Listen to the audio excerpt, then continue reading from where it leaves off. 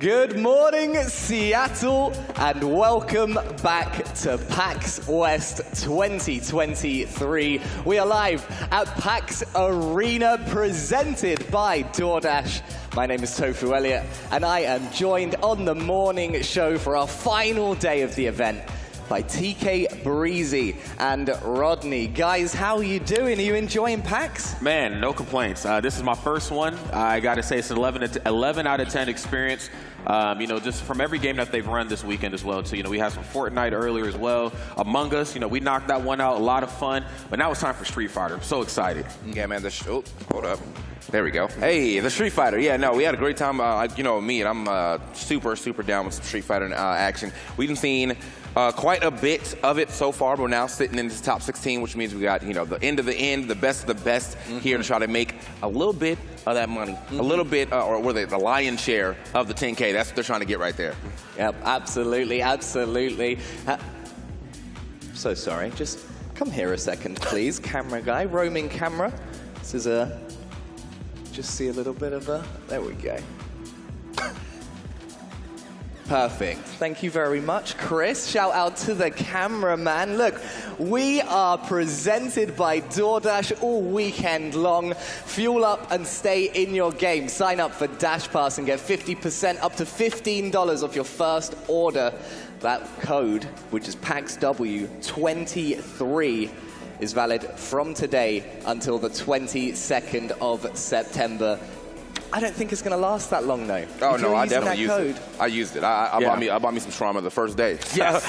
Yeah, we got right to work. And so DoorDash is holding it down like that, and I'm hungry right now. It's go time. Absolutely, absolutely. All right, guys, today, I mean, you mentioned this before, TK, we're going to be watching our top 16. Yesterday, we saw the top 48 clash it out. 2/3 of them are now at home. They got kicked out, their badges were removed, and now we only have the top 16 remaining, and it's all day long. Street Fighter 6. Let's talk about what we saw yesterday, right? The bracket, the way that we saw these games come together. We saw some of them on stream as well, and they were amazing. But were there any particularly interesting games as far as you guys were concerned? Oh, I think they're all interesting to say the absolute least. I think, you know, when you get to this portion of bracket, just given the talent that's still left in this portion, things start to become, you know, pretty run of show. You know, we've seen pretty much all 2-0s yesterday, besides maybe 1-2-1 if I'm not mistaken. So I think at this point, everybody just really means business. And how can you not with this much money on the line? Yeah, I think as far as like matches that I really enjoyed, there was a Marisa versus Luke match where the Marisa like made a crazy comeback in game 2 and then just absolutely destroyed in game 3. Yes. And I was like, okay, word, all right. Like, and that's my, you know, my favorite character. So yes, obviously, we got Chris CCH also popping off as well. We got some highlights from yesterday. I know that. Look at them. But yeah, no, we had Chris CCH popping off yesterday as well, which, you know, he is currently favored to win the tournament. Yes. And like, yeah, there could be some people to go ahead and, you know, put the stop to him. He even said it himself. I interviewed him yesterday. He was like, you know, I understand that like I am favored to win the tournament, but it's a new game. It's volatile. You know, someone could come out of left field and really put the moves on himself. But outside of that, you know, we saw pretty much a lot of the standard. A lot of Ken action was here. I was just about to say that. So but I think the top 16 should have a good diversity of characters all together. I think we are going to see multiple Kens, but we should see quite a bit of characters regardless. Oh, 100%. I'm really glad you brought up that Chris CCH as well, too. I mean, he's obviously a phenomenal player and also a multi-character specialist, too. I mean, the Ken, obviously very crisp, but there's also that JP as well, too. And I believe the ICFC, he just actually won that one about 2 weeks ago. So rocking JP, looking really good. You know how much the community loves JP, right? So, I mean, push come to shove, that character might have to come out. I can't wait. And I also love the fact that we are getting a mixture of people that are really familiar from the scene, right? You talked about Chris CCH, right? Just came 5th in the Pro Tour West qualifier and now is here. But also, it's this whole reason, the raison d'etre of Almost Pro is that the event was created to give an opportunity to people who are just attending or people who are, you know, really committed amateurs, or if you just love the game, to come and get that experience of what is it like to be an esports professional, to play in front of a big crowd, maybe get up on stage, get people cheering for you, have commentary and things like that. So it's an amazing event. It's so much fun. And we're able to do something quite big here under the guise of it kind of being like not even a real thing sometimes, you know? Like, we're not talking about it like it's EVO, which also just happened, or a proper fighting game event, but we're able to bring something very, very special here. And this is actually the first time that we've got the whole Pacific Northwest region coming together for Street Fighter 6. And I think it's about time we met our top 16. So let's take a look at the top 16 players, where they're from. We managed to get a bit of a chat with our content producer earlier. He took all of the players, once they've made it through, into our little content room. We've got all the lights set up and everything. It looks really cool. So let's take a look at that and meet the players. My name is A Rival, aka DJ iPad. I'm from Seattle. My favorite Street Fighter character is Colleen. My tag's Mocha Boy. I'm from Kentucky, and my favorite Street Fighter character is Remy. I'm Chris CCH. I'm from Seattle, and my favorite character is Sakura, but in this game I play Ken. Hi there, my name is Chad Lake. I'm from Olympia, Washington, and I play Lord Kenneth Masters. My name is Nicholas Marchese. I go by Wolf. I'm from Seattle, so I'm really close by, and my favorite Street Fighter character is definitely Ryu. My name is Ian Teodoro, or Tabachuchi. I'm from Seattle, and my favorite Street Fighter character is Ryu, but I play Jury. My name is Michael Crothers. I'm from Portland, Oregon, and my favorite character is Ken.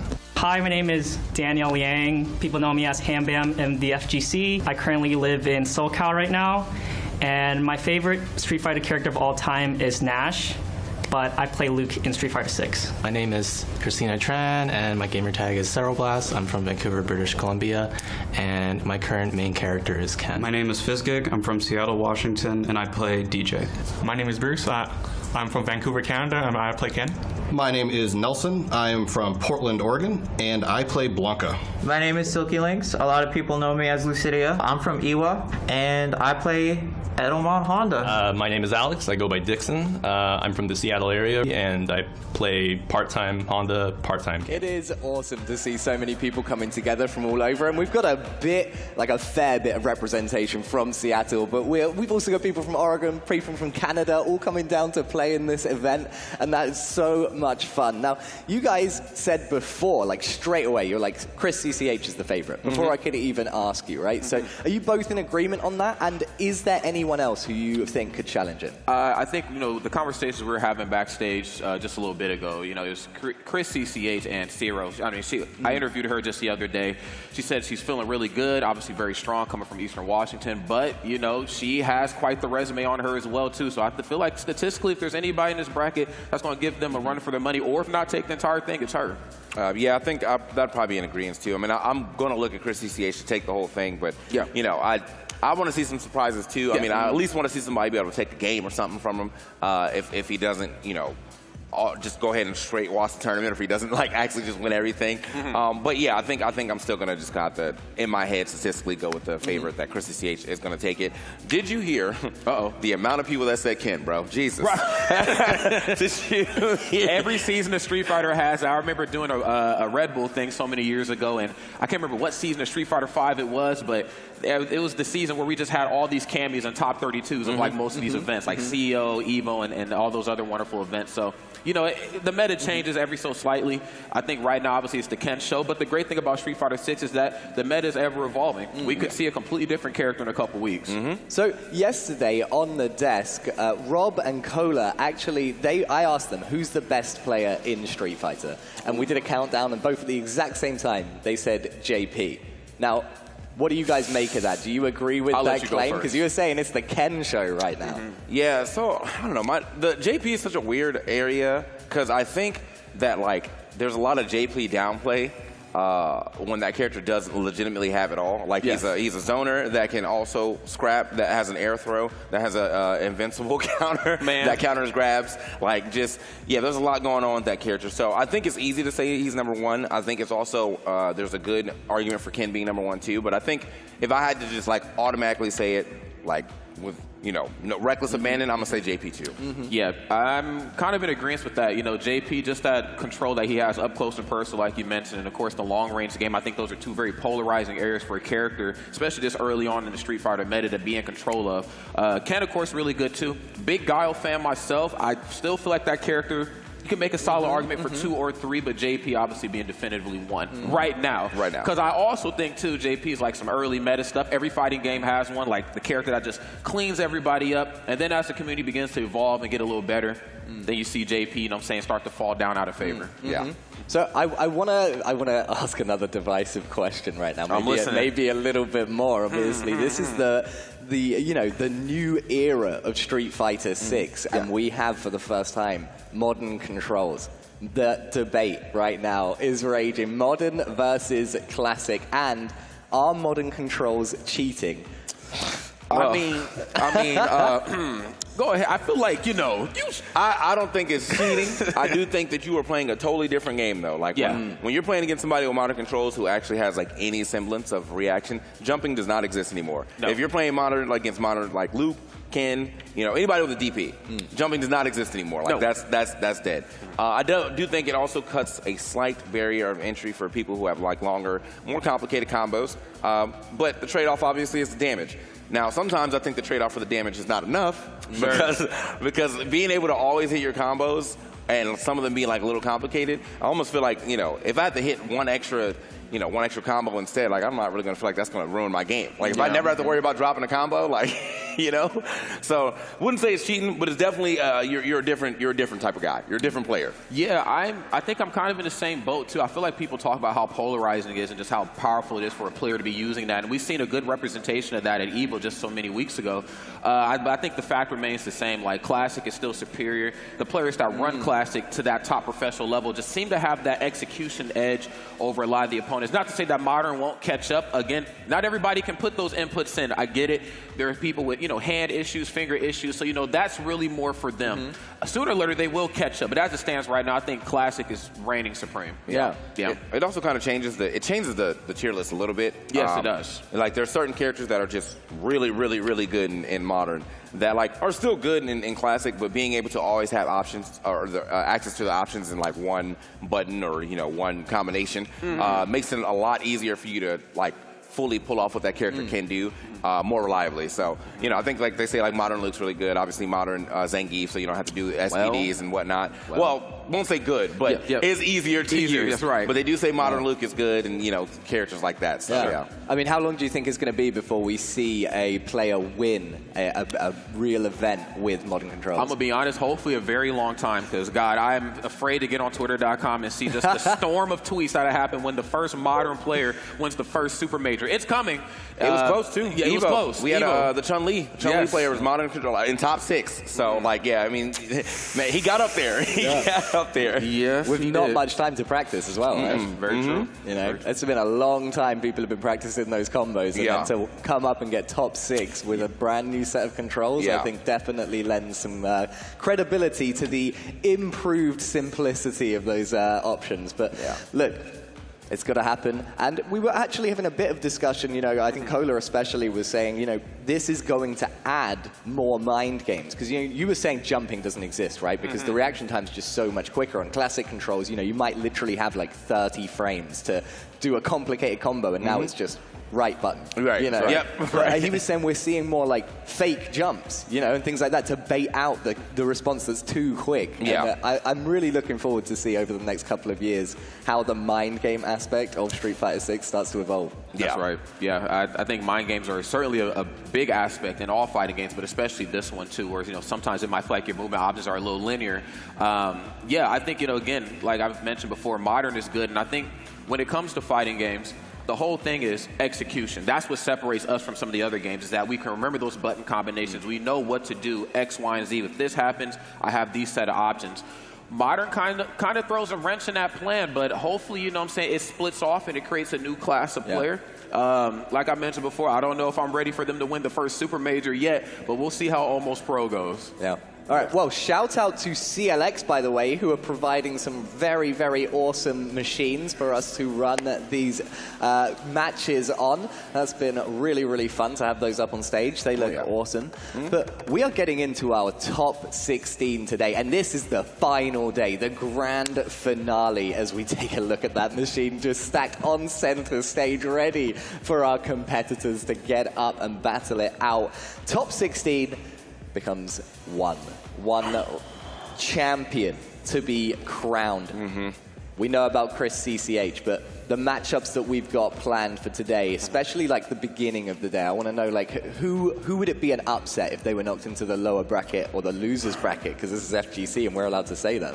Yeah, I think obviously the biggest upset, at least right now, speaking statistics, would be Chris CCH and Zero. But where my heart is right now, I actually interviewed Dylan R just the other day, and I'm gonna be real, that's a grown man. I see, I got a wife, I got kids, you know what I'm saying? He's like, and I'm 30 years old, so he's the complete opposite of me, because I don't got none of that right now. I'm working on it though, okay? I'm working on it. But I look to him right now, so my heart is with him. Loving the gameplay, like you said before, Marisa player. Very curious to see what they're gonna do, especially to be this late in the bracket and all these Kens. That might be jump-in city for them, but we'll see how it goes. Yeah, I think I'd actually definitely want to see that, you know, how far you can go. But you know what? Rob was talking about it. I kind of want to see it. Let's go ahead and check that interview real quick with my mans. What's going on, everybody? It's Rod. I am at PAX Arena, and I got Dylan with me. Dylan, what brings you to PAX right now? I mean, you know, there's some people here that are down to hang out. There's some people here who are definitely down to play some Street Fighter. Where are you standing all of that? So, different days, right? Today, the community, my friends, the gaming, great time. Tomorrow, get to bring the wife, trip around all the different shops and everything to do here. So, depends on the day, but today it's just friends, fighting games, good company. With that in mind, friends, this concludes another interview inside the PAX Arena. Back to y'all. It's so great to see the personalities of the players and actually get to meet them, right? Like, it feels so much more personal than like a typical kind of event where it's all very much just like closed off. Like, these guys have been playing in the LAN zone, like behind us all weekend long, and it's been an absolute blast. This is maybe question you don't want them to watch back afterwards, but who's your favorite player for reasons other than gameplay? I mean, okay, so big Mena fan. That just goes without saying. Funnily enough, we were at a tournament last year in the Dominican Republic in his backyard, which he did win, by the way. Big shout out to the young god. And yeah, he picked me up in the middle of a storm. Now, storm is like, we think we know a storm in the States, but it was storming in DR. And like the water was so high, like if you stepped into it, water up to your knees. And he still DM'd me. He was like, Rod, you need a ride? I'll come and pick you up. That's a legend right there. That's my man's. Man, my heart goes out to him. He's the man. Awesome. Yeah, no, Mena's a great dude. I think if I were to have to pick, person plays my character too, but like I think just from watching streams and like really getting along, Big Bird. Yeah. Big Bird, that's a good dude, man. Like it's inspiring to you know, playing a character, to piloting it to that type of success, but also, man, be in the gym, bro. He inspired me to go back to the gym. Inspired me to get strong, bro. So yeah, no, I'm gonna have to go with Big Bird on that one. Amazing, amazing. I love getting that personal touch. It gives me someone to root for as well when they get up on stage beyond the name. So any final thoughts? Because I know that the people watching are itching to get into these fights. What do you want to tell them before we get stuck in? Hey, it's the holiday. You ain't got nothing else to do, so you might as well kick with us and watch some Street Fighter 6. It's going to be Chef's Kiss, 11 out of 10, man. Yeah, and then on top of that, we got some pretty cool intros coming. So, we got a lot of, I think, theatrics for today. Obviously, top 16, we want to make sure everybody feels as good as possible and looks as good as possible for making it all the way to the finals day. So, yeah, that's my final thoughts, man. Enjoy the show. We got some good Street Fighter, and we got some good theatrics on top of that. Oh, it's going to be good. Yesterday, we saw the top 48 become the top 16. Here today, we are going to be seeing those 16 players get pared down to 1 here at the Almost Pro 10K Open featuring Street Fighter 6. We're going to take a very quick break, and when we get back, we will have the rest of our final day of competition, and we will see who will be walking away with some of that $10,000 prize pool. You do not want to miss this.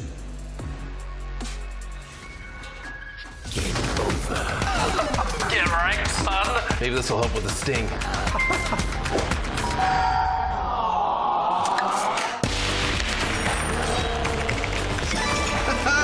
Your game's looking a bit sloppy.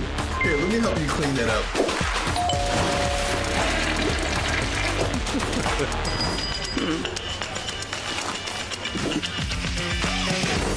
Stay in your game with DoorDash.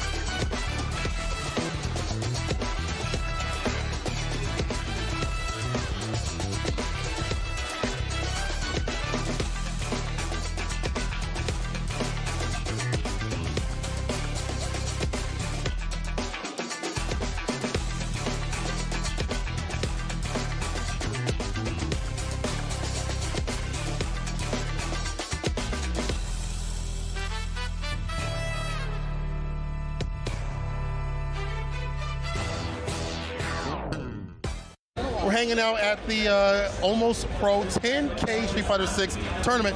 Now, Jabali, we're out here. I mean, it would mean a lot if I could get to like top 12 or top 8. Like, I'm trying to get in the money. And days, right? Today, the community, my friends, the gaming, great times. I got invited here because I won bonus round. I want to know how you feel about this game. I love it, man. It's the most fun I've had. Of course, Street Fighter 6 has taken the world by storm. What's going on, everybody? Good morning and welcome. We are here, Almost Pro, PAX Arena. It's Rod, it's TK. We're about to bring y'all this Street Fighter 6 action. TK Breezy, talk to me, my boy. How you feeling? Oh, I'm feeling great, man. As I said, I'm excited to see some of this top 16 action. You know, we got to watch a good amount of Almost Pro action for the last 2 days. And now, here we are, finals day, about to see who is really that nice, who's really trying to take this this money home. And, you know, bragging rights, obviously, as well. You get the cool trophy that you're going to be seeing real soon as Puckett standing over there by it. And then, obviously, everybody in the top 8, you get a medal, but you know you want the trophy. You know you want the trophy, The trophy, bro. it's the bragging rights. That's what the FGC is all about. Yes, we're all here to make a little bit of money and have some fun, but we're all looking to put those trophies and those medals over our fireplace. I don't have any of those, but Puckett, talk to me about some of these players that might have some already.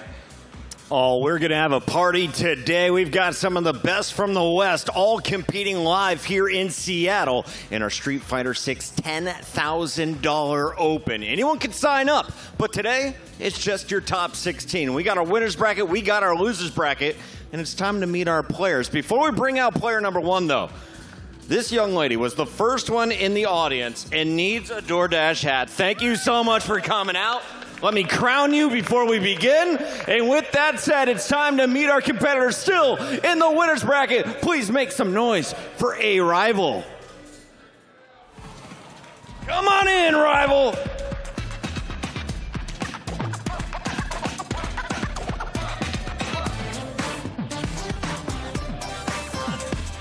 My man's got the shades, he's got the steps, he's got the energy. How we feeling today? Feeling pretty good. I'm going to do it. Where are we playing from? Who are you representing here now that you're into the winner's bracket top 8? I'm doing it for Seattle, baby! Give it up for Rival playing for the hometown heroes. We'll let you go ahead and take the stage as we get ready for our next competitor.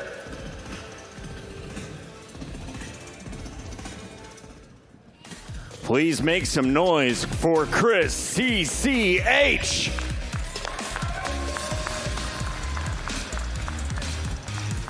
Come on through, Chris. I was talking to everyone backstage and I asked, all right, who's winning this thing? And they said, well, if they play like they did yesterday, Chris CH is at the top of my list. How do you feel you've performed so far here in Seattle? I feel like I've been playing pretty good all weekend, so as long as I just keep playing solid, I think I have a very good chance. And you've been showcasing Ken. A lot of people have been coming from the tabletops. They've been seeing the action here. Ken has been a favorite since the very beginning of Street Fighter. How do you like him right now in Street Fighter 6? Oh yeah, he's super amazing. This is like the greatest version of Ken I think they've made in a long time. He's very strong, and there's a reason why like almost every top player is playing him pretty much. Well, we're enjoying watching you play with him right now. We'll let you take the stage.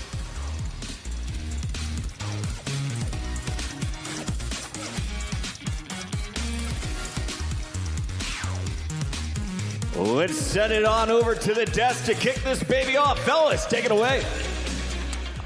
All right, bro. You know, look, before we get into it all, I have to say, bro. I'm listening. That Luke theme, I'm sorry, man. Like, it's too catchy. Like, I'll just be at home.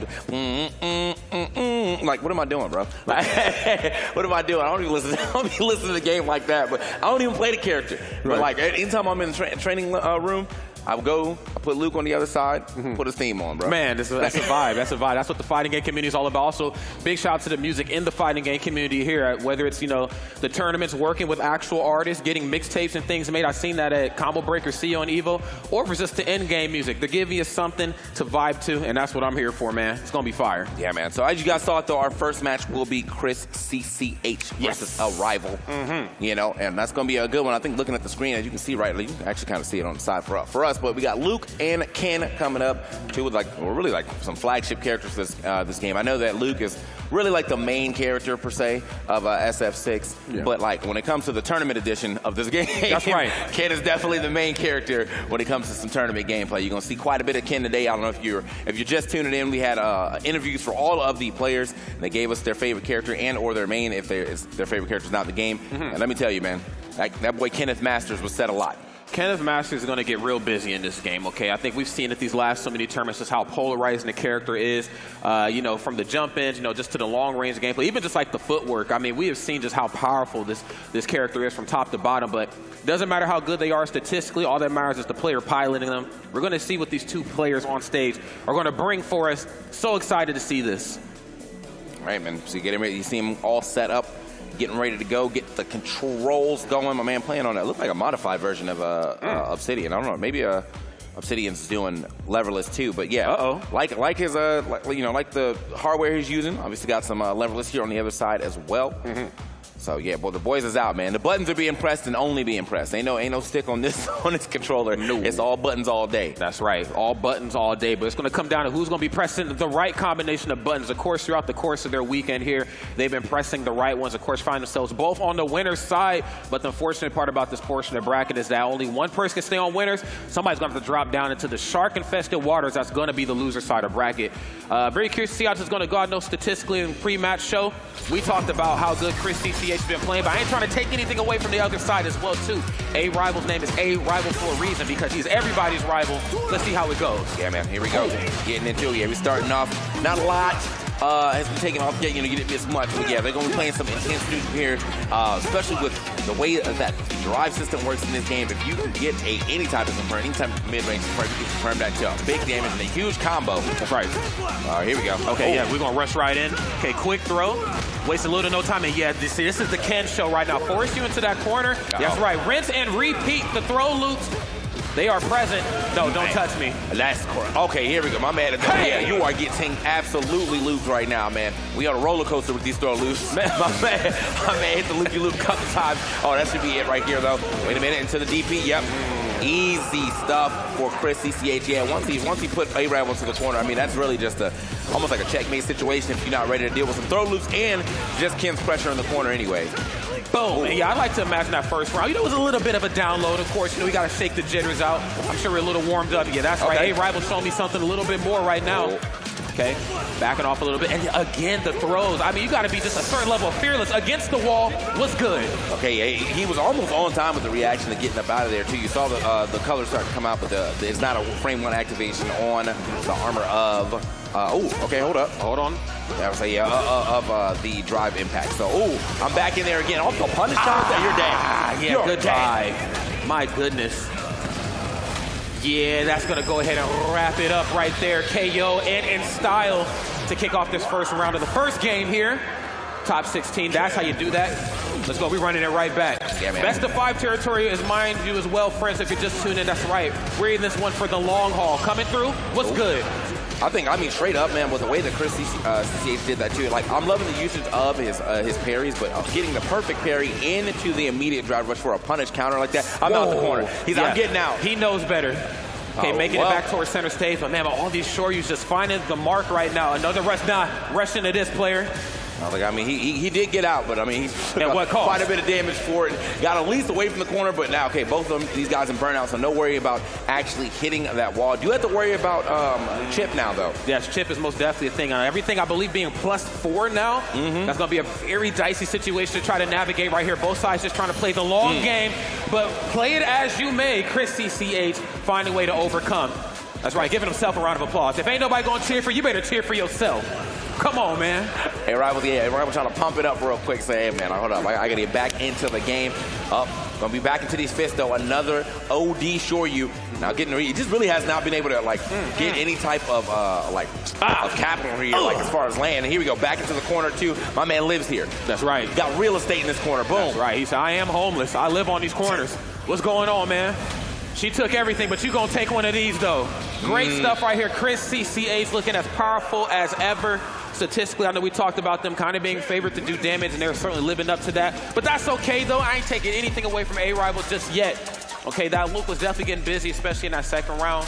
Let's see what they bring us here for this next one. Come on. All right, looks like he had to think it out. Let's real quick. You know, that's the beauty of this game, and also the double-edged sword of this game is the instant rematch. You know, give yourself some time. Give yourself a little time to think. That's right. Gotta take a little time. We gotta tap into my foreigner right there. Okay. Punch in the corner. Okay, hold on. Get out of there. That's right. Those crouching lights. Just trying to jab check him, check his temperature, force his way out of that like you mentioned before. Taking so much damage with those throw loops before.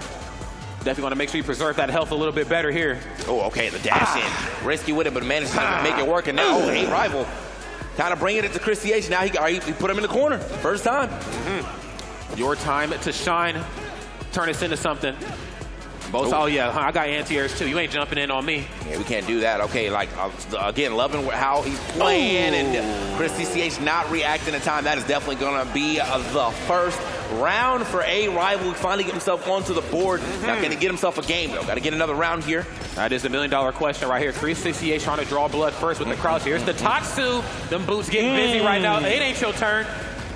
Okay, yes, nice throw escape, but again, the quarter control has proven to be really profitable right here for Chris CCH. Love that throw escape. You got, I know they're afraid to jump. It's like, I'm gonna use my footwork to get out this corner. If they jump, Shoryu, of course, always on the horizon. Oh, man. Woo, oh, man. Buttons are getting pressed. I was like, you don't get to level 3 right here, do you? Okay, well. You know better. Well. Yep. So, you know, try to hit the old EX bust out, but like nobody was home for that one. I just immediately ends up losing it all, and Chris CH was like, you know what, I'm going to save all the meter. Don't got to do anything super crazy here, just a EX or OD Tatsu into one small confirm at the end. Yeah, that's just a dangerous thing to work. I believe that's what, frame 1 on the startup. So, yeah, that's scary business for sure. Okay, you're going to rush in. Oh, but you're going to rush into something real dangerous right now. And I feel like, again, when it just comes to these strings, Chris CCH getting so much bang for his buck. Oh, my God, look at the footwork. We in the corner right now with it. It's going to be a lot of health lost. Yeah, man, a lot of health loss and a lot of that dry meter, too. I'm like, you know, he can only block with so much, but only really has, like, one more, like, interaction as long as Chris CCH can get a hard confirm here. Speaking of. Oh, here it is. Yes, right. There it is, and there that match was. Both sides standing up. I'd imagine a fist bump or a handshake is upon us right there. That's right, frame 1 with it. That's right, shake my hand. And, of course, Chris CCH moving on. A-Rob is going to drop down to that loser side of bracket. I'm really afraid for loser side, TK. I'm going to keep it a stack. It's going to get real scary down there. Oh, yeah. No, I mean, it's going to get scary for the rest of this tournament in general, especially, you know, for anybody who has to continuously run up against CCH too, because, again, yeah, the Ken's looking polished, right? But we know he got the JP in the pocket That as well. is true. So he said, I will pick a top tier. You don't have to tell me twice. I'll pick 2 of them, actually. That's right. You know? I will do what needs to be done in order for me to get this W on the board for myself. Ken and JP, I just feel like it doesn't get any stronger than that in terms of just characters on your utility belt. Wow, what a way to kick off this match right here. Man, look at the replays right there, the dance and the footwork. I think we missed it, but yeah, there it is. Check out this footwork, though, here. Wow-wee. I think we're going to be seeing a lot of that windscreen, a lot of that. That's right. I mean, we're going to see quite a bit of that right there coming up into the future. So, but, you know, as I said, we got a lot of Kens here. Chris CCH trying to prove he is truly the master of Ken, you know. But yeah, we got a lot of other Kens here trying to make those make those same plays as well too. So, yeah, first game, I mean, Rival did put up a good fight in that third game, but unfortunately just, you know, Chris CCH, yeah, gave him a round. So I give you a round, you know what I mean? Make it look good up here, but after that, I got to handle my business. Got to handle my business. You know what we're all here to do, okay? We are friends, okay? But I've never had a friend pay my rent before. I'm going to put it that way, okay? All right, we're here to play for some money, and both sides did exactly just that. Chris CCH is going to move on. A phenomenal showing. So excited to see what we're going to get here for this next match. Yeah, man. So we will be getting into our next match relatively soon. I see him standing over there. I'm not sure if it's our time to go throw it to him just yet, but we will be. Hey, also, if you are just now tuned in, don't forget, DoorDash can be hooking you up right now. Go ahead and check it out. We always got that going for you. Also, just big shout-outs to all of our sponsors here at the front. We got ViewSonic. We got CLX with the nice computers up there. Every time you go to the stage, you see it. I know you see it. You know you love it. And, yeah, man, we're here rocking it out. So, yeah, man, we're actually about to go ahead and throw it over to Puckett so he can get us to this next match. Let me just... Thank you, TK. That's right. Welcome back, everybody. This is the PAX Arena main stage, and we're about to see 2 ferocious competitors still in the winner's bracket. Please welcome out Silky Lynx on E-Honda.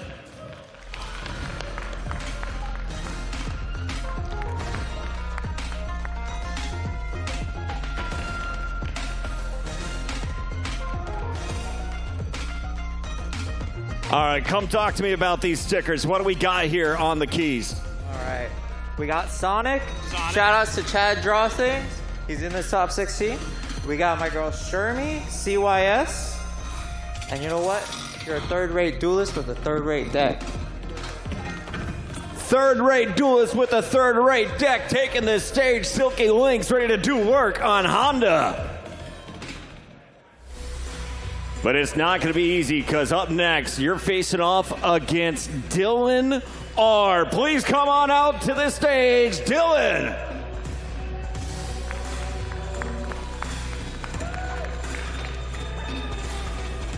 Looking to get up close and personal on Marisa once again today. Dylan, who are you playing for? Where are you coming from? I'm coming from Bothell, Washington, right outside of Seattle, playing for STG Games, small team in the NetherRealm community. Great people. About to make some money, too, if you win this round. You feeling good about your chances? Feeling great. Going to play my best, focus round to round, and just stay in a good mindset. Best of luck. Game on. The next round of action is ready to rock as our players head to the stage. Let's send it back to your casters. TK, take it away. And I know you heard him. You heard what he said. I'm just going up there and trying to play some good game. And we got a good match coming. Like, again, two characters you don't get to see too much of. We got E Honda stepping up there, and then we got Marisa stepping up there as well. Big body battle. There's going to be a lot of weight thrown around, a lot of heavy hits as well. That's right. It's tummy time, okay, to say the absolute least. I'm so excited to see what we're going to get here.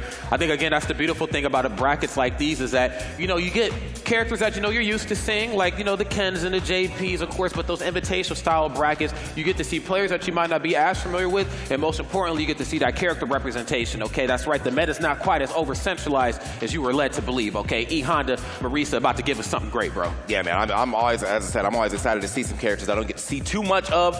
And these are two characters I definitely don't get to see quite a bit of. I mean, I play one, so I do see them, but, you know, you always like to, as a main of a character, you always like to see how other people may be piloting something different, may have some different options that you may not employ as much. And then you're like, you know what, that is a good answer to that. Let me start doing that myself too. So, that's right. Let's see. I mean, guy's in top 16, so obviously, you know, he knows a little something about his character. But yeah, he does have a very, very hard opponent to go up against within this E Honda player. So I think the big thing too, is you know, when you think about Honda, I know that at the very, very beginning of this game, people were like, dog, this character's obnoxious, headbutt is hard to deal with. You know, butt slam hard to deal with. And well, it's still kind of true, especially in Burnout. Once Burnout is, it feels very GG's if you're in Burnout against. I'm coming through. Oh yeah, like I'm coming through, and if I may not hit you, but I will get the chip damage. That's right. You know. That's right. That's what it's all about too. Again, just this manageability of your resource. I feel like it's going to, you know, play a big factor in here. And of course, you know, Marisa. You know, I think I like the character. I like the character more than the character's actually, I guess, statistically good. But it's always nice to see characters like this do damage, especially in these later portions of bracket. I still think, you know, as great as she is, though, she has a couple weaknesses. Of course, some characters being able to jump in on her a little easier. You know, of course, the lows, I feel like it's an area that she kind of struggles in a little bit here. But we're going to see what these players are going to bring to the table because, again, it ain't about the character, excuse me. It's about the player piloting them. All right, say that 5 times fast. I bet you can't. Here we are. We have the character select screen right now. Everybody's unlocked. We're all ready to do some damage. Good Lord. Big shout out to production as well, too. To be able to play on a stage like this at Almost Pro, I think just says a lot right now about the nature of what we're about to see here. Yeah. I think also, too, like, you know, I know that Marisa's, her anti-airs aren't like the greatest. Doesn't have a DP or anything, but that's right. Her crouch fierce does hit very, very high up. So sometimes you can end up getting like punish counters off of things like that. And then on top of that, you do have some armor as well. So you got the Gladius, you got the Scuttum. People jumping on you with the button could be a real issue. But here we go. Getting into our first game between our competitors, Silky Links, Dylan. Grown man Dylan, by the way. Grown man. Got wife and kids Dylan, okay? We about to throw some weight around here in this first game. Yeah, I'm already started up, okay? Burnout or not. Punish counter, okay? Oh, hold up. Now you're in the corner, too. You got to deal with the mix. Does he go for the knee mix or not? Oh, no. Actually, just straight into the drive impact. We'll get a nice combo off that. Hold up. I thought we were going to see the cross-up. That's right. The fake IND to the perfect KO. I can't think of a better, more perfect combination of events that we just seen right there. Let's go ahead and get it. Next one is upon us. Dylan R not playing, definitely taking full advantage of the fact that physically, you know, she's a little longer than E Honda. Okay, boom, into the corner there. Can't get the safe jump setup off that one, but is going to keep that pressure going. Liking the fact that Silky Link's not throwing out a button after the charge Gladius that is +2. That is usually a trap 2. And so this, man, we are keeping the pressure up. We are in this corner right now on punishment, and I don't know if Silky Links has what it takes to get off of punishment right here. Okay. Can we get out this corner? Do not jump yet. We're going to spin a little bit. That's all right. It's like, please, like, all right, the quick Honda dash is getting further and out this corner. One of the good things I do think you have to, about Marisa, though, you don't have to worry about or playing against Marisa, you don't have to worry about a projectile chipping you out. That's just not something that she can do. But you do have to worry about getting wall splatted. Boom. That's just not good. That's right. Everything +4. You in that corner right now. Oh, my God. Kiss of death right there. Knuckle sandwich, if you will. E Honda getting sent flying. Game number 1 going to Dylan R right there. I mean, you know what? I was a player of very few words. You know, I interviewed him. Didn't have a lot to say. Wasn't too spicy. Was just like, yo, I'm going to let my gameplay do the talking for me. And did just that. Back to this character select screen. I don't imagine we're going to switch up the flow here. Wait, there's a notebook? Oh, hold up. Is it 8 Mile? Are we writing rhymes? What's going on here? When I'm alone in my room, hold on. the notes are real. I mean, we kind of feel like we might have invaded that man's the person's privacy real quick. My fault. That's right. Sorry about that. We was just trying to cheat off your notebook. I just wanted to see real quick. Yeah. We just wanted to see something. Okay. All right, hold up. Okay, I think they wanted to rewrite the script right there. That's what was going on. Now, I will say I did see the words Marisa in there. And I saw so there were some notes under the Marisa. The death note. Is it here? We might have had to remember exactly what to do and when you can punish. There is definitely some windows of opportunity against Marisa, especially if you have a invincible DP. A lot of the times, if they go for the target combo into something else, if you got a 2-hit in DP, like it don't even matter. But not really something that Hunter might be able to try to go for, EX headbutt and get through it.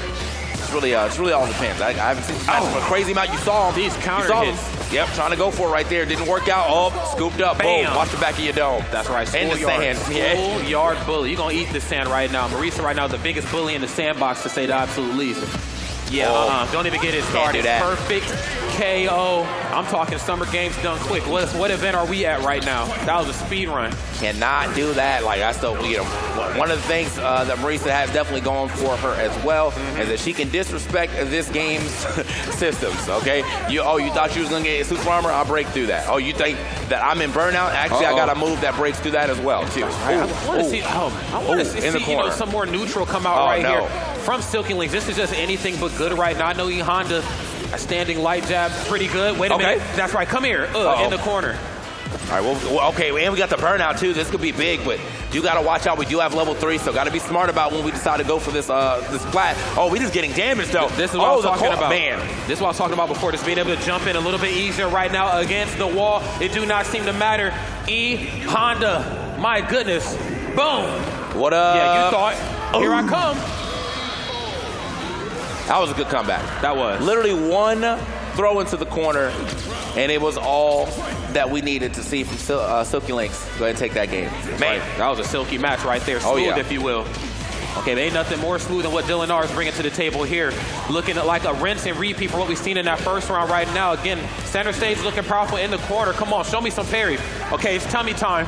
I'm out of here. I think that's all. I like what Dylan's doing here, too, with the fact that Silky Links ain't really been, like, threatening with I'm going to get up and, pop a immediate butt slam and try to get out the corner. No EX butt slam like that. So Dylan's just been allowed to, like, continuously keep this plus frame pressure. Love that neutral jump. Look at that damage. This big boy sees. I can't stress it enough. That's right. Trying to scout out the jump out of the corner there. Silky Links right now leaning a little bit more into the footwork aspect. Okay, Dylan R trying to poke. Trying to really find that one window to come through with that string that we seen from before. Wait a minute, colors of the win. I'm in burnout, though. I'm pressing buttons. It don't matter. Damn, man. Scooped up. Even with burnout, they always say the best with the best defense in burnout is good offense, bro. Just keep fighting. Just keep fighting. That's right. Just keep fighting, because, if you start taking some of... Okay. Safe jump. Okay, but trying to mix it up right there, too. Got the kind of baited out the parry. Oh, Scoop, get back in that corner. Where you going? You on punishment right here. Did you forget I'm a dad? Same frame? Okay. I guess so. Okay. I love that. The reactability definitely there on both of these two players. My God. Breeze is such a bully. Okay, nothing off the drive rush. Both sides just playing this game of chicken right now, trying to see who's going to overextend and bite first. I'm in burnout, though. We are swinging. We are swinging. That's again, one of the things that Maurice could definitely do in burnout continuously. You still have your armor. You still got Scudum. You still got Gladius. So if you're in the corner and someone does try to get you with the wall splat, you see it coming, look at that. Boom. It didn't even matter. Call it. It do not matter. I'm there. What's up? Move. My goodness. It don't matter. Burnout or not, Dylan R has what it needs to succeed. Let's see if they can hold true right here for this last round right here. Game number 3. Oh, my God. We're bringing the overheads in too. If you've been looking, Oh, drops the combo there, though. But if you've been looking, Dylan has been doing a lot of drive rush into the low. And so now he's able to start bringing in that overhead for the mix. Boom, boom. Hold on, back in the corner. Back in the corner, indeed. Yeah, I'm coming through headbutt time. Loving this right here from Silky Links. A lot of these neutral jumps, just finding these openings for throws. Boom, boom, boom, boom, boom. Boom, boom, boom, boom, boom. Oh, you getting slapped up. Yes, sir. Oh, is that it? Ring of fire right here. Hey, Trial by fire, indeed. It's okay. I'm going to set you right here. Oh, okay, yeah. Now, if that was the critical arm, probably would have been it. But no, just need a little extra damage loss. Unfortunately, still sitting in that red, which means the critical art is not active. But you know what? The Marisa one is. Okay. Okay. Oh, man, what are you going to do? She just runs up on it. She's pressing buttons on block. Okay, backing off into this corner right now. And both sides giving us this game a ticket. That's right. Said no. No, sir. That's right. $2 slices. The chop right there from above. Okay, we just swinging big right here for this opening game. Oh, yeah. Now, we get the plus frames going. You know, the Superman punch definitely plus 2 as well. Oh, hold up. You're getting scooped up. Watch the back of your dome. That's right. Push you into the corner right here. Oh, wall splat. Yeah, you in some trouble right now. Okay, MT though. Got to keep that in mind now. Of course, she can still swing despite being ashy right here. No meter. Okay, wait a minute. That was actually a really good. Yeah, hold up. The air-to-air action, and now you burnt out as well. Oh yeah, it's over. It's over. Boom. Yeah, we chipped that out. Wow. I'm coming through. Big shoulders. Dylan RIP is more like it. Putting players in the casket right here.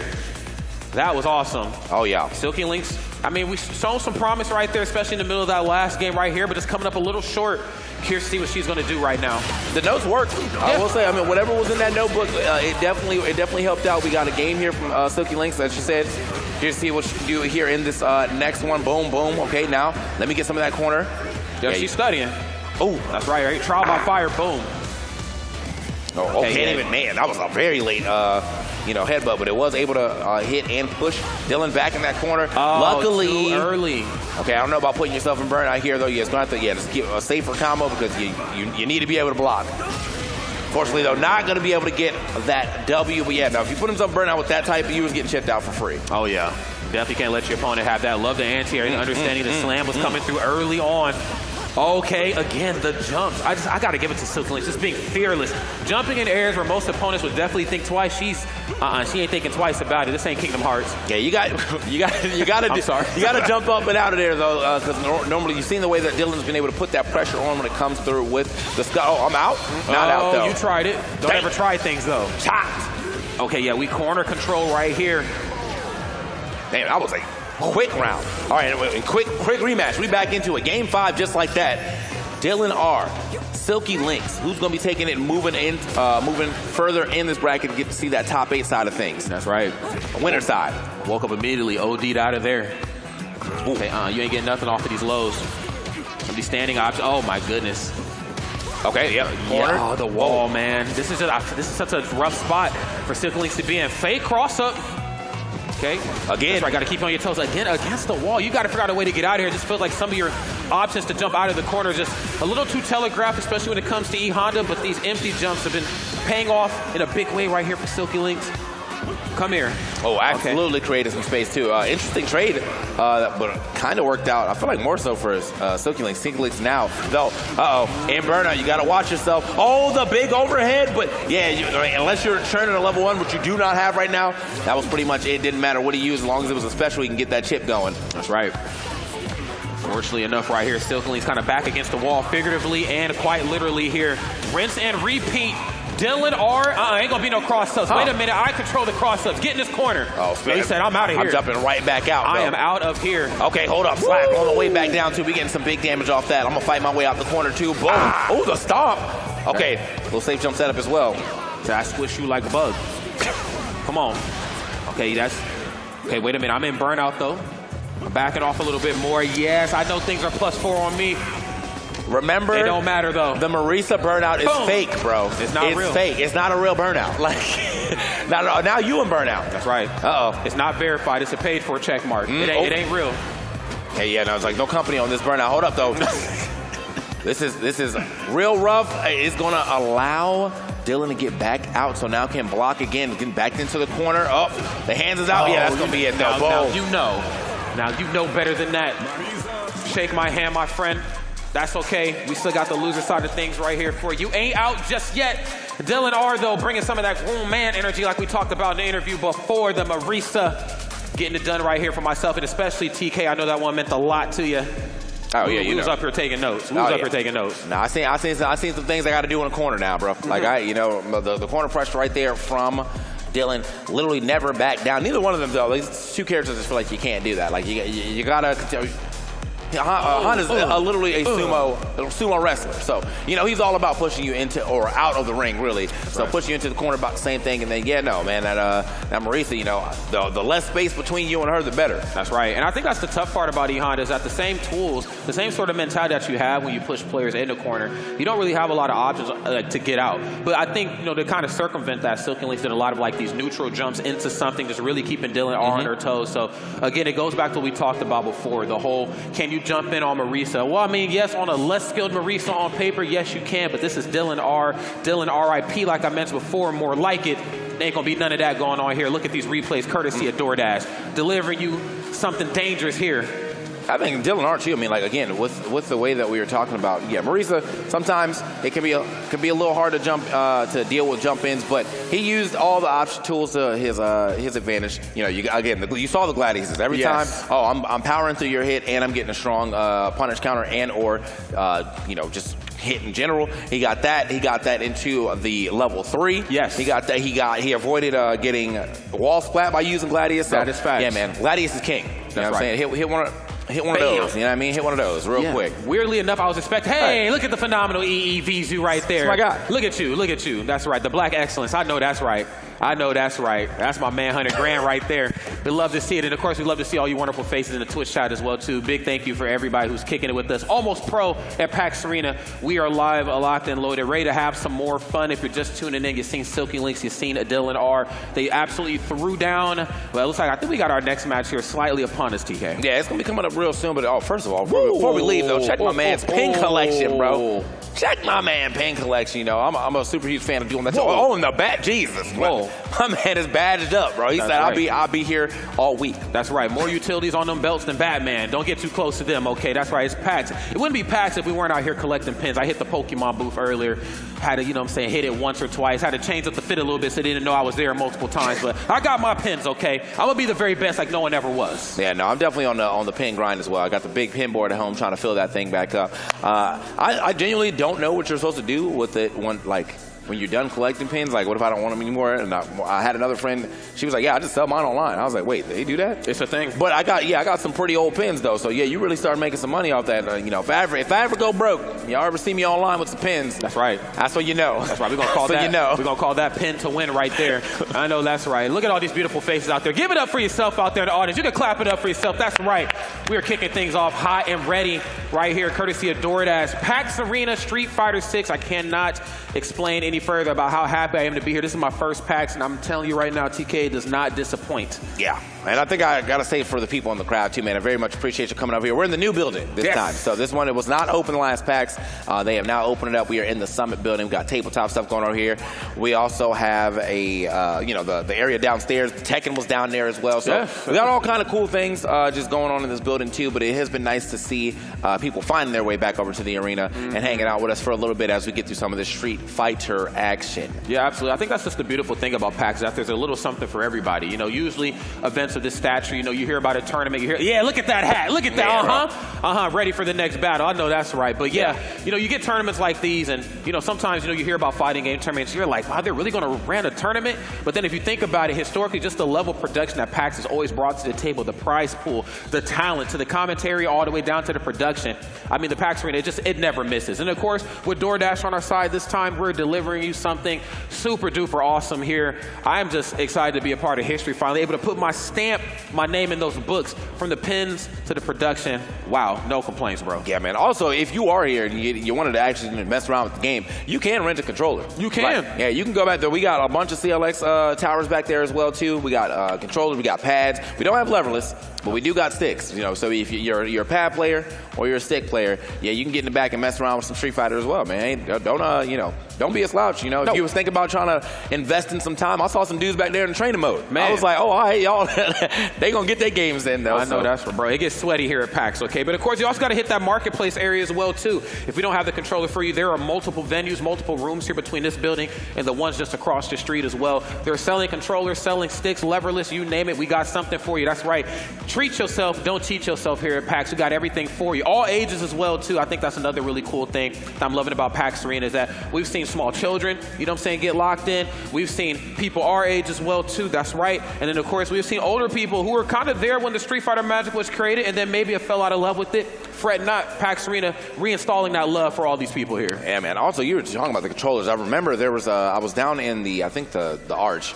And yeah, there's somebody up there. They got some beautifully painted controllers. Like never seen them at, we go to a lot of events. We see a lot of controller modders and things like that. But never seen these specific controllers or this specific controller maker had like Spider-Man 2 or Spider-Man, like the new one coming out. Oh, whoa. Had that going. Had like all kind of superhero ones, just like painted themed controllers. I might have to go down there. Might have to partake and get me another SF5. Might have to partake in a PS5 one. But hey.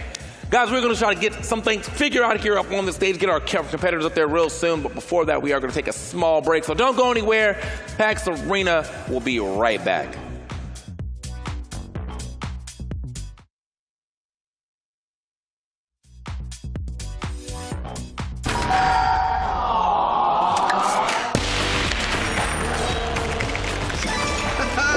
Your game's looking a bit sloppy.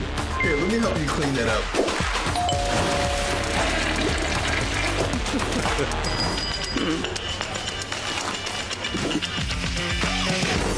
Stay in your game with DoorDash.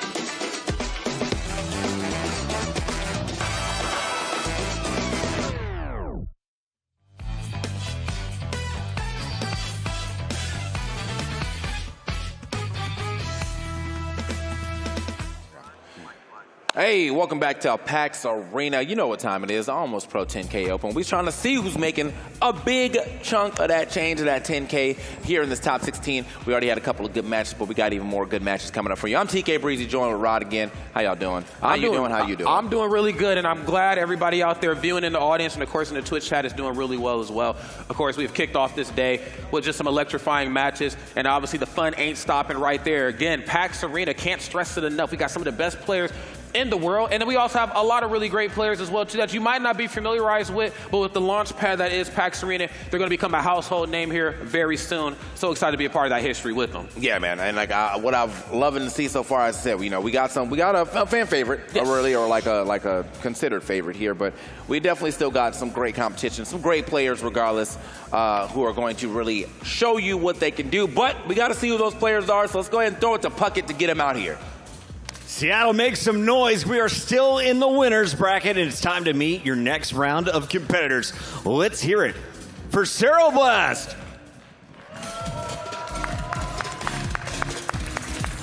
She's been putting in work on Ken all tournament long, currently in our winners top 16. How's this tournament been for you, and what are your thoughts knowing this is the final day with 10K on the line? I am just here to play. Just here to play. All right. Anything that you want your fans to know as you're going into another round here of the winners bracket? Ken is low tier. The lowest of tiers. Let's find out if that is true. Go ahead and take the stage. That is Cero Blast, our first competitor here, but it's time to find out who she's playing against. Let's hear it for a player on DJ. It's Fizzgig. We've seen a lot of Kens in this tournament. We've seen a lot of Lukes, not a ton of DJs. How do you feel representing them here in our winners bracket? Excited. DJ's a lot of fun. Quick 3-0, 3-2. How's this match going to go down for you? It's going to be a hard one either way, I think. I can't say one way or another. Fizzgig, best of luck. We'll let you take the stage on the right side. It is time to get this party started as the players take the stage. We send it back to the casters. Rodney, TK, show is yours. Man, I am so excited to see what's going to go down right there. These players, you know what I'm saying, players of a few words. They're going to let the gameplay do the talking for them. We'll see if the trash talk comes after. I mean, this is the fighting game community after all. Yeah, but I can't believe we started this set with just straight cap, though. Like, right. Ken is low tier? Yeah, I mean, you know, it's all about perspective. You know what I'm saying? Perception is reality, I suppose. But in this current, universe that we live in this current timeline, Ken is very, very good. But we'll see. We'll see how it all unfolds, again, because it's not about the character, it's about the player piloting them. And, of course, it's about these wonderful faces in the audience. That's right. You can clap it up for yourself. I see you on camera. I see you. That's right. Come on. Sitting right next to that trophy. You know you want to touch it. You know you want to. Hey, because I do too. Maybe it's just a me thing. Couple whatever. Times, the light is just it's bringing so much to it too. Yeah, that's right. It's just right there. Just I feel like it's Lord of the Rings right now. I need it. Yeah. All right, I really need it. We're going to see who's going to be the Lord of this match right here, though, between these two players. Of course, these two fought long and hard to get here. It was no easy journey. Some players qualified through some of their local events as well too. I forgot to highlight that in the pre-show. Not everybody just signed up on site. So we'll see, what the journey is going to be like for both of these two and how it's going to pay off for them. Yeah. And I think, like as I said, we've been able to watch quite a bit of their match before. I did see this DJ play earlier. I did obviously see Cero play earlier too. So it's nice to see them up here, ready to slide their way into a top 8 potentially. Yes, sir. Or, have to fight just a little harder than that loser side of things to see if they can make it over to this top 8. That's right. We're going to see what this journey is going to bring for both of them. Of course, in the interviews, they had a chance to talk about a little bit of their history, who they main, who they, their favorite character as well, too. Of course, with this being Street Fighter, sometimes those two sort of ideologies aren't quite as synced up as we'd like them to be. Like me being a Vega and Ed player. Yeah, I like the bad guys, whatever. They're not here yet, but they on the way, okay, from what I've been told. So fingers crossed for that. And, of course, fingers crossed for both of these two players right here as we kick off this game number 1, third match of the day. Let's run it up. DJ and Ken.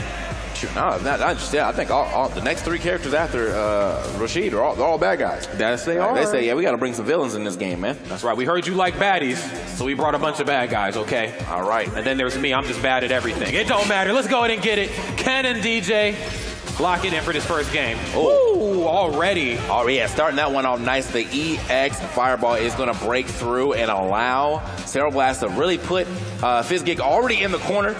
Instead, you know, that corner pressure here from... God dang. Okay, man, this is... It's looking anything but good right now.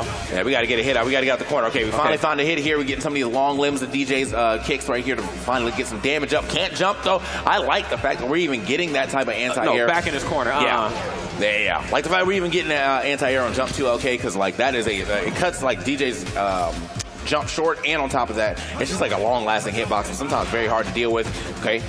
I feel like this is the one luxury, you know, well, not the one luxury, but one of the few luxuries I think DJ kind of has in some of these matchups, you know. Again, Ken, no stubby character by any stretch of the imagination, but DJ is just a long, very in charge type of guy. But of course, whoa, you're supposed to block with your body, not your face. Get out that corner. Okay, got the hard knockdown, but at what cost? Shorey right there.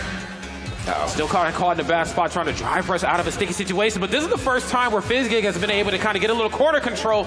But of course, easy come, easy go. Didn't last long, but it's back though. Okay, yeah, that could have been I think Sarah actually dropped that combo, so could have been a huge punish right there for Fizzgig if he didn't immediately pop out that EX, up kicks. But regardless, Sarah is going to take that first game. The anti-airs are definitely hitting. Ooh, big punish counter. Ooh, here we go. We dancing on them. Yep, that's right. Dancing machine, if you will. Okay, the great thing about this, they're slowly but surely pushing their way right here up to the left side. But yeah, good morning. Don't touch me, man. Got the quick OD to the throw escape. He said, look, I'm getting out of this corner. I don't know what you've been told, but... Okay. Ooh, okay. Hadouken. Whoa. The neutral jumps are really working out well here for Fizzgig too. So, okay. Fake jump on the up kicks to 8. Oh, man. Okay, that's damage. Also gets the carry here to the other side. Now you're all the way into the corner. Ken. Carry master for sure, bro. He said, I don't care how many groceries are in this car, we taking one trip. That's right. Big millennial energy right there, if I've ever seen it. Burnout right now. No energy, unfortunately. DJ looking, a little dried out, unfortunately. Things +4 in you when you're in burnout. And, of course, Zero putting +1 right there on that round. Zero Blast looking good. As phenomenal as ever. Okay, but Fizzgig not going down without a fight. What's up with it? Okay, Hadouken, back up, please. 50 feet of space. I mean, not above me, not that space either. Back it up. Okay. Ooh, good morning. Okay, yeah, getting out of there. He's like, you know what? I don't deal with no type of mix. Let me bust out real quick. We'll say, man, so far, Zero Blast has not allowed any type of aerial game here for Fizzgig. Right. And we have been getting some anti-air. That's going to be a rush in, boom, boom, boom. Okay, some good damage. He really didn't have a lot that he could have worked with there because he unfortunately was about to hit that burnout. Does hit the burnout there into the level 3. I do not think that's going to take, though. Maybe? No, I think we're chilling. Should be alive here. Okay. But for how much longer is the real question. Nice. Wanted to rush right in. Fortunately, now both sides kind of burnt out right now. Ain't no kind of, they definitely are. Wait a minute. That was the Tokido right there, bro. I hit the overhead into the immediate level 3. You're gone. And I'm gonna let you know right now, bro. They're turning that out. That is not on reaction, bro. We're doing it regardless if it hits or not. That's right. It was all a part of the master plan right here. Zero Blast had in that end of that game. Yeah, good morning. Yeah, OD reversal too. Quick punish counter. I'm looking good, but you've looked better though. Get back into that corner. Oh, okay. No, we're chilling. Speaking of the corner, hold up. Look, man, you get beat up by a dude in sandals, you getting whooped. All right, that's all I'm saying. Toes is out. That throw too, man. That's definitely a very Eddie Gordo throw, man. To that back. Yeah, go ahead and get it back there, bro. They said we rotate at the same functions. Okay, that's my man, 100 grand. Ooh, okay. Again, just taking full advantage of the reach that DJ has right here in this matchup. Nice. Okay, stop that out. Yeah, it was a very, very slow general kick. Was able to. Oh, we out. Ooh, the mean sway. Oh yeah, colors of the wind right here, teaching you things you never knew. You against this wall. Boom. Yeah. That was mean. That's how you do it. Yeah, the DJ pressure, man. It's like, we're a very interesting character because I feel like DJ, doesn't have like a crazy amount of moves that he cancels from, but he just has such good frame data on his straight hit moves, and like the way that they push back, it's almost like he puts you in a good range to deal with certain things, and then go for the heavy kick as the punish counter. Go. Oh man. No jumping. That's one of the few times I actually didn't go for like the fake jump or like the neutral jump in. I actually decided to jump right on top of Zero Blast, probably thinking they're not paying attention. No, rest assured, my friend, they're locked into the matrix right now. Bye. Hey, spin a little bit just to get out of that corner. I don't blame him. Zero Blast has proven to be quite formidable in that spot. But wait a minute, same concern will be said for Fizzgig. I ain't trying to take too much away from him just yet. Hadouken to kind of slow this thing down a little bit. Can't allow Fizzgig to get too much momentum going. We've seen how dangerous that could be for DJ. Okay, hold up. Yeah, we're getting some plus frames in here, so getting scooped up. Yeah, that's one of the things that I think Fizzgig could definitely be looking out for, too, though. If you're getting Dragon Lash like that and you got the reaction time, we out. Oh, not out. Oh, what a catch. My. Yes, a catch indeed right there. Multiple steps ahead right there, the competition. Fizzgig, show me something. Let's not make this a 3-0. Okay, so I hear you loud and clear, Rod. Okay, yeah, good damage off that and the corner, okay. Safe jump setup right there. Watch your legs, boom. I'm gonna keep it going. Okay, and I got the dance moves. Okay, bam. Up in this air. How's that back going? How's it feeling? Yeah, man. Best chiropractor in the game right here, bro. You know what I'm saying? Or best massage therapist, I guess. You know, the muscles are not tense no more, I'll tell you that. Very tender right here in this match. Oh, my goodness. And moving on right here to this next round. It ain't done just yet. I said it ain't done just yet. Fizzgig able to get one on the board for themselves. Let's see if they can get another. Don't want to see any more 3-0s and a handshake. We too far in bracket for all of that nonsense. Yeah, man. Fizzgig, you know, when he's talking to Puck, it did say this is going to be a hard-fought battle, and it is definitely showing. He was not capping on that one. It is looking a little rough for him. A lot of things that DJ want to do, not really being able to be done. You're not jumping. Yeah, he can't get his aerial pressure going. I mean, the reaction time and just the anti-air from Sarah Blast is being a bit much. We did get a couple jump ins here, but normally DJs be letting them knees rain from the sky. Yes, absolutely. Just coming in from above. Unfortunately, just finding little to no work right there on Sarah Blast's behalf. And it's kind of rough, too. I mean, again, you know, you're getting a lot of these OD options right here from Fizzgig, which I like a lot, but the fortune just coming at the expense of being caught in a bad spot. I want to see them use that and maybe, you know, push the advantage a little bit more and not have to use them as a get-out-of-jail option. Because, of course, Sarah Blast always looking for that.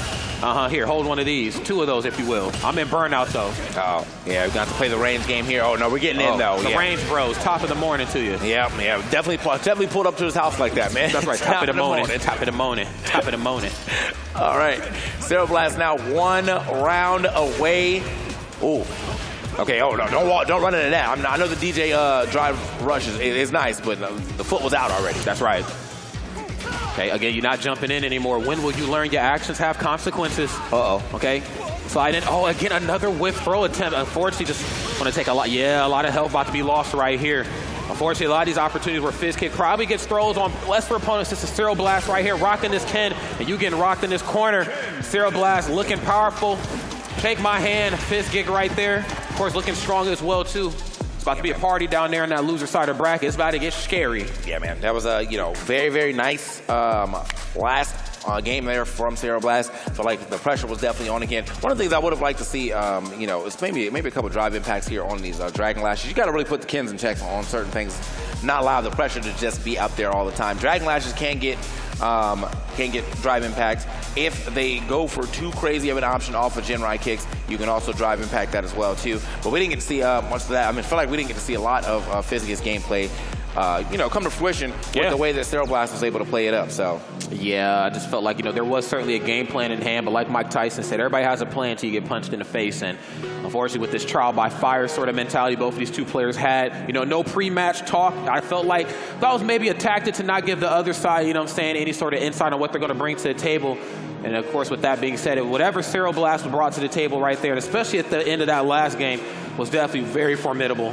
Fizzgig, of course, very strong too in their own regard. That DJ, of course, taking no prisoners. But the jump-ins just were not their friend, man. I just feel like the air above did not belong to him by any stretch of the imagination, and it came back to bite him at the tail end. Yeah, man. So, hey, it doesn't mean that we won't be able to see Fizzgig later on. That's right. He is only hitting the loser side of things, which means he has another chance to potentially make his way into that top 8. That's what I'm trying to see. I know we want to see it too because I want to see a little more variety here. We already got 2 Kens qualifying. Yeah, not surprised there. Of course, Ken just being one of the strongest characters right now in the game, potentially the strongest depending on who you ask. The character is just so strong. The breakdown's about to be even stronger though. Cola, talk to me real quick. Let's see what they got to say. Welcome everybody to St. Cola's Corner. We're going to do a little bit of analysis about how a Death Note did not work. Now let's take a look here at our friend Silky walking through, and we're going to see what Silky sees. Look at that, looking for the blessed notebook, not this beautiful hitbox right here, which is great. That's great, the leverless controller. What we're looking for right here is this. What is this? Well, people, it's a Death Note, or so we thought. We thought that we'd see Silky write some names in here. Dylan's name, the claim of fame, but did not work. Let's go to the next part of this match right here and see how things broke down, how Muscle was stronger than Magic. Let's take a look right here. This character, very powerful, cutting through, utilizing the armor, and dealing, I want to say, using a lot of good drive gauge to push to the corner and make the magic happen. There's the command, grab down to the ground. You go, where are you going, as she would say. Now, again, that corner play, super strong. Not a lot of options for poor Honda to deal with. He doesn't really have like reversals and things like that compared to other characters. Struggles against throws, much like Marisa, but unfortunately, it was Dylan that had her caught up in the corner. You have to call a corner because that was dang near the end. Let's get that last clip right here too as well. See her contemplating, dang, that character's strong. Dang, that character's busted. Maybe this notebook right here was actually just a normal piece of paper. And now we go to the end right here. I want to point out the fact that Silky is in burnout, so that means she's holding all that pressure. And there was a moment where Dylan had no bar at the top, right? He actually was in burnout himself, and Silky maybe could have advanced it headbutt, but because she's in burnout, dang near anything was going to kill. It's going to be chip, no dip either way, and that's it. That is the demise of Silky. They're going to have to make the run back through losers, and just like that, we're done with St. Cola's Corner. Return after this break for more Street Fighter action coming your way.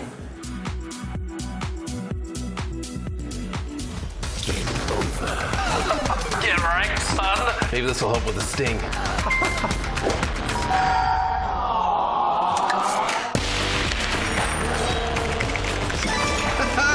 Your game's looking a bit sloppy. Here, let me help you clean that up.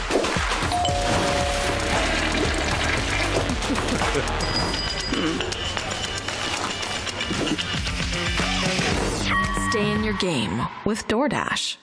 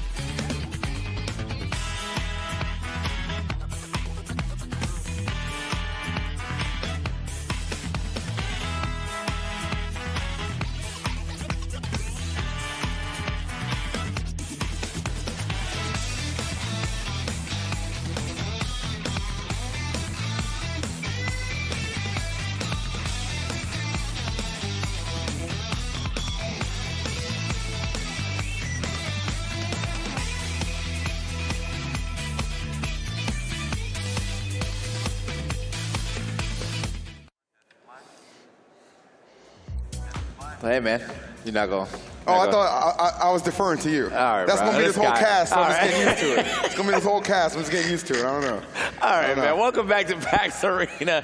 We're going to be getting back to some Almost Pro 10K Open. I'm TK Breezy. Now joined with EE. Man's fresh off his, well, you did a lot of stuff here actually at this event, man. So you was doing a lot, yeah. I've had a really good time.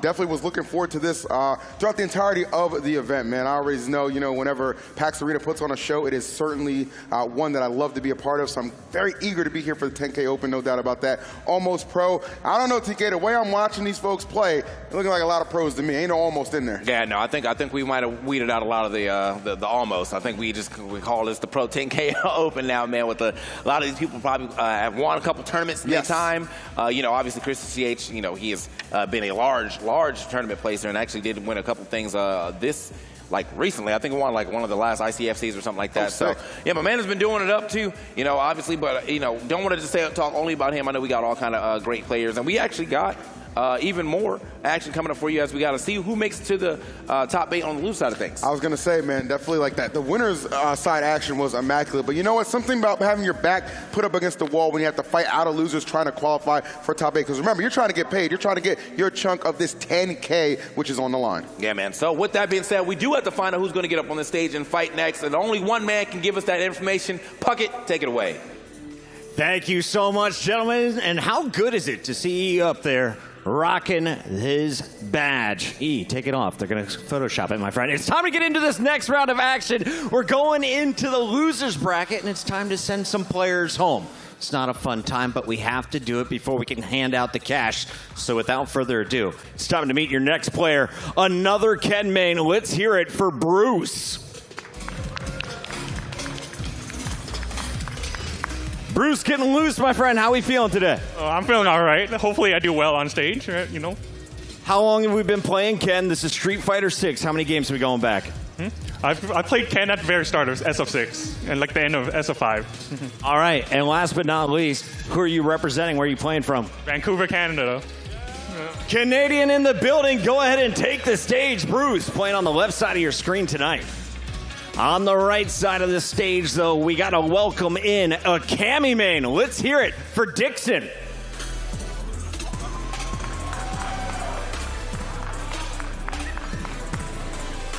Dixon with the swagger walk, the fresh Nikes. I love to see it. How are we feeling today, my friend? Where are you playing from? I'm playing from Seattle. Hometown hero. I like it a lot. Well, Dixon, this is on behalf of the chat. Can I give you a piece of good luck before you take the stage? Sure. It's a DoorDash crown, that red one right there for you. They said no more Kens in the bracket. Can you knock another one out? It's your time to shine. That's Dixon taking this stage, and it's time to send it back to the best looking desk in PAX history. Take it away, fellas. Bro, he got away with the words. I'll tell you that. Too away with the smooth. words. But yeah, no, this is going to be good. As I said, we've seen quite a bit of Kens, and but this is the first Ken we've seen up on our block so far, or just that since we've done the top 16. So happy to see. As I said, there's a little more representation. Will it end up just being the Ken Masters show later? Maybe. It kind of feels like it is trending in that direction, right? We understand how powerful Ken is, one of the best characters in the entirety of this game. So would not surprise me, but TK, we never want to really just overjump it, right? You don't want to just assume things because you never know how things can really shake out. We have our favorites, but I'll tell you what, man, expectations are meant to be shattered. How do you think I got here? He put the crown on. He said, you know what? I am going to put the crown on and make it work. What's going on, man? We got a couple more people starting to gather up in the crowd. Love to see it. Thank y'all for finding y'all way over here to the PAX Arena now in the New Moon. If you're watching for some reason in your hotel, and you're like, where is this place? It's in the Summit. The Summit is, about 2 buildings over, I'd say, from the main hall, the Arch. It's like a 5-minute walk. Very convenient. Very quick, and there's a bunch of other cool stuff to do here. They have a whole other exhibit hall downstairs if you haven't got a chance to go check that out. There's free play area upstairs, a whole arcade I haven't got the chance to check out yet, which I will be doing after this block. And yeah, man, but obviously we got to get through this block first as we do have our next match set up. Cammy going to be stepping up against what I would consider definitely top 5 characters in the game. So, yeah. Well, I don't think anybody's going to argue with that. I mean, you see the placings, you know, kind of littered throughout multiple brackets that we've seen, all just kind of leading up to the Almost Pro 10K Open here at the PAX Arena. So very eager to see this. I don't know. I mean, just given what you said, you know, we understand there's a lot of Kens in the bracket. Not so much Cammy. Kind of got to say, you know, I'm sure a lot of people like to see that the representation continue and Cammy get the dub. But a lot of people could say it. We'll have to see if my mans can actually do it. Yeah, man, he put the crown on, bro. He said, you know what? That's a nice hat. For the chat. It is a nice hat, bro. I know you've been eyeing it. Eyeing it? What you mean? I'm plotting. He's eyeing. I already got one at the crib. Like, what are you talking about? Quick shipped it. So yeah, testing his button real quick. So now you can see it here on the screen, but testing his buttons to make sure everything's good as we find our way over to our character. I hope we, like, in the future we get unlocked games where they have like all the colors and stuff, because I really want, or all the colors and costumes, because I definitely want to see some more of that. I know we're early on, so we get the one or two colors really, but I hope like when we get, you know, stage type play, we get like a system that has everything unlocked in the future. Yeah, this game itself is just full of just like a whole vibrant style, right? So those kind of colors that complement those different outfits, definitely something you want to see. But here is what I know you guys are eager to see. We are kicking off losers in a major way. Ken, Cammy, about to be a heck of a showdown for you. Very eager to get into it. I like how they're letting the whole poses play out too. Yeah, the animations. You gotta let the intro play, man. They was booing people at Evo for not letting them let that intro play. So here we go, man. First game, Bruce Dixon. Dixon, you know, one of the things with Cammy though, unfortunately though, I feel like even though she's a very good character, a lot of her pressure does have to come off of drive rushes. So Cammy, I feel like a lot of the times will put themselves in a burnout. Luckily though, Dixon hasn't really had to use much of their drive rush meter. Here we go. I had to say though, bam, I'm in there. Now you're in the corner. A lot of damage. Okay, looking for a shimmy. It kind of worked out. Nobody, no grab, but definitely still got a hit there. Oh, hold on now. Here comes Ken, though. We know Ken loves that corner pressure. Get you up there, lock you down, and really that's where he accumulates a lot of his damage. So kind of backing off a little bit. Nice answer. You know, Cammy with those aerial approaches can be a little bit of a menace. Hold on now. Man. Slow it down. Yeah, he had enough time to get 2 hits there, and it drops to level 1 as well, or the level 2 actually. You know what? We're going to spin it all and make sure we actually get that kill. Good stuff for Bruce. Taking that first one, Dixon, though, you know, might just be warming up real quick. Got to let the food get to him. He got the DoorDash hat on. He's just waiting for the delivery of the gameplay now. There you go, man. Sometimes you got to settle in and understand it don't matter how I start. It's all about how I finish. So we shall see. Oh, but you see Ken already just trying to open up Cammy, though, with the quick retaliation and the pressure. Taking her time. Love that grab. Them legs do a lot of damage. I would know. Let's get it. What the? He talking out front. All right. Yeah, she does do a lot of damage, though. The kicks are definitely coming out, but this time on the side of Bruce. Okay, get off me. I'm trying to get out the corner real quick. Bruce, though, still keeping the pressure. I'm looking for some type of shimmy there. Oh. Okay, yeah, no, we are slowly but surely trying to find our way out the corner. Not a lot of space. Finally gets a chance to do it, though. The throw into the corner now. It's my turn. I got the high ground. Oh, no. But it may not matter. Okay, another one. Finish the game the same way, maybe? I think is it enough? Is it enough? Not quite, but I mean, you just kind of see, just maybe able to I was going to say, just back into the corner, that left side, all that pressure. Ken keeping it moving, and Bruce getting on the board. Yeah, Bruce. I mean, look, I'm telling you right now, we're gonna see a lot of peace signs today, bro. Like the Ken Masters. Yeah, like, chucking up the deuces for real. He definitely saying peace to your tournament life right now. Ken Brown. Hold on now. All right, back into the corner one more time. I think that's one of the things, if you're in this matchup, that you definitely have to get good at doing is, one, not allowing Ken to just walk into the corner immediately, and two, you're probably going to end there at some point in time. Got to have good corner defense, because, yeah, man, like Ken has a lot of moves in this game that either one side switch or two carry you from one side to one side. My man is international with it. 100%, man. That's the thing about Ken. You know, obviously that corner carry, that kind of being a hallmark of his play. But, I mean, he just has his buttons are just good in general, right? There's a reason his character is touted and respected and highly revered so much. And Bruce doing an excellent job of putting that on display as Dixon just struggling to get in there, but no, just going to go ahead and tap back, and that's it. Yeah, man, the fist bump right there on the whiff punish. Like he said, you know what? Goodbye. GG. GG's right. Yeah, GG's with it real quick. All right, here we go, Dixon. Yeah, I think the funny thing is here, too, is that Cammy has that same type of pressure where, like, she can definitely overwhelm you very quickly. It looks like that's what we're getting here. Dixon, though, can he get on the board? Let off the gas just a little bit, and now, quick drive rush into the grab. And now Bruce said, you know what, I'm not even going to throw you into the corner. I'm actually just going to take you all the way to the other side. Oh, wait. Oh, hold on now. If we survive this, though, will be okay. In burnout, though, so yeah, not really much that Bruce can do here. You got to swing. That's what you get. Yeah. If you're Bruce, you just got to fight, okay? Uh-oh. Oh, create an opening. Hold on, man. Let's see, Critical Art is online. So we got some options right now. We got some options, TK. He let up on the gas, and now he's back, and so he's got to get a solid hit. Now, they're both back out of burnout. Definitely still has to get a solid hit. The grab is going to do it. Dixon walking up and getting himself at least around here, but can he get a game? All right, at least showing that still having a pulse in this bracket thus far. And sometimes all it takes is one. You see yourself get on the board, you understand, okay, it is actually doable. I don't know. I think Bruce, though, trying to put him right back down to reality. And you can see this beautiful cinematic on this, too. Yeah, boom. Garoosh. And hit the level 3. Half of your life bar already gone. Maybe 2 more confirms, 2 more interactions here for Bruce.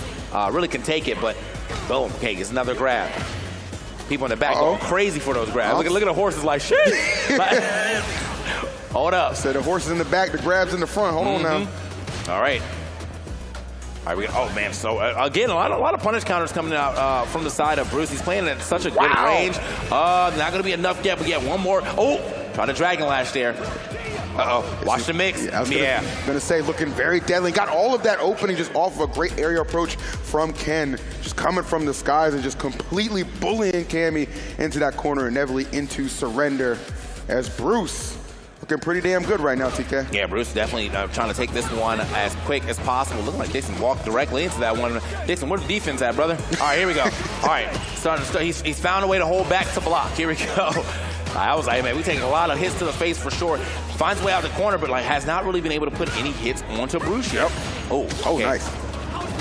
Okay, Dixon really gonna need the rally, but it's gotta start by putting up some form of defense. You see Bruce just got to be feeling so good about himself. That's why you see all this pressure being applied, kind of daring Dixon. What are you going to do? Cammy, of course, with some solid aerials to approach, but really has not found those opportunities to open up. But maybe I spoke too soon. Here we go. Big combination from Dixon. Okay. Trapped in that corner right now. This could be an opportunity. Bruce, battling his way back out in a major way and trying to finish the job and might just get it. Yes, sir. Yeah, man. Quick level 1 there. He was like, I don't need to drop level 2. Let me go ahead and save some meter. You only got but so much health left, and that is going to be now what we're looking like set point here for Bruce, and he might not be dropping any type of games here, man. Quick, big punish, big drops here from Dixon. I mean, he is just throwing everything at this man, but it's all getting blocked, bro. Yeah, the problem is Dixon kind of doing the job for Bruce, right? Just put himself in those positions where he can get knocked into the corner.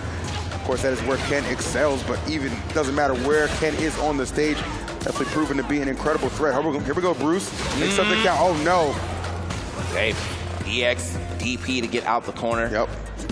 Okay, put himself in burnout, though, but the grab is going to do it. Throws him straight out of the bracket. That's going to be a W here for Bruce. Taking that 3-0 fashion. Dixon looking a little lost there at the end. Yeah, and I think we're kind of realizing, TK, that Ken's supremacy, not overhyped and not overstated. This character, an absolute menace, and continues to terrorize this top 16 bracket here in PAX Arena. Yeah, Dixon DoorDash driver could turn around, bro. He's like, man, it's not what I came for, bro. He ain't even tip. That's his food now, bro. That's what it is. Wonderful play, though, man. Wonderful play. Again, we do like the diversity. Of course, it is nice seeing Cammy. Unfortunately, for Dixon, not in a winning fashion on there, as Bruce just really won that with just overwhelming pressure, I feel like, right? Just, those confirms were on point and really just didn't second-guess himself in any points. Did end up dropping around, but certainly not a set. Yeah, I just think that, honestly, Dixon he had to clean up the gameplay just a little bit here. I don't think that by any means he was a bad player or anything like that. We're an almost pro. He's in the top 16. But it just feel like there was, a couple of things that, that he was doing that were drops in normal standard Cammy gameplay and whatnot, and really just didn't feel like he didn't get a chance to figure out a lot or enough about his opponent to really drive points home. One of the things I think you always have to do is condition your opponent into making a certain mistake you're looking for and then finally capitalize on that. But I don't think he got a chance to really capitalize or condition really at all, as he was pretty much playing on his back foot 90% of the game. I would say so, yeah. That 10%, it did result in a round win, but that was about it. And unfortunately, that is not going to be enough to get the job done. So really liking what we're seeing thus far. Like I said, loser side, people are going to show up, man. It's your last chance, your last hurrah to kind of sneak and snake your way into that top 8. You don't want to stop now. Yeah, man. So with that being said, we will be lining up another match to get up on this stage. And again, we got to get the man with the plan to let us know who it is. Puckett, take it away. Thank you so much. We started the day with 16 competitors. We are now down to 15, and this is another elimination battle. Please welcome to the stage the last jury main in the event, Tabachuchi.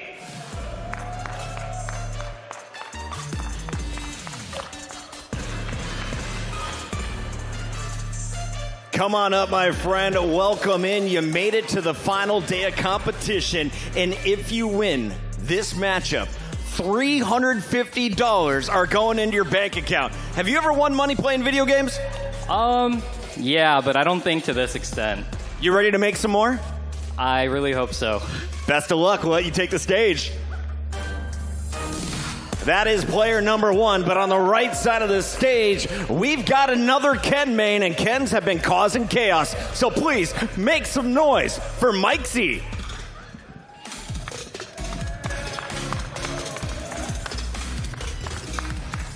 Love the long arm swagger. Mikesy coming in full bearded up. I know you're from the Northwest, aren't you? Yep. I figured. Where at? Are we here in Seattle, in Oregon? Portland, Oregon. Love it. Tell me about Portland. How is the Street Fighter scene? Well, it's time to represent, all right? Let's make them proud. Take the stage. Mikesy, one of our Ken mains. We've got our next round of the losers bracket ready to go. Let's head it on over to our casters to kick this off. All right. Ken Supremacy is back again.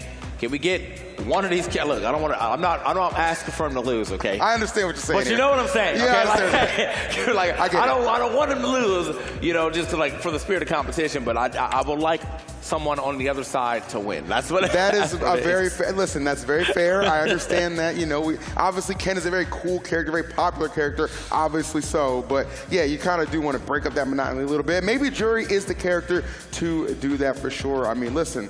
Those feet ain't just for show, okay? She definitely knows how to use them. Yeah, she will be kicking. She will be kicking. She's got one of the faster drive rushes in the game, too, so she can definitely put the pressure onto you as well. But I feel like it's hard to say that just about, Ken in general. I feel like he has so many good tools to be able to get out of pressure, too. Right. You know, the EXDP, you can throw that thing out, especially when he finally gets a knockdown. It feels like you're in the blender forever. But that's for both sides. That's for both sides. You know what I mean? You kind of get put in the blender, too, by Jury as well. So we have to see how this Jury plays. I haven't got a chance to watch really any of his matches. So it's the first time I get to see him play. I did see this Ken play earlier. Unfortunately, it was against Christy CH. Right. So that was kind of rough. It's kind of rough. Yeah, I mean, that's just the thing, right? We understand, that's the favorite for the entirety of the event, right? So you can't necessarily beat yourself up too bad if you go down to Chris. He's different kind of animal for sure. But you know what? Fight your way through this loser's bracket. Maybe give yourself another opportunity for a rematch and see what could happen. Either way, I am ecstatic to see this. You know, I know we're going to probably get those Ken dittos flowing at some point. But right now, Ken versus Jury, opening things up for our second round. Let's get it. Ken what, bro? What, Ken and Jury? No, Ken what? Ken versus Jury. What happens when two Kens play? What is that called? Mirror match? Ah, okay. Just had to check them real quick. Anyway. You thought I was going to say, nah. You said it, though. No, I didn't. You said ditto. Did I? All right. Smasher alert. alert. I already told you I don't belong up here, okay? What you want from me? Here we go, though. You know who belongs here? Ken. All right, Ken doing some damage throughout this bracket. Can't overstate that enough. Let's see if it's going to be the same kind of trend, or can Tabachuchi and this Jury get things done. One thing about Jury, not going to have any problems approaching, right? That is one of the staples for this character. However, still need to be careful with it as Ken. Great punish game, and obviously a lot of pressure. And there it is, that corner pressure already. Wrapping it up, TK. Here we go. Oh, yeah. Oh, that's it. Perfect KO. Yeah. I mean, he literally, remember I was talking about, you got to bait your opponent into doing something that's what you do. You put somebody in the throw loops long enough, and they're like, all right, man, I just got to pick an option to get about here. Now, the correct option, the throw loops is a delay tech. But sometimes you want to just really get out there and make a statement. He's trying to make a statement right there with his EX uppercut. Nope, not going to happen. But speaking of EX uppercuts, Mikesy going to get his now. He's getting quite a bit of uppercuts too. Boom, boom. You are getting kicked back in the corner, the overhead. That's it. Oh my good Lord. I didn't know Ken was moonlighting as a speedrunner. Yeah, what was that, man? Good Lord. I mean, we're definitely in Summer Games Done Quick right here with that one. Peace sign, bro. That's it. All right, well, that was a quick one for sure, but I tell you what, through a beatdown, maybe adaptation can be the saving grace here for Tabachuchi. It's certainly not impossible, as we're seeing right there. Here we go, getting some offense going. Oh no, Ken immediately saying, nah, I'm gonna need you to back off me. A couple parries, some good defense, keeping him safe, and just kind of baiting him for swinging first. And look at all this damage we're getting off of the punishes. Okay, my man Tabachuchi, let me tell you one thing. He definitely loves the DP here, bro. Like, my boy is throwing these things out. Watch here, another one's coming. I don't know why, I just feel it. Okay. Oh, surprise, surprise. Like, all right, here we go, boom. Well, Coach Breezy, he heard that. He said, you know what? Maybe I should change this up a little bit. Get a little predictable. My fault. I'm throwing quite a bit of these out, though. All right. There we go. This one's actually going to register, though. Just find an actual anti-air on that. Nice. Yep. Extended that combo too now. Oh, here we go. It's jury time. I got you in the corner. Let me start putting some pressure on you with these medium punches. Yeah, stay in the medium punch. Definitely one of her best options for sure, but not really going to matter too much if you can't keep it going. And Ken unloading yet again. These super arts definitely finding their marks for Mikesy. All right. Oh, no anti-air this time around. Now getting thrown in the corner. Wait a minute. Okay, the jump reset allows him to get out of that. No combo's gonna hit, and how much can we actually get off this? It's gonna go directly. Oh no, but misses the level 2. The install not gonna work. It might actually, no, okay, level 1 instead. If it was level 2, might have been it. Oh my God, the cross up, Tatsu on the other side was good. That was got mixed. Straight up, wow. That's a tough one to swallow too, especially when you had that level 2 lined up and just a whiff on that. And it's hard to recover. Sometimes it's hard to recover mentally from that TK. So Mikesy goes up 2-0 continuing this speed run attempt. Surprised that we went for the install there anyway while he was in the air instead of doing it like from the ground. But I think, you know, in that situation, maybe a level 1 would have been a better option, but it's still like, you know, you'd already put yourself in burnout. It's going to be a little scary regardless. But all right. OG DP to get out of the corner one more time. Hold up, I'm there first. Yep, here we go. Sliding through, you see the movement from Jury. Again, no problems approaching, but here we go. The real problem has been the defense, and that continues to be the struggle for Tabachuchi, as Mikesy now 1 round away from advancing through this loser's bracket. Oh, okay, try to counter hit that, but unfortunately does let it rock now. Again, if people are dragon lashing in neutral, you drop that drive impact on him real quick. There it is. What we got here, Jury? Can we get out of this corner? Can we find a way? Yes, sir. Okay, drive reversal. Just trying to get out. Okay, we will hit the install here, but can't get a hit though. Just at the final. Okay, finds a hit here. Little 3-piece combo. Okay, true struggle right here. Jury just really needs to win. Just some of these neutral interactions help get this offense flowing. That has been the struggle for the entirety of this run by Tabachuchi. And Mikesy knows it too. His defense has complemented his offense incredibly well, and it continues to be the case, opening up Jury yet again. Okay, that was kind of just allow Jury to walk him to the corner just so he can get that back throw there. Now another back throw from Jury. Go ahead and get out of the corner here though.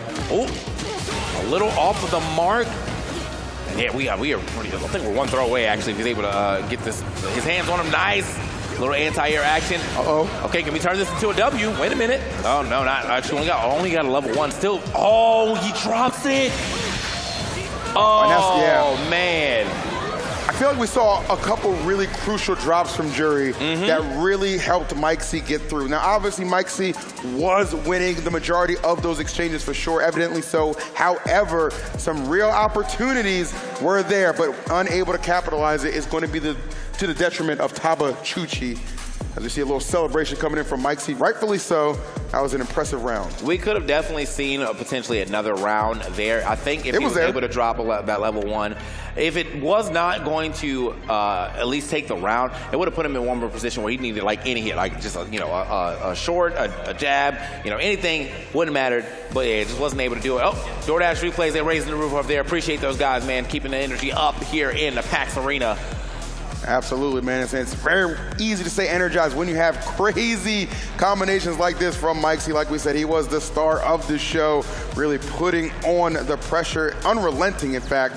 Did see some offense from Jury, but the problem was, TK, it just didn't pan out and amount to anything that was at any points really seemed threatening to Mikesy in the overall grand scheme of things. Yeah, and I mean, I think genuinely, like, Mike C, it seems like he had a game plan that he was going to execute regardless of what was going on that screen. And Taba Chuchi didn't really do anything to, to thwart it. Yeah. It was again, we're seeing good Ken gameplay. We're seeing exactly what Ken can do. I'm taking you to the corner. I'm putting the pressure on. I'm getting my throw loops going. And then once I start mixing you off of that, I'm getting big punishes as well. That's what it is. Yep. Sometimes it's just that simple when a character is that effective. So love to see it. Good stuff. And yet again, what is that? We're 2 for 2 with Ken's on our block right now. Yeah, well, yeah, I think they've all won right here. Hold them signs back up. I saw them. Hey, there we go. In the Ham Bam era. All right. Love to see it. Love to see it. Now, man, it is. Yeah, it's definitely Ken supremacy here right now. Listen, it's just something you just gotta accept. You know what I'm saying? That's just what it is. But you know what? Our man Puckett is standing by to introduce the next players. Puckett, take it away. Thank you so much. That's right. It's time to continue. But before we move forward, shout out to Portland. Mikey getting the job done. He's got $350 in the bank. But now it's time for the player with the most fans I've ever seen here in the PAX Arena. Let's hear it for Ham Bam.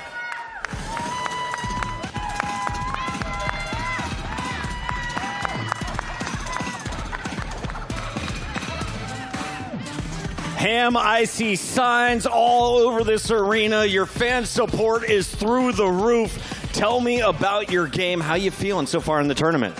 I was feeling a little shaky at first, but then I realized I'm just coming here to have fun, so all the nerves are gone. $350 guaranteed if you do win this best of 5. So don't want to add any pressure, but just so you know what you're playing for. And how do you feel knowing you're playing against another Luke in a mirror match? It'll be interesting. I'm not really familiar with the matchup, but I'm gonna do my best. Best of luck, my friend. Go ahead and take the stage. That is Ham Bam. And his opponent on the right side of this stage. Make some noise for Wolf.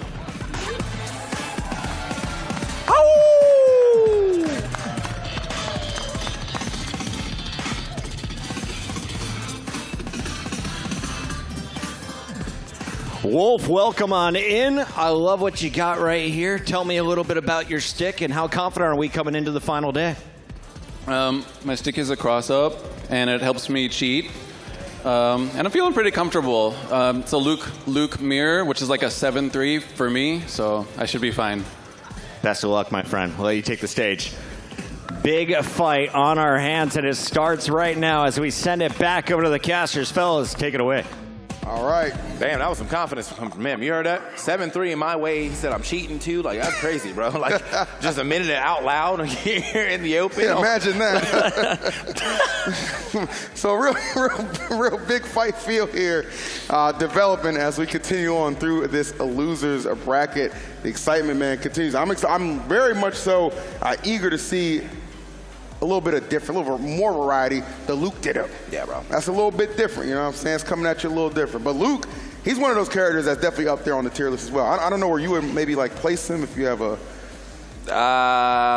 Somewhere in the 6 to like 8 area. Okay. Yeah. I think that's fair. Yeah. Somewhere. I think he's a solid character for sure, but like I think my top 5 is kind of solidly picked as is. So, but yeah, man, we really went up there and said I'm cheating for 10K, bro. Come on, bro.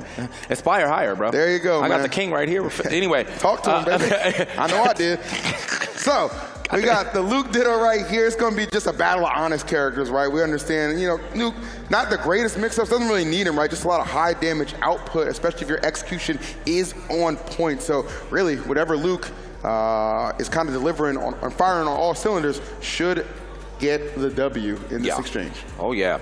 So, 7-3 in his favor, as we said, But here on the other side of things, I think Ham Bam actually is like, I'm not really that familiar with this matchup. But the good thing about the mirror is you have all the same tools. So when you're, as long as you know when you're vulnerable, that means your opponent is vulnerable doing the same damn thing. So, yes, sir.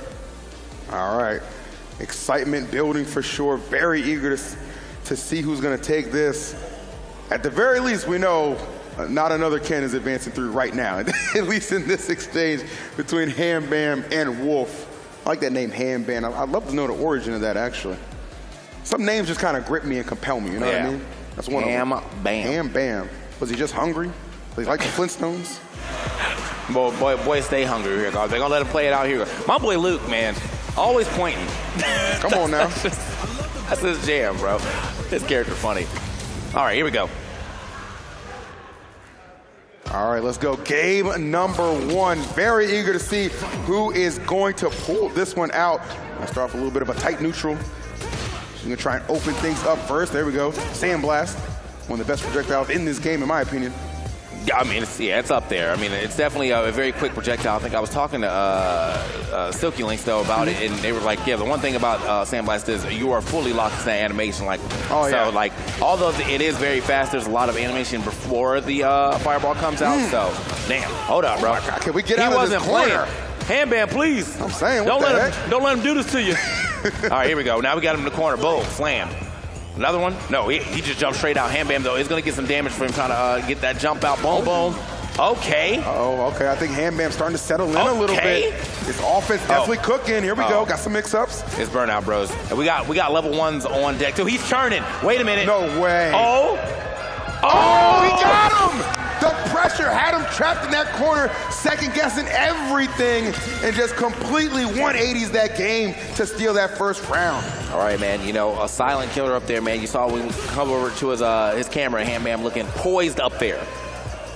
All right. Okay. So I think Wolf now kind of understanding, okay, let that one get away from me. I don't want to see it again, but oh, here we go. You going to get caught, tackled, and beat the hell down. All right, bro. Let it fly. A one-way ticket to Memphis. You know what time it is. Boom. Right into the dome. And now we got a solid lead here for Hambam, but I ain't counting nobody out yet because, I mean, Wolf had that solid lead too, and Hambam was able to take that back. Okay, good. DP tries to get the grab there. No, Hambam quick with it. So I see that grab coming. Get off me. All right, Hambam, such a solid lead, too. Can definitely afford to take their time. Not going to get that confirmed. That's okay, though. Solid lead, but hold on now. We saw Hambam do a reversal. We know Luke is very capable of this. Maybe Wolf trying to draw some inspiration from that. Great anti-air, DP on point. Oh, we're whiffing, though. Don't want to get these free openings. Oh, man, he decides not to wait. He's running to bad. I'm throwing the hands. I was wondering if he was going to just drop the level 3 just to win that round. There we go, Luke. My guy, bro. Got them real pythons. Oh, yeah. Here we go. So first game going over to Hambam, but Wolf, I mean, I had a chance to really take that to another round if he decided to spend his meter, but yeah. And that's one of those situations too. Like I understand, like you want to win and be able to go into the third round with it, but if it's between losing the game and moving on, sometimes you got to just drop the level 3. That's fair. Try to build it back up quick. Start throwing more projectiles at the beginning of the third round or something. All right, Hambam though. Here on the blue side now, or on the blue, Luke. Here on the other side, though, we got the red Luke getting scooped up. Boom. Yeah, some really solid mix-ups coming in for Hambam. But hold on now, Wolf, though, finding these openings as well. Can we capitalize? Oh, nice. I like that. Going high, keeping this corner pressure heavy.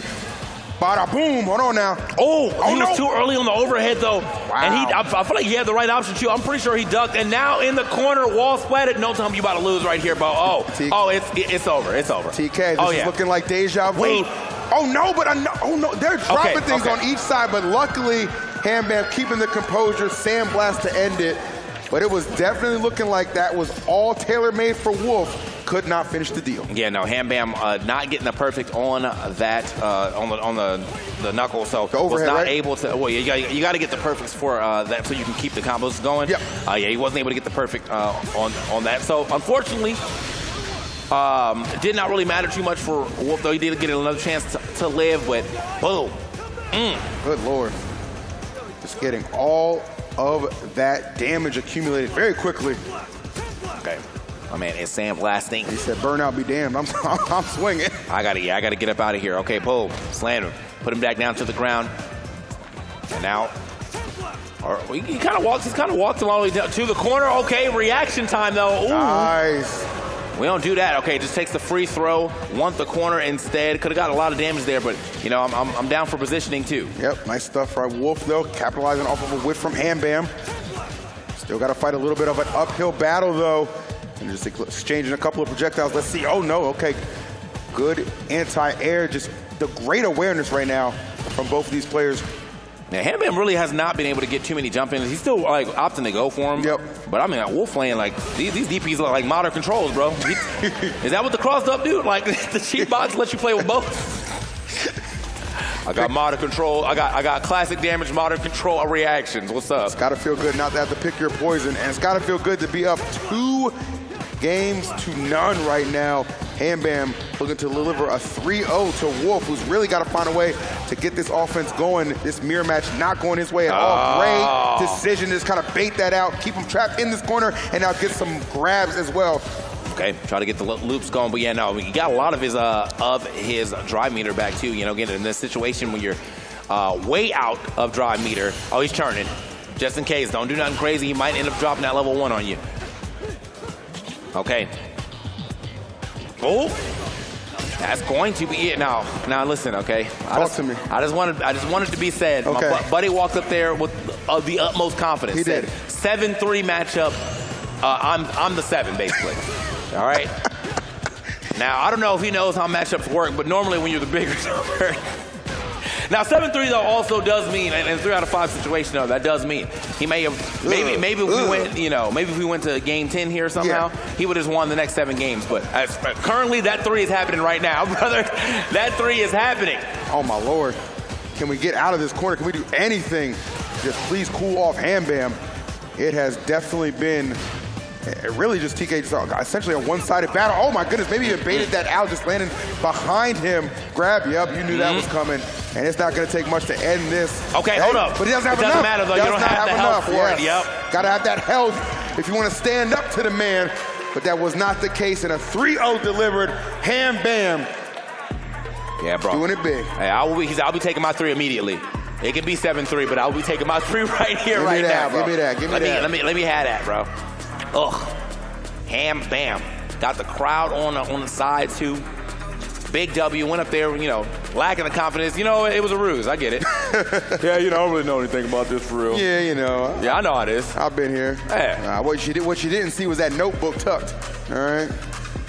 Bro was prepared, and very evidently so. To take a look at some of these. This to me was kind of like the beginning of the tail of the tape, making this crazy comeback in the opening game in that round 1 exchange. Was down to just a sliver of help, but still found a way to get the W done. All right, man. That does indeid mean Hambam gets to move. Does that put him in the top 8, I think? Yeah. I believe so, right? It's all qualifiers, yeah. Qualifiers, yeah. My man is now into the top 8. Nice. And I think if I recall correctly, extra 350 in the pocket. That is wonderful. And that's what it's all about, right? You have to go through a very grueling bracket over multiple days. You want to have it matter. You want it to add up to something. And yes, being able to just kind of secure a little bit of money in the bank, always a good feeling. Yeah. Oh, yeah, man. Hambam really turned that thing all the way up. There was like 8 million buttons on that. So I feel like maybe that's what it is. Maybe he does have 1-button DPs or something. Right. You're right. Yeah. I ain't never seen that controller. I ain't never played with it, at least. I know it exists. I ain't never played with it, though. So, but yeah, man, that was a really good match. We got, unfortunately, you know, the Kent Supremacy is still here. The Lukes had to take each other out. Would have been nice to see, you know, maybe a Kent. They were swapped a little bit, you know what I mean? I think Hambam could have gave, you know, somebody else a real good challenge here in losers. But nonetheless, hey, they're probably on a collision course regardless, just in the top 8 as opposed to in the qualifier. Yeah, man. So, with that being said, with the lock, he said lockouts. We about to hit the lockouts real quick. Oh, okay. I was like, wait a minute. I was like, hey, hold up. All right, bro. We do got another match coming up for you real quick. So let's go ahead and throw it over to Puckett so we can see who's coming up. I don't know where that dropped. We'll be right back. Thank you, fellas. That's right. It is time to get into our next matchup. Another elimination battle with $350 guaranteed on the line. It's the final Blanca facing off against the final Chun-Li. Let's first hear it for the Beast, Nelson.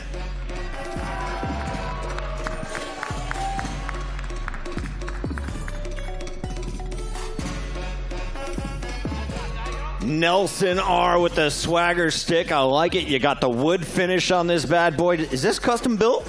Yeah, someone in Portland makes it. We have a lot of good lumber in Oregon, so yeah, we decided to make this. It's called Arborcade, if anyone wants to check it out. I love it. Well, we already got Mikey representing Portland. He's powering through. He's already made some money. Are you about to join him? Yeah, I hope so. And next round is a DQ, so there's double the money on the line.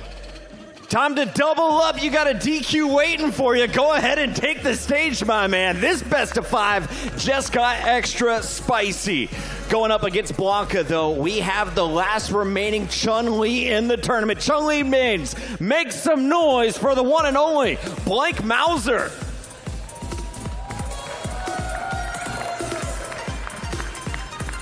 Blank Mauser, they have made a run through the bracket, now facing a spot into the top 12. We just heard if you win this, you have a DQ waiting for you. So a big matchup. How do you feel about your chances?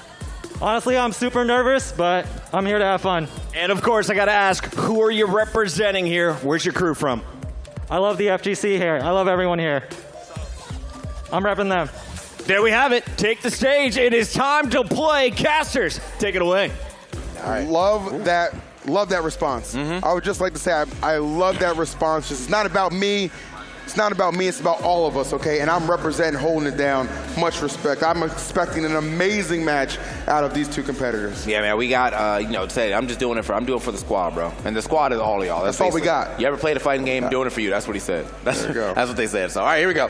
As we get into our next game, as I said, we got more character diversity here. Two characters we have not seen a bit of. We got the Blanca and the Chun-Li. So, yeah, I mean, so one of these guys, or one of these people will be dropping out, unfortunately, of the tournament. We are on the lose side of things, but does mean we still get to get a bit of variety as we move a little further up. Well, you'll notice too, they did say whomever wins this may have a bye. I think so. I think on it, I think that's what Puckett said. I think somebody didn't show up, so there is an opportunity for somebody to just kind of creep through a little bit easier. So if that is the case, you know what I'm saying, like just the money and the bye, it's a nice little reward you're gonna get just for winning right here on stage. But of course, winning does not come easy. So both Nelson and Blank gonna have to bring their best to the table. Yeah, so, all right, well, I mean, I feel like this is not a matchup that I get to see quite often. I know that people say that Chun-Li is a hard character, and I can, you know, agree that now that Chun-Li is a stance character,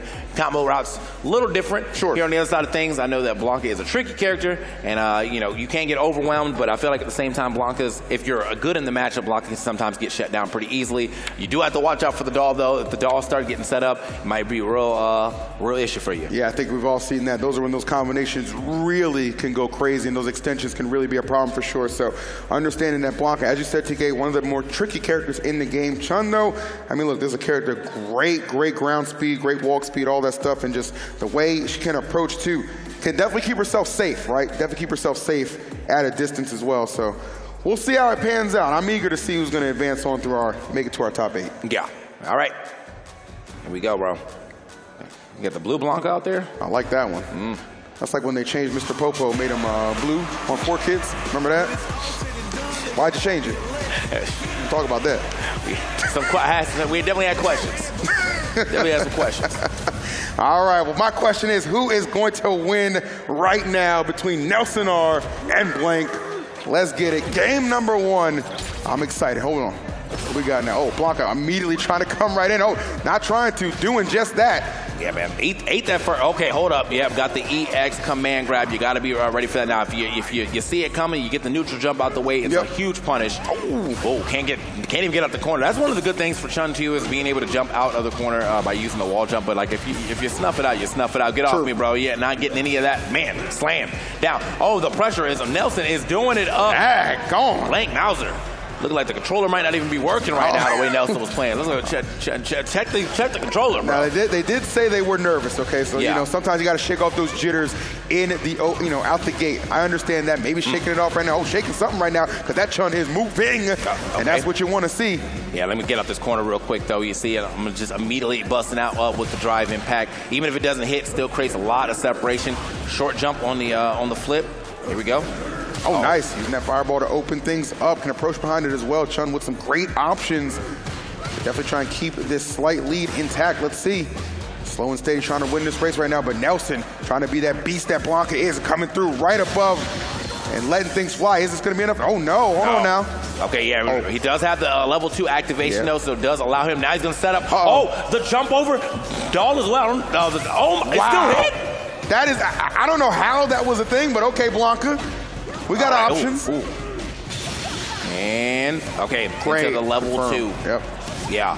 Still, I actually missed a second. I was trying to get just a little more off that. Doesn't matter, though. This might still be enough. Oh, wow. EX up ball. I'm out. Just a sliver of health to get it done, too. And Blanca stealing that one. Nelson R on the board first. Wow.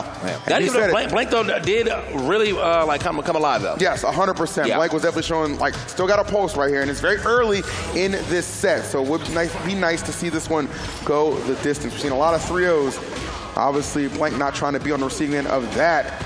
You see the Chung-Li combinations are very nice. I think for Blank, when it comes to, dropping anything, just got to settle into it, right? Don't let the nerves control you.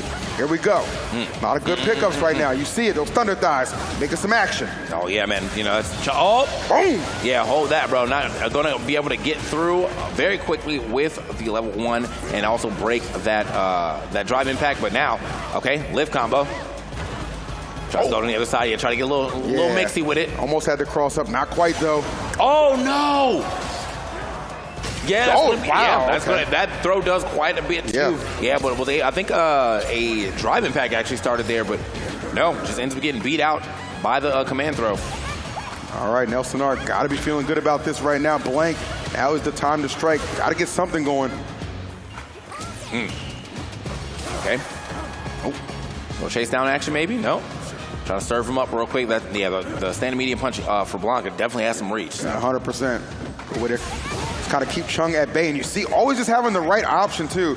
And I don't know, that Blanca though, you want to talk about pressure, TK. Uh-oh. Getting put in the corner though does kind of get a chance to alleviate the pressure, but he's trying to activate it. All right, he's going to activate it like this instead. Hold up, get the blue activation, and I don't think it worked. Actually, Blanca ball just never, or Blanca doll never really mattered there, but still tries to set up another one. This one's going to set up though. Yeah.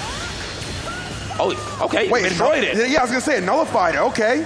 Great answer, but unfortunately, it's not going to be the difference maker. Nelson, again, just proven to be a couple steps ahead of Blank. He's falling short on a couple of these exchanges. There's a good idea, too, for Blank to try to, go for that level 1, just in case Nelson was going to try to put on the real pressure because, the Blanca ball's walking at you, or the Blanca doll's walking at you, then Blanca still, I think, was in install, so still had the powered up Blanca balls as well too. Yep. And so, yeah, a good bet, good option. Like, all right, you know what I think they're coming in, and then immediately, no, actually, I'm blocking, and then just get a free punish counter after that for the game. Now 2-0 over Blank. Nelson trying to take this thing home. Yeah, I think Nelson in a very good position. I mean, all the momentum in the world on his side, and Blank, the pressure just mounting on these shoulders of Chun-Li. Let's see, find a way to overcome it. Oh, I was going to say, want to get out of that corner safely, and no, that is not going to do it. You already know, Blanca not going to let you just escape for free. All right, preparation. Oh, my goodness. Drive rush right into victory. We're closing the gap right there, and that is looking pretty solid right now. TK, I don't know if there's any hope for Blank right now. Yeah, it's okay. Hold up, jabbing out there though. Not going to get grabbed here, but yeah, no, you might be spitting here. ES the fact that Blank has just really not been able to find any answers, getting kept at bay a little too often here. Tried to go for the anti-air, but the late jump in or the late hit there from Nelson actually going to be a punish counter. All right, just going to back off a little bit, put some space between them. Yep. Use that fireball to control some space as well. Unlike Nelson's trying to take the bait though. He's still very comfortable position. Oh, great timing. Gets the parry. Oh, just coming through. Yeah, I'm in there. I'm telling you. Boom, damage. Okay, sets up another doll here. What we're gonna do? It feels like we're just kind of waiting in anticipation, knowing something's probably coming with that doll. Here we go. Charge it up. Let's see. Okay, you blocked one. Yeah, okay, good. I mean, it was able to parry and then also still have time to block the doll. So lives to see another day throughout that mix-up, but now stuck to the corner. Hold up. We installed. Nice. Okay, drive reversal. Buys a little time, but still, gotta watch out. Okay, hold up. Watch the mix. Oh, we are in burnout too. Oh my goodness. Oh, we out? Wait. Maybe? It worked. Yeah. Nice. Okay, good offensive answers coming out from Blank. Do not drop this. Does not. And gets around. There we go. Make some noise. Still with some fight left. Blank not letting this one go down easy. That was pretty too. I mean, he got the late hit of the first jump so they can reset and go for the the rise and jump after. And it worked out. Worked out well. Hold up. Ooh. All right, but I don't know. Were we just delaying the inevitable? Is Nelson going to get right back in the driver's seat?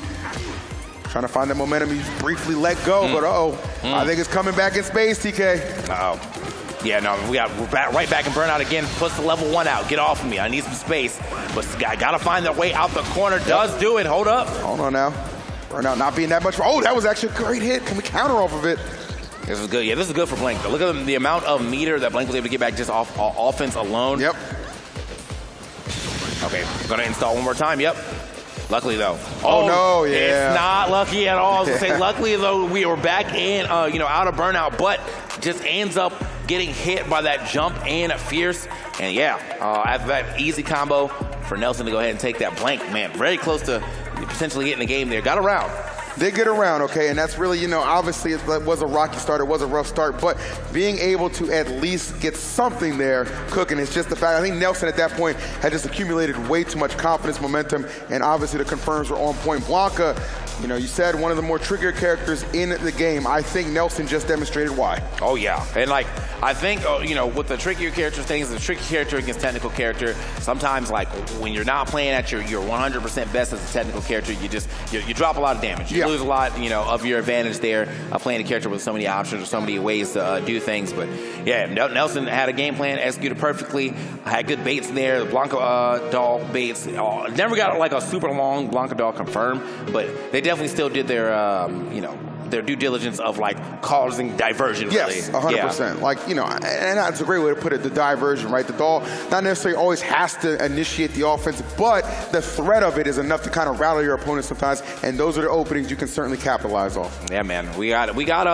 still got quite a bit of tournament left here, obviously, but man, that was a really, really good set, regardless of not going, the distance of being a game 5 situation. We just got to see a lot of back and forth. We did see some pretty cool Chun-Li combos despite not getting the W there. Yep. But, just Blanka doing Blanka things, That's what it is. All right, well, let's go ahead and get a little bit of more of a detailed breakdown from our analyst. I think St. Cola's standing by in his little corner over there. Take it away, brother. Welcome back to St. Cola's corner. Let's have a crash course on Ken and see why this Ken was Ken-enough. Now, take a look at this screen. This character right here, top tier out here, don't care what other Ken players say. I'll even let it be known, because I play Ken as well, that he is very strong, but you have to know how to utilize that tool kick. And right here, you see that big boy Bruce is in burnout, but he has all the help to play with. There's the overhead right there. Mans was ducking, and immediately you see Bruce capitalizing on that aspect of them ducking up in the corner. Where you don't want to be is in the corner, all right? You look a little bit free. Now, let's go to the next part of this replay here, as Bruce was putting in a lot of work. This is what I really like about Bruce. Where he was standing to let that light punch be landing was at this perfect range where you're not going to be punished. It's a very simple thing to throw out, a very easy thing that's not going to be punished is a crouching light punch. So I like him going for safe and solid options that will A, lead to a lot, or B, not put him in trouble if he's a counter hit. The risk is on the other person, that is Dickinson. Now, last thing we want to take a look at is this great economy of bar usage right here. Check this bar from my boy here. Look at the bottom. You see that level 2? All right, he's going to hit him with the super. You know what to do. So now run the super real quick. There we go. Now check that bar. Only used 1 gauge. And so the next round going down, he had enough to close things out. I think we actually have another clip after this to showcase that he was able to build that level 3. Didn't really come to fruition, but the whole point is the economy of bar was spent in the right way so we could have that at the end if need be. Bruce, with the optimization, moves on the bracket. We're going to be moving on the bracket after this break. People, grab your snacks, but don't go nowhere.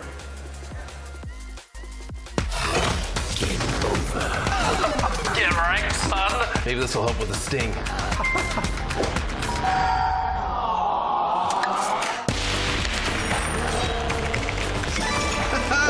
Your game's looking a bit sloppy.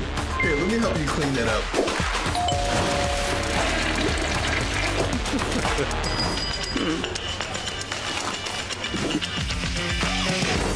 Stay in your game with DoorDash.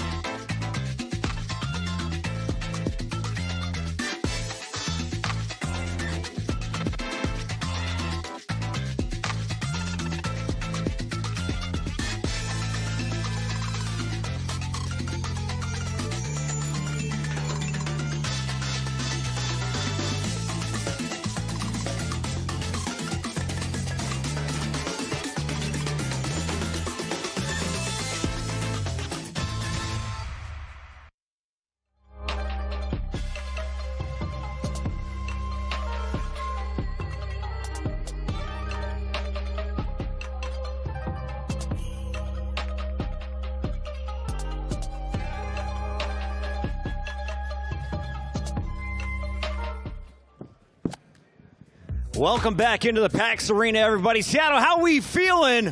We still got plenty more Street Fighter and $10,000 to hand out at the end of our Almost Pro tournament. It's Street Fighter 6, and the action, well, it's been pretty impressive. But we're not the only ones having a good time. Everyone at home is about to score big. That's right. If you want to score, fuel up and stay in your game with DoorDash. Sign up today for the Dash Pass and save up to 50% off your first order up to $15. All you got to do is use the code PAXW23, and it is good all the way through September 22nd. Once again, PAXW23 is the code when you get your Dash Pass for 50% off up to $15. So lock in. Get your food and get ready for more games, because now we're playing for $500 in top 8. Let's send it over to the casters to get this round started. All right.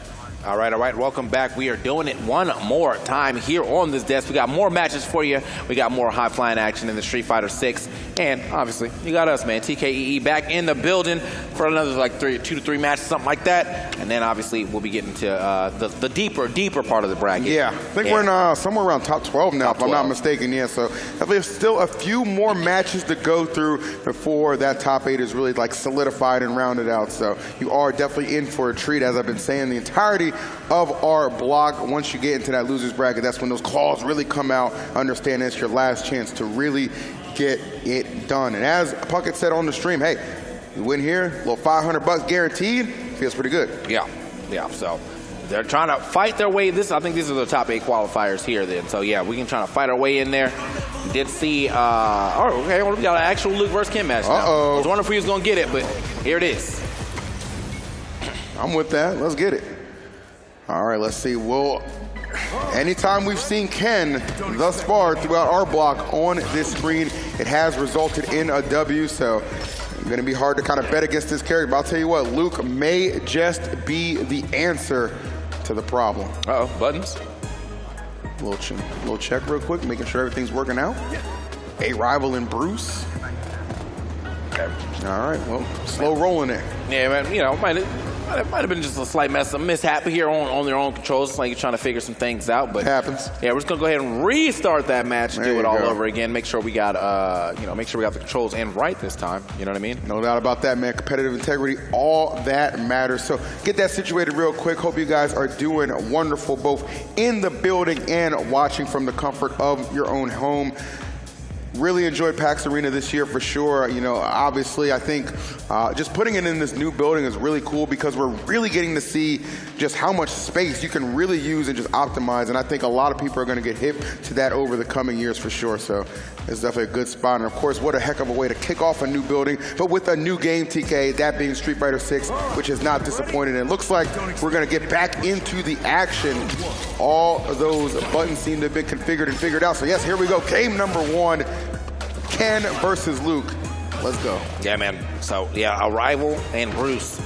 Bruce definitely put on earlier with this Ken for sure, man. He had he really ran some hands, but a rival now trying to do his own version of putting on. He lost to a Ken earlier, so he's trying to avenge a little bit. He's like, I take one of y'all with me. Yeah, I was gonna say at the very least, probably thinks, okay, and obviously Bruce still very, very talented, but maybe like a slight step down compared to what I had to face earlier, and maybe showing that is certainly the case. Put that headlock on you and DDT.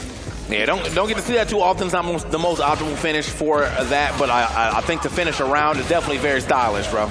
Mean DDT. There it is. All right, let's go. Okay, wow, Luke. Again, honest character, but honestly, one of those characters that can absolutely get the job done, as Bruce is kind of finding out right now. See if we can find some openings. A couple neutral jumps right here, maybe trying to bait out, a DP or just any type of option to go for an anti-air. Speaking of, though, I'm jumping in. Whoa. Up and over, and damn, always having the moveset to cover the distance. Are you going to even be able to touch the ground? Yes, you are. Fighting his way out of the corner. Okay. I like this corner. Get off me real quick, though. They immediately both dashing up to each other. And finds the little two-piece that he needs to take that first game. A rival looking good here. I was going to say, man, a rival, trying to find a rival. I don't know if it's going to be Bruce if this trend continues. That was not too close in that opening game. So let's see. Going into game number 2, round 1. See if my man Bruce can change and turn the tides a little bit. Definitely going to need to, but you see that immediate combinations. This Luke, I know it's usually Ken who's the one delivering a lot of that corner pressure, but Luke letting you know I can get the job done too, just as effectively. Welcome to the bounce house, baby. That's all you're doing. Yeah. Uh-oh. Nice. Yep. Yeah, boom, boom, boom. Yeah, he's catching these uppercuts for sure right now, but catching a big uppercut on that one for sure. You now throwing him in that corner. The Ken pressure starting up. All right, I'm out of there. Oh, nice. Oh, he said I'm getting out for sure. Yeah. Oh, that. Wow. That was all predicated off that drive rush, creating the opening and the finishing blow. Yeah, man, hit him with the flash knuckle combos. Yep. Will combo into themselves as long as you get in the perfect. So got the perfects going for him. Boom, boom. Okay. Yep, you said it. Everything execution-wise, this is where Luke obviously shines. And you are seeing this. It's the display right now, really putting Bruce in quite the predicament, just throwing out a lot of these. Just say, you know what? The projectiles will get you to back up off me a little bit. I'm going to spam them. Okay. Okay, there we go. Right into the level 3. Yep. Yep. All right, man. You know what, man? He said, you can come too, man. One-way ticket to Memphis. Boom. There you go. Put him on lock. Just eating up that health bar. Bruce got to do something right now. Sheesh. Oh, my goodness. Oh! Wake up and barouche. Yeah, we can't wake up. You know what I'm saying? Morning coffee, bro. What's there up? There it is. I don't know. That ain't Folgers, though. Yeah, boom. You might get folded, though. Hold on now. All right. Oh, he was right at that was such a good idea there for Bruce. He was like literally a pixel off of hitting that wall, which would have been the stun. Didn't matter, like you don't have to hit it super hard, you just got to touch it. And that would have been enough. But unfortunately though, just slightly off of the distance does allow Rival to get away from the corner and take that game. But I like the idea that Bruce had there. Yeah, definitely. I mean, you're kind of seeing like there are some instances where Bruce is recognizing some opportunities that maybe get some strong punishes here and just needs to capitalize on them a little bit more efficiently. That's something A Rival has done in a spectacular fashion. Yoke him out of that. You ain't going nowhere. He said, absolutely not, man. All right. Counter hit too. He said, check this though. I got one of these. Boom. Okay, aerial combo. We got the corner combo this time around. Has to go for the aerial version of it. Oof. Man, big damage coming out here from A Rival one more time. Just putting the hands on him. Get off me. I need to. Oh, it didn't even work. Wow. It didn't work. I told you, TK, that's the bounce house. And Luke absolutely decimating. Good man. Lord. Yeah, that one hurts. That was a huge bait, I think. I don't know what that was. Well, I saw the parry right away, so I'm like, okay, you wanted to swing. All right. So, yeah, no, A Rival is living to see potentially another day in this bracket if he's able to go ahead and close this out right here, right now. Just need one more round. Yeah, first time for our block we would see again suffer defeat. So this really is huge right now. A Rival trying to let you know there are levels to this. And speaking of levels, how about a level 3 and a ton of damage to accompany that? Yeah, that's super big, bro. And the level 3 is so funny because they really be laid out at the end of that. Like, yeah, seriously. You don't even want to get back up and finish the fight, bro. It's over. All right. Boom. All right. Get him out. Quick throw right here. Looking for potentially another one. Yep. And now we are just one interaction away, man. And I like that, too, because we hadn't seen that sandblast. Wasn't really needed because A Rival was keeping that space so tight, so you didn't really need to utilize your projectile. But as you said, TK, just one more interaction needed to win that. Why not throw it out?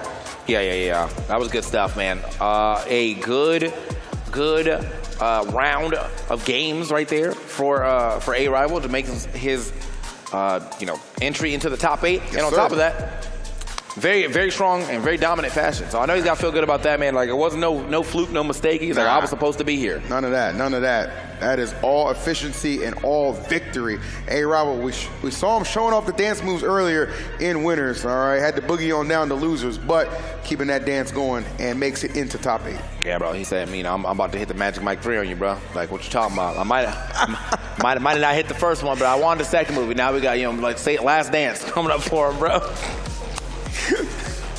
That's a problem right there. And so was this Luke, as we said, open things up, finisher with the DDT, and just a lot of great combinations were enough to get A Rival. And you can even see, even behind the shades, you just see the confidence just exuding from this man. Boom, level 3s. We saw a lot of those. Look at him. He's just done. He's just done. Cause some palpitations. I got my man looking like he in the casket, bro. Had his hands. The final burial. Oh, man. But yeah, no, this is pretty much checkmate. Like, he backed up. We had you in burnout, so which means you were definitely going to get chipped out anyway. Yep. And yeah, so even if the only thing he really could have done was maybe like, well, he'd have to drop a super, but even so, we already saw that the super didn't work the first time, so. GG's. There it is, GG's, and we're on to our next game.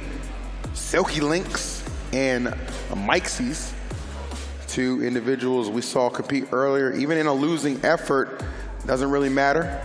Still got an opportunity to get into this top 8. Mikesies was looking exceptionally well in that losers round we saw prior to getting to this point. And even in defeat, I thought Lynx was holding it down as well. So I think this is going to be a great clash of characters and styles, the E-Honda and the Ken. We know Ken's not, you know, he's not invincible. He's mortal. He's mortal now. He is mortal. We've seen that he can bleed, okay? Yeah, I mean, Kenneth Masters. There's a lot of them there, but we lost one now. Will we lose the second one before we get into this top 8? I know there's 2 sitting pretty in the top side of things. Yep. You know, we got Sarah, we got Chrissy CH at the very least. So, but trying to get a little diversity here. All right. Love these intros. Love this camera work too. Shouts to our awesome production team, really helping set the stage for these epic battles that we are getting. But let's get another one started off. E-Honda and Ken.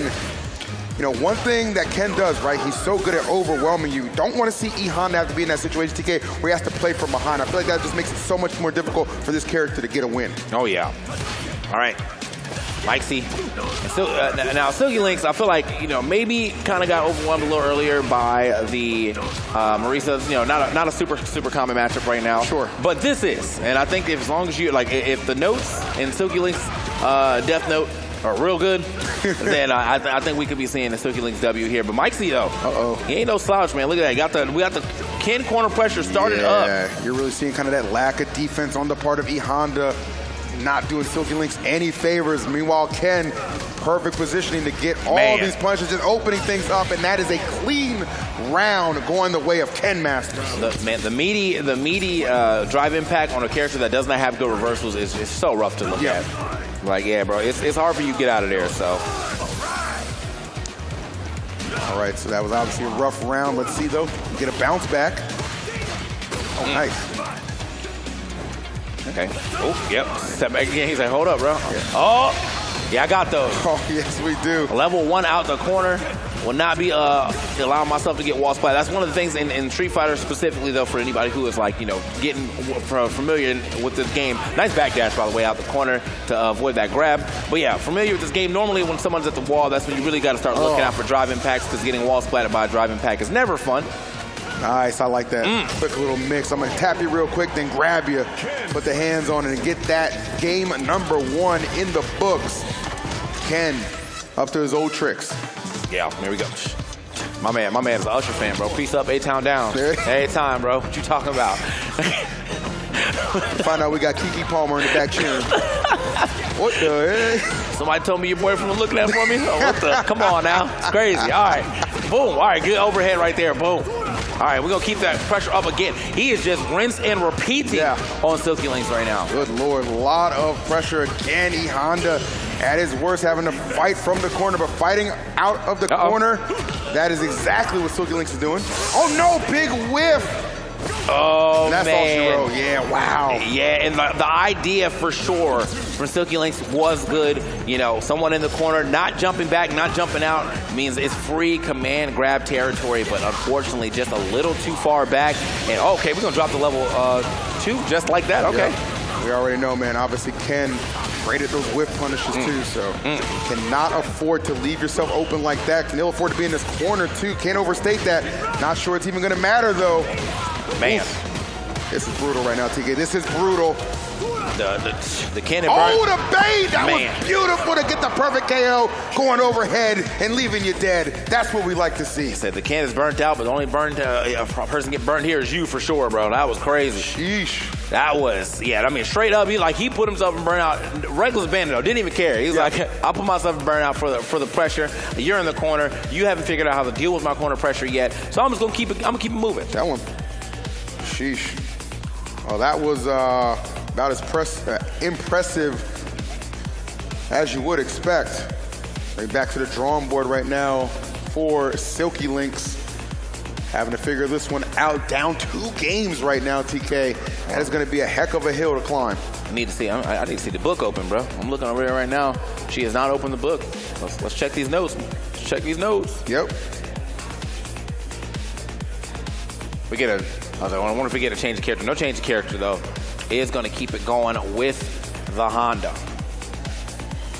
Let's see. Listen, if I'm Silky Lynx, I'm thinking, E-Honda got me to this point.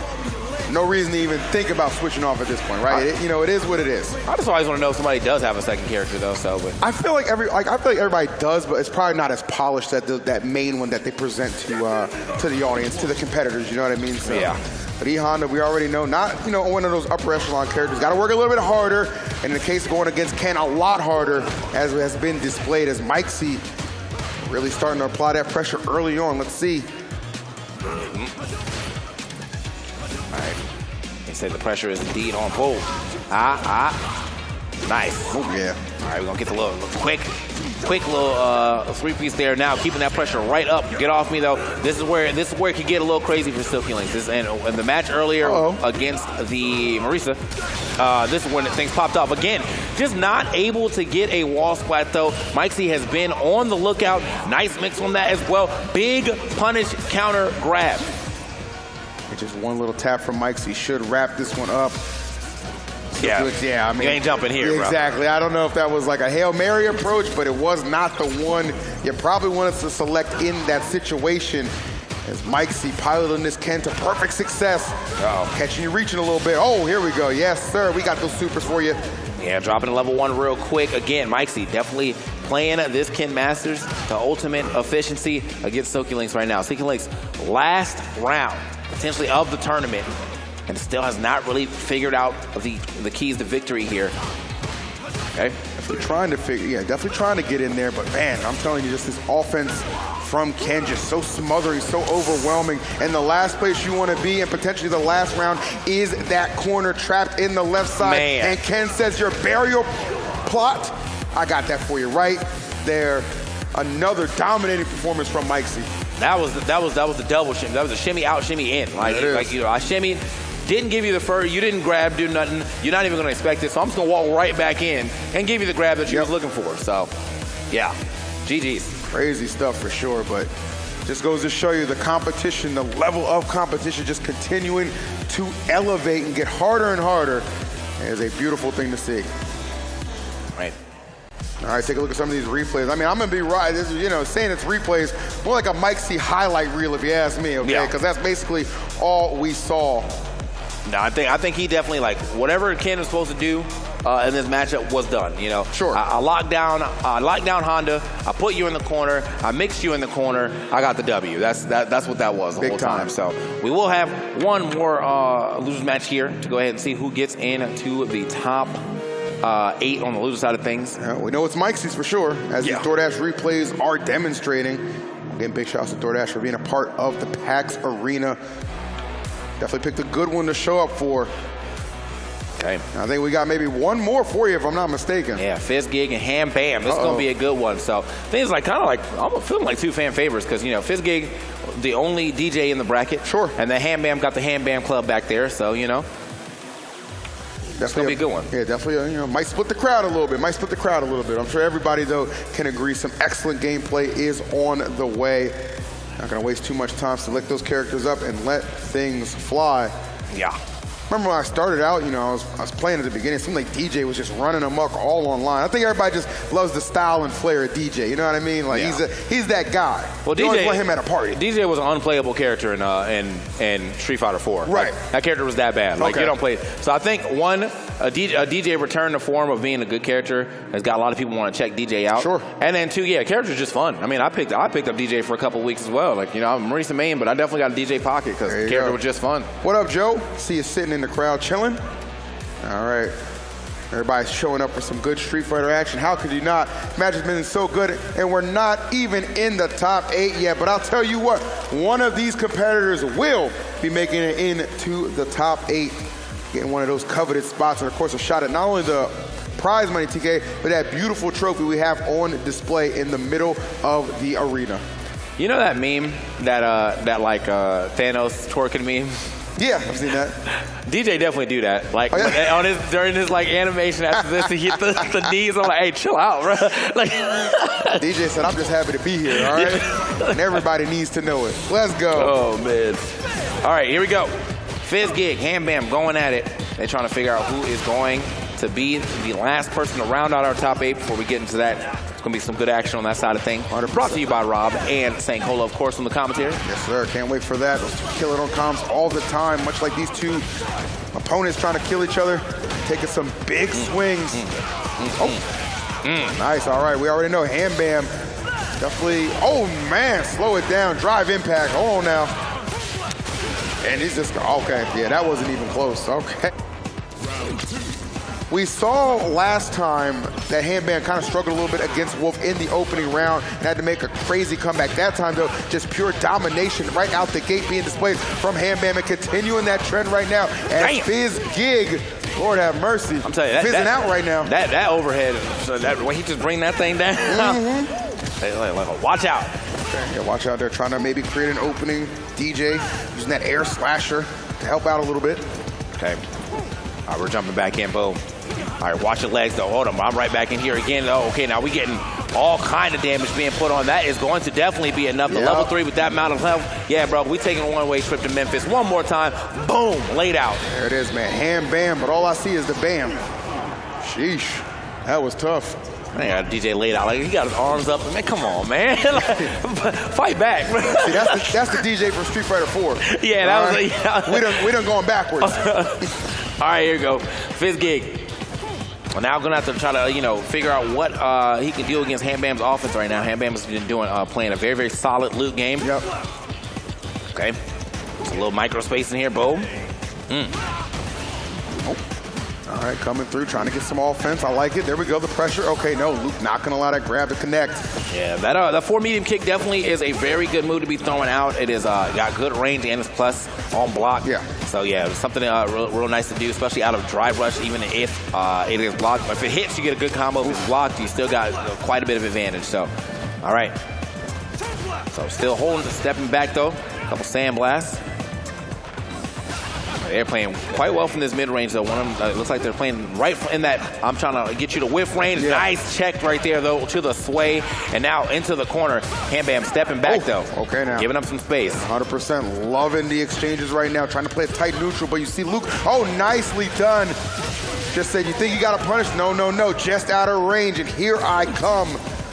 Another solid performance from Ham Bam. Cancel each other out, man. Sandblast, air slasher. We got all these projectiles just. They flying right now. They are playing that range game for sure on both sides. I feel like Ham Bam is more willing to give up some space. That was a very good bait.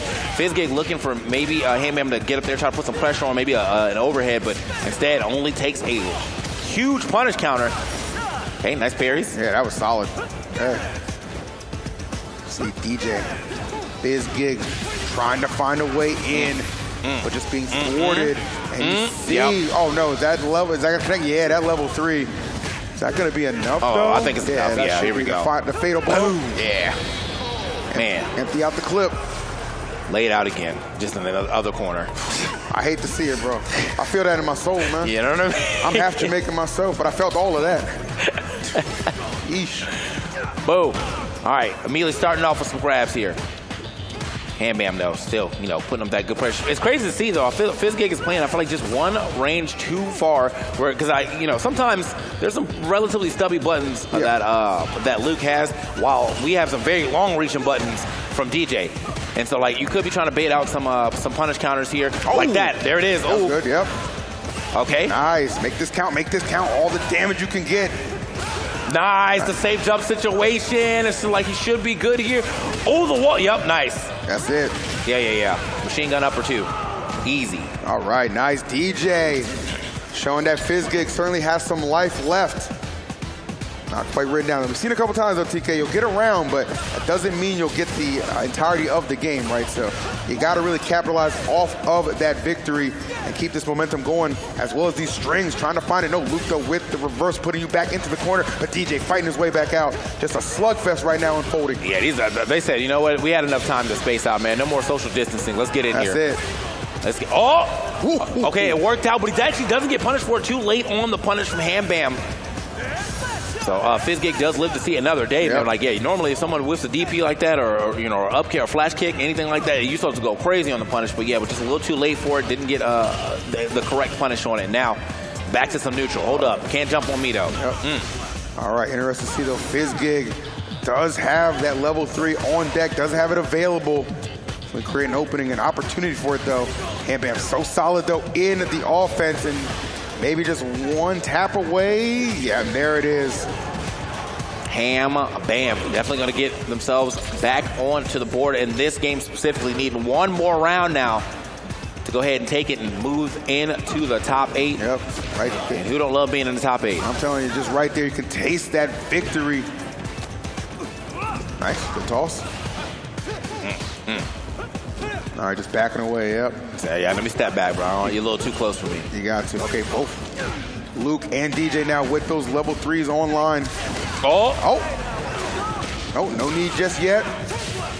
Okay. Oh, man, I told you that bounce house for Luke. Yep, and here it is. There it is, man.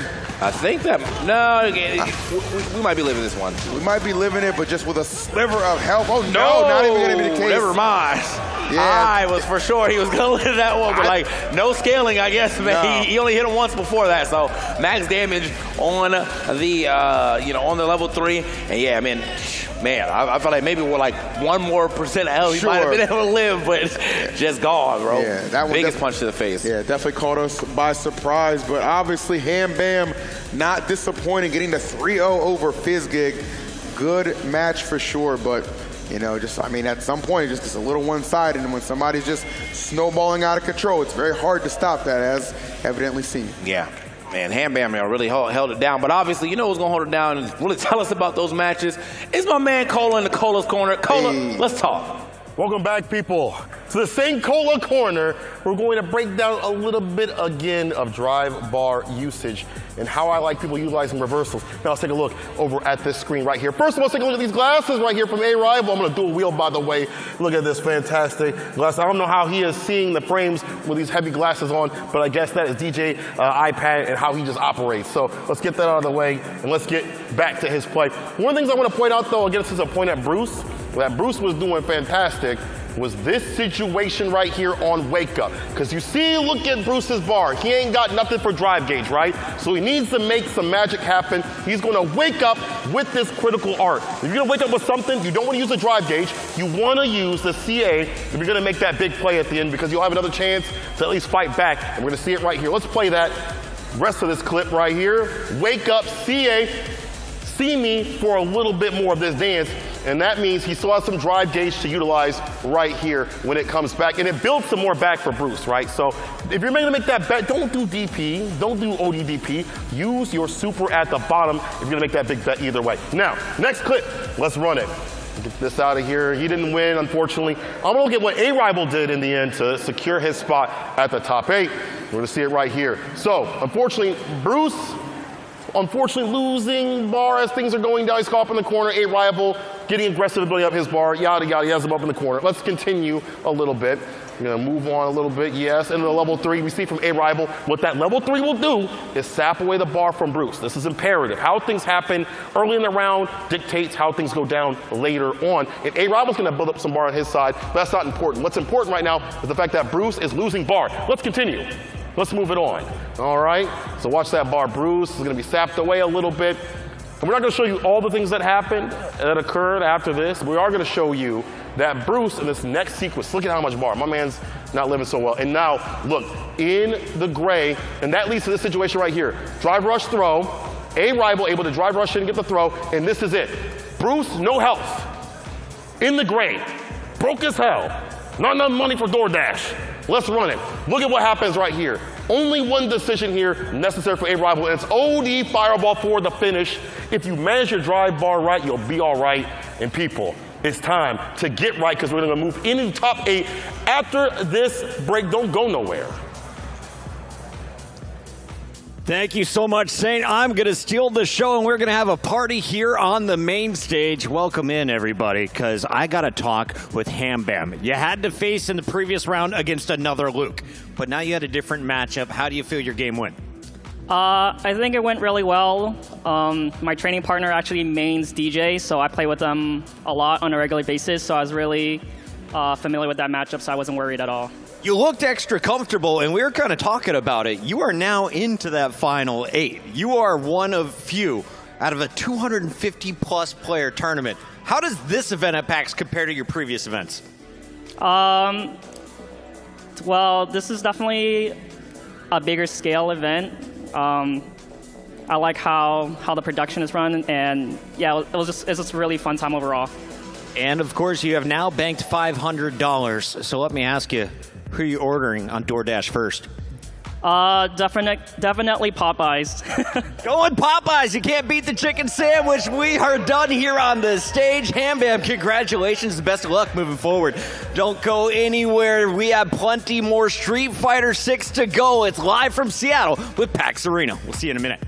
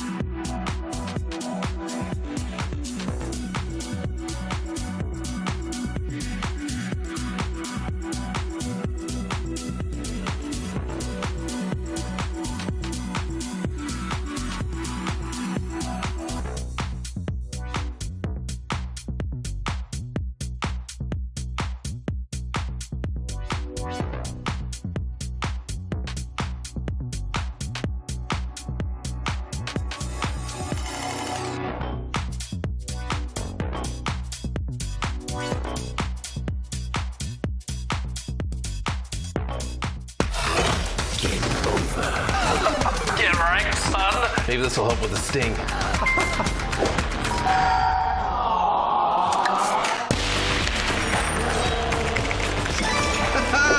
Your game's looking a bit sloppy. Here, let me help you clean that up.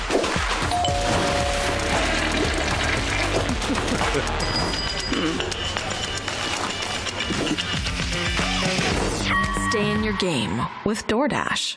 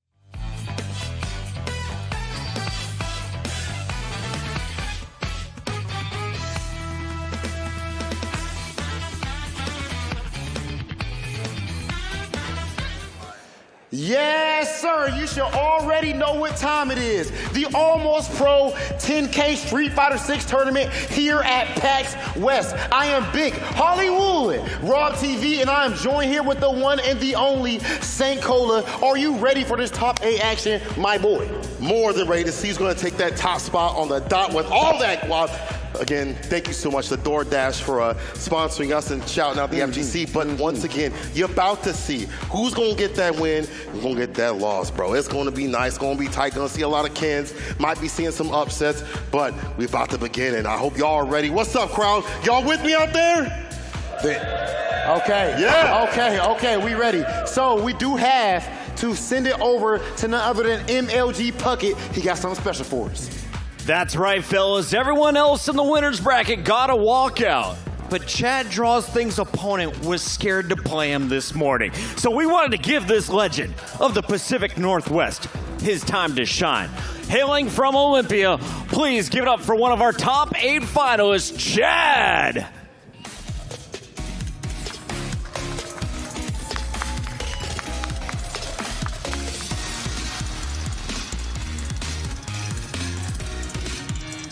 Stoic as always, Chad, taking a break from throwing tournaments to play in one. I see the Sonic on the sticks. How we feeling about our matchup coming up? It'll be a tough one. You know, this is the Ken guy, but, you know, I've been a Ken guy since I was born, so you know how it be. Barbie, come get your man. He's about to take this stage. Help yourself, and best of luck. That is Chad, hailing from Olympia, about to take on Chris. And to get this party started, we got to send it over to the commentators, the 6'9" Rob TV and St. Cola. Now you see how Puckett want to play? Say, oh, the 6'9" Rob TV.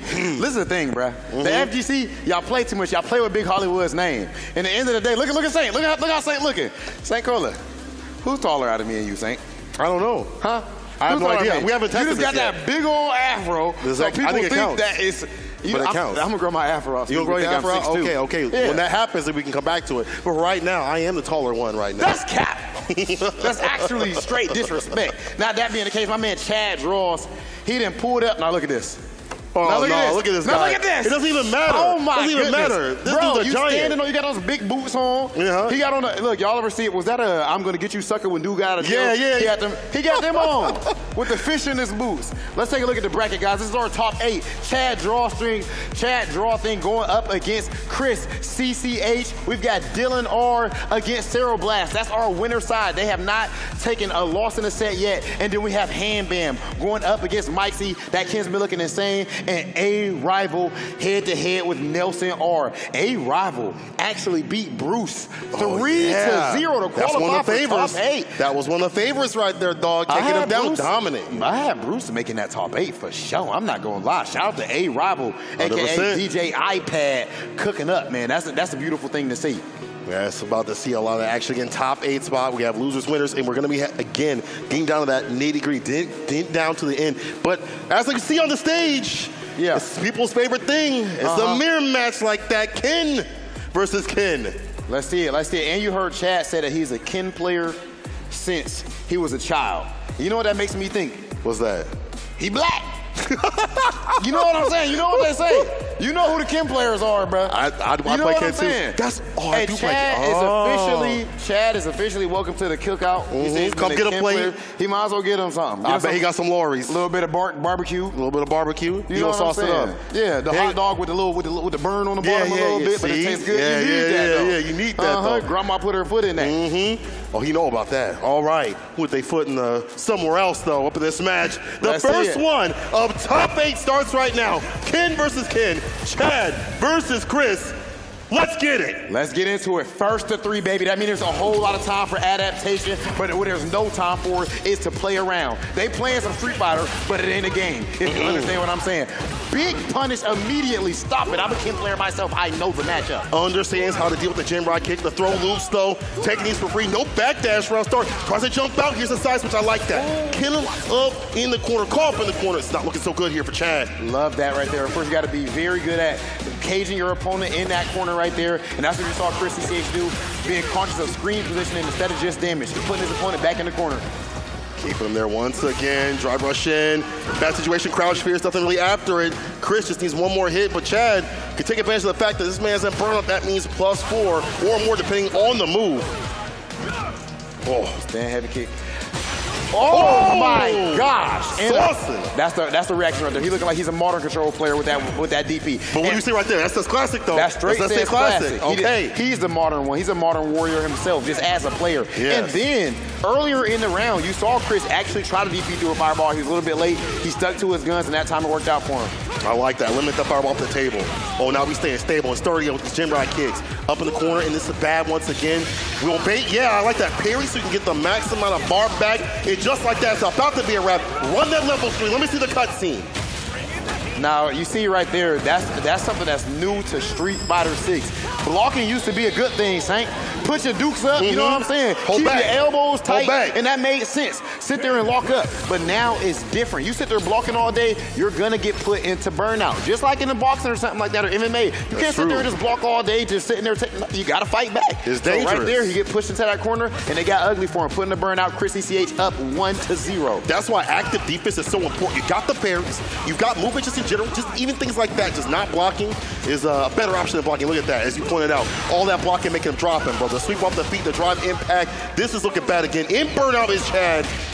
Why did he just whiff punish him like that? Calm down, Chris. That's your own kind right there. That's Ken. another Kim player. Y'all can see crabs in the bucket. This is the problem with the Kim players. Yeah. Crabs in the bucket. You got to support each other, man. They don't do that. You know? Don't let them play. Chun-Li players, they support each other. Well, yeah. Dawson players, they support each other. JP players too. They band together. JP players always band together. You see Broski and Brian Neff making excuses all day on Twitter. Y'all Kim players want to bring each other down. Just trying to bring him down to lose. A perfect parry, side switch. No, goes for the enhanced toxic for that Oki. I don't mind that option. I mean, either you get to east to west, put in the rest. It don't matter with this character. Never a bad decision when it comes to corner carry or side switch off the Dragon Lash. Chad and Chris back to neutral. Staying fierce, blessing them with that fist. Okay, Chad, fight back then. I see you, Chad. Big damage. Chris CCH is still a lion in that corner, though. Do not get it confused. He is very comfortable. My man tried to do the toss-up from full screen. That's not Ryu, bro. Like in Street Fighter 2. You ain't Ryu. Ryu can do that, but not Ken. I haven't seen somebody make that read in a long time. Yeah, he forgot. He's been playing Ken for so long, he forgot which game it was. Okay, the gym ride pressure. Attack the OD connects. Tatsu DP. Needs one more hit to seal like a good stand fierce. Oh, that's -8, but the distance may be hard to punish with. I feel like light kick would have did it. Oh, don't let this be you, Not bro. like this. Don't let this be you. It's one hit. Overhead that could have been it, but it's hard to go for the DP to the gap. Thread the needle. Sankola, you look. Oh, my man got the PAX medal right there. Sankola, you look at this beach right here. You see the nice party going on. I see it in Do the you back. think that you would pull any numbers at this party if you was there? Brother, yes. What the heck you mean? I agree. Yeah, look at my photo, though. 100%. I got that glow. Like, 100% come on, agree. stop playing with me. I'm a married man, though. Much like Ken. Perfect parry. You're going to see a punish right here. Heavily scaled. No way Chris win that bar. Well, maybe he do because he want to kill the drive gauge. Nah, he going to keep it. There it is. He didn't even have to do that. He just wanted to make him look at it. He wanted to make him look at it. He said, this is what optimal Ken look like. Chad did fight back there in that second round, but at the end of the day, Chris CCH 2 points. And you know what I love about Chris? After he wins a game, he still looks perturbed. Yeah, he's like angry. How did he hit me? Why did he do this to me? Why did he land one jab? I just don't understand. Give me recalculate. You gotta recalculate that voice, though. You're right. Yeah. How did you land one jab? I just don't understand. Why you DP me like that? That's how Chris sounded in like second grade. Bro, when he was had that voice. like 17, 16, he had that voice, bro. Man just got his juice box. What's up, guys? Can I sit here? Get some Lunchables. Chris pumping up that grown man damage with the whip punish. Woo, up the stand fierce. Fantastic button to utilize up in the corners. Not get the gym ride follow-up, but all he needs is one good gym ride sequence to seal it, I feel like. Whiff punish again. That is straight footsies. This is real Street Fighter. Look at the reactions. Chris, calm down. It's not that serious, bro. You could have done anything. You could have, like, drive impacted that. You didn't have to do ODP. This is a rated E show, Chris. Jeez. Them hands ready to eat for everybody. Clearly. Yo, Chris said, ain't right to get it when it comes to the sticks. Call up in the corner, meaty stand fierce to find the follow-up. No beacon right there. Again, another meaty stand fierce. Seconds. About to hit that level 3 immediately. I feel like one Jinrai light kick, follow-up in level 3 will seal the deal. Chris CCH, we'll just go for the fireball to make him fall. That's crazy. And Chris moves on in the bracket, taking down Chad to losers. Just like that, 3-0 on the winner side. That means that Chris CCH is officially our first competitor to make it to winners finals. And as you can see, he is all smiles. His opponent is smiling too. Yeah. I'm too salty for that. I ain't smiling. Don't touch me, bro. I'm hurt. Don't dap me up. Don't look at me. Just unplug your stick and move on. That smile better be one of those meme smiles. You know, when they got the mask. Yeah, when you're crying underneath. Yeah, it better be that. Yeah. That's what I need to see. This is FGC, baby. You know what I'm saying? I like to see this fall, but Chris CCH looking phenomenal. He is playing as advertised. Of course, we look at him as the strongest player in this tournament on paper, but this player that we have coming up next up, Cyril Blast. Ooh, the one and the only. Who's to say? Powerful. As we take a look at these replays right here, look at the reactions, those DPs. And the spacing too, that's also looking out for that option. It's not just about hitting them reactions, but having the space and the place to get that DP fantastically done. Chris, also ever optimal. You know, there were moments where you see him get to that point where it's almost burn out, one more hit to do it, the level 3. And again, just continuous, dealing with those fireballs, anything that came his way. Chris knows the mirror match, and many other matchups as we're going to be seeing as he moves on the bracket. Chad still has a chance. He can move through the last dance, but he has to make it through the loser side, and that means no more losses on his side of things. St. Cola, I'm gonna give it a buck. So you be doing a whole lot of rhymes and everything, right? Maybe. You be rhyming a whole lot. Do I? Bigger nah. Pull up on you. It's dinner time.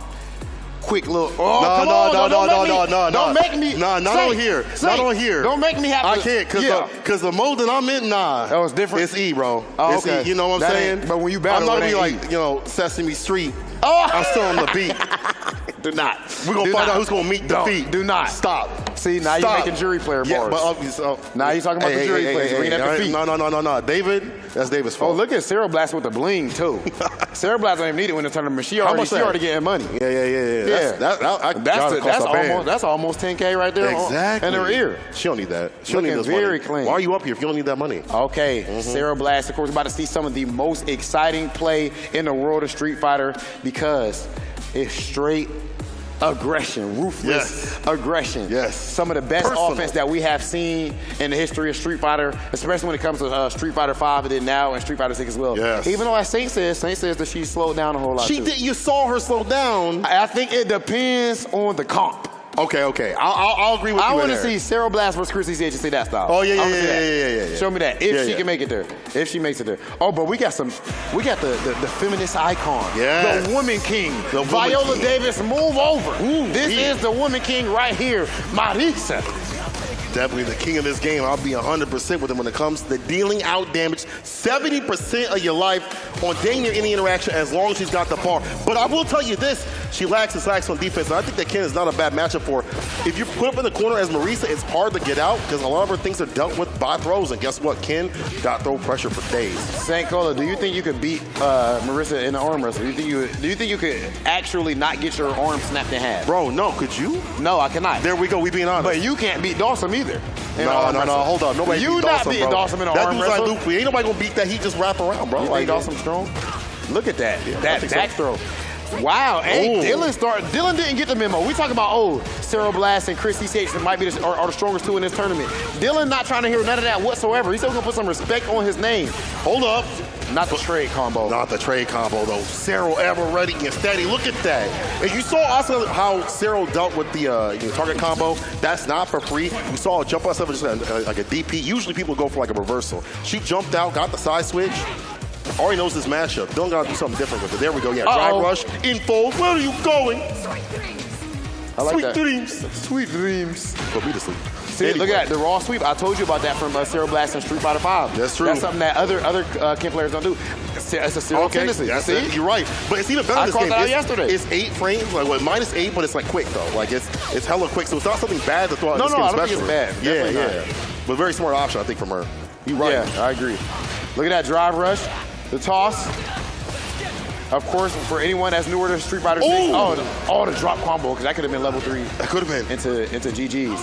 Burnout, not going to be easy, but Cyril Blast still close it out. But for anyone who is not aware when it comes to Street Fighter 6, when you block anything, you are losing some of that drive gauge. 100%. When you use any of your OD attacks, you're using that drive gauge. So that is one of the most important things. And when you drive rush as well, all of your buttons are plus on block. So immediately your opponent has to guess. And then if it hits, then you're going to get big damage, access to brand new combos. So that's what we're seeing here whenever you see your opponent turn green. That's 100% one, especially even better for Marisa. Like all of her buttons except for like sweep are actually hella plus, and that's going to lead to a lot of damage if you get hit. Really good as openers, but you have to spin that bar the right way. Cero in burnout, but chooses to go in burnout because they already have the lead, but that may be gone away with one good drive impact play. After this knockdown, it's the throw. I need to see. There it is. Whoa, I was going to say, I need to see Dylan take advantage of Cero going into burnout. Yes. With Marisa, that's a very scary thing to do. Even with the life lead, going in a burnout against Marisa is potentially a death sentence. You're giving her the opening, right? You're giving her the ability to, strike those fantastic normals and gaining that damage. But I like that whip punish. Glad he is too far out in the distance. Kim, one of them characters that can definitely deal with that special. Okay, big pressure. Nice block. Yesterday we saw some people getting hit with that empty jump low setup in the corner because it's a bit ambiguous, but after you know, you know. Look at that. Scuffle the toes continuously. Looking for the low. Nice throw OS, and that puts him to the rest. The crouching, meter kick, the catch, the walk back. Cero saucing up in the corner continuously. Now, honestly, it's been like Gen Ride. We've been the empty lows. Dylan has to block those toes. So right there, you saw Cero went for the start out of the Gen Ride, but not the follow up. I wonder if Cero was looking for the EX counter, trying to bait out the EX counter right there, but Dylan made the correct read instead.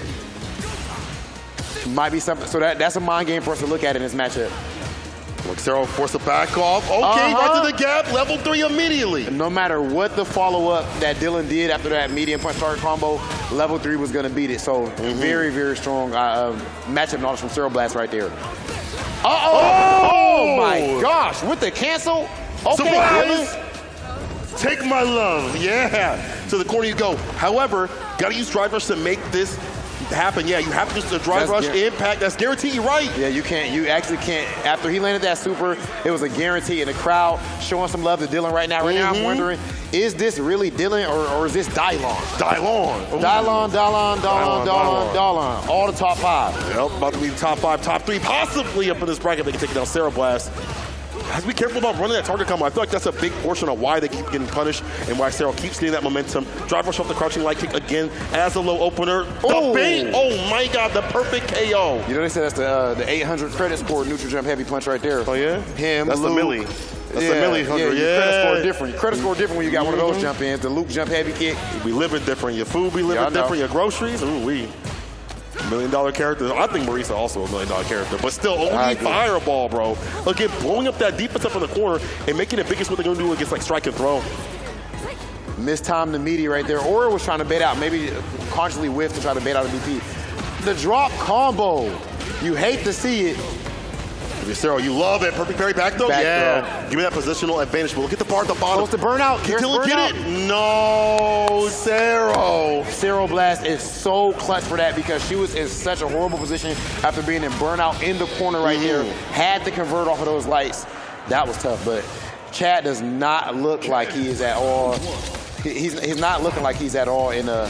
I mean, Dylan doesn't look like he's in a stressful situation. Yeah. He's still looking comfortable there. Yeah, I like that. Don't let this deter you because we see people ride it back from even worse. When the break, he already has 2-1 is nothing. Yeah, it's like that's doable. But against Cero Blast is scary. Cero Blast is ridiculous. Much different. Look at you going. Damage on that St. Cola. Hold on the enfold quite a bit. But here's Cero in burnout. Can Dylan make the most of this? Can you get like a jump in against these fireballs? Superman punch or Gladius definitely works out too as well.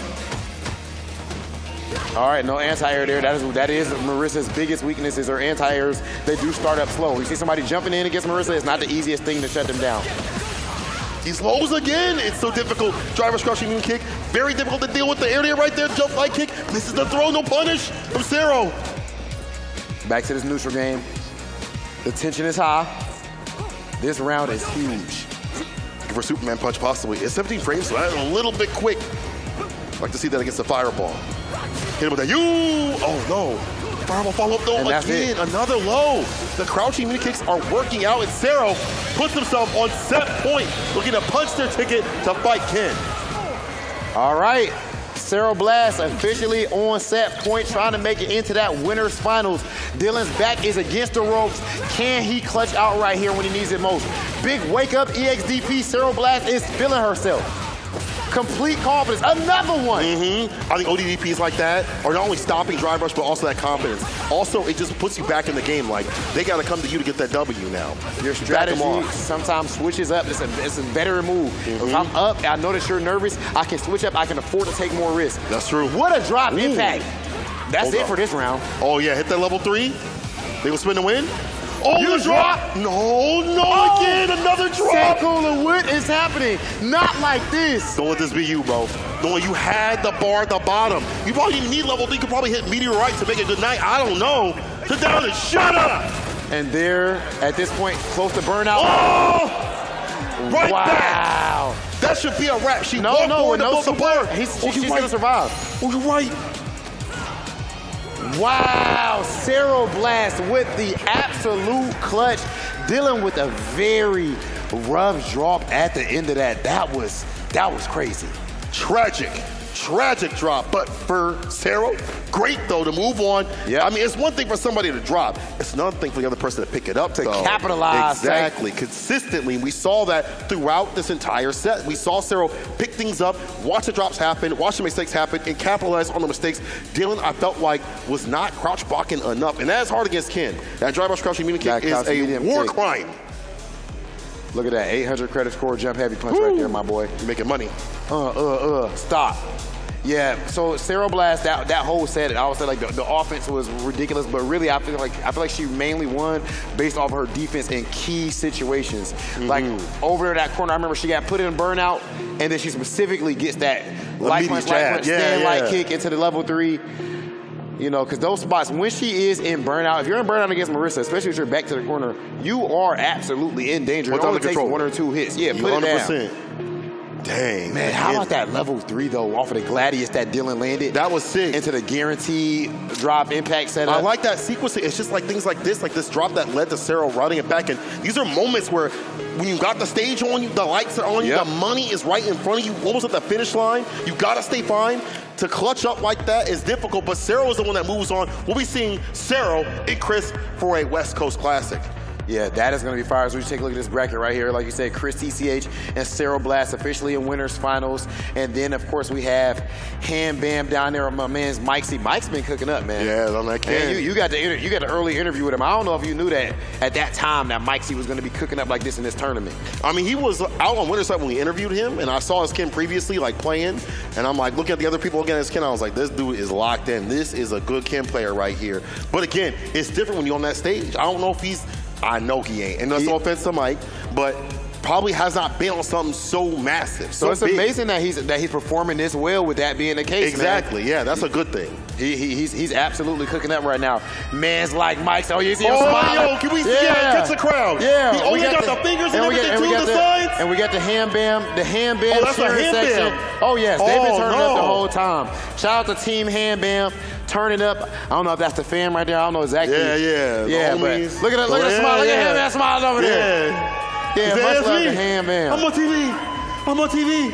Oh yeah, it's not gonna be easy to stop him. No, when you got that level, when you got the power of friendship. Bro, that's like anime, bro. Yeah, it's like Naruto and Sasuke and on the power of friendship. I can do it now. I can win. Yeah. I can win. Don't let Mike become the villain though, bro. Sankola, I've seen you with your friends at tournaments. You still lose. That's actually crazy. Because I haven't seen you play in a tournament in a while, so. It's been a minute. Seems like you've been on the desk a little bit lately. Same.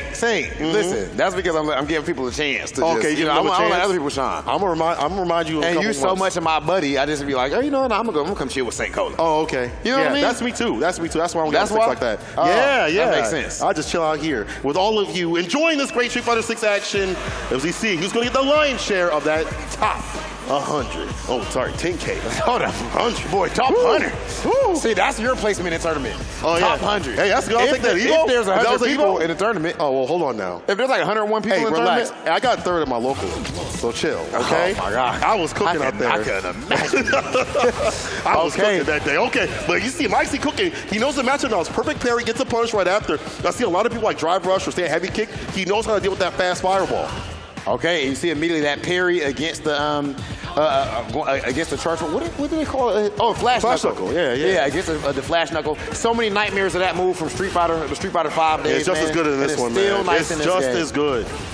Still fantastic. Now, Mikesy doing something different than we see from Cero. The crouching light kick, yeah, it's a drive rush. You have to be in that right distance to do it, though. You see the air-to-air? That is what I like to see from jump Ham Bam. backs. Jump backs. Oh, it's about to be all right. The backhand.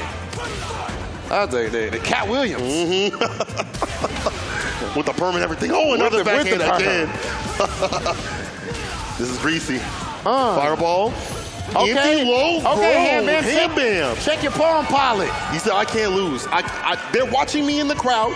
I got the fam, my girl, whatever it may be, up in the crowd. You see, I cannot lose. Team Ham Bam hyping him up right now, and he is absolutely feeling it. Can Mikesy stand up to the pressure? I don't know. I like that drive rush light punch as a whip punish. ODDP, bust out. Yep, 3 hits. Back it off.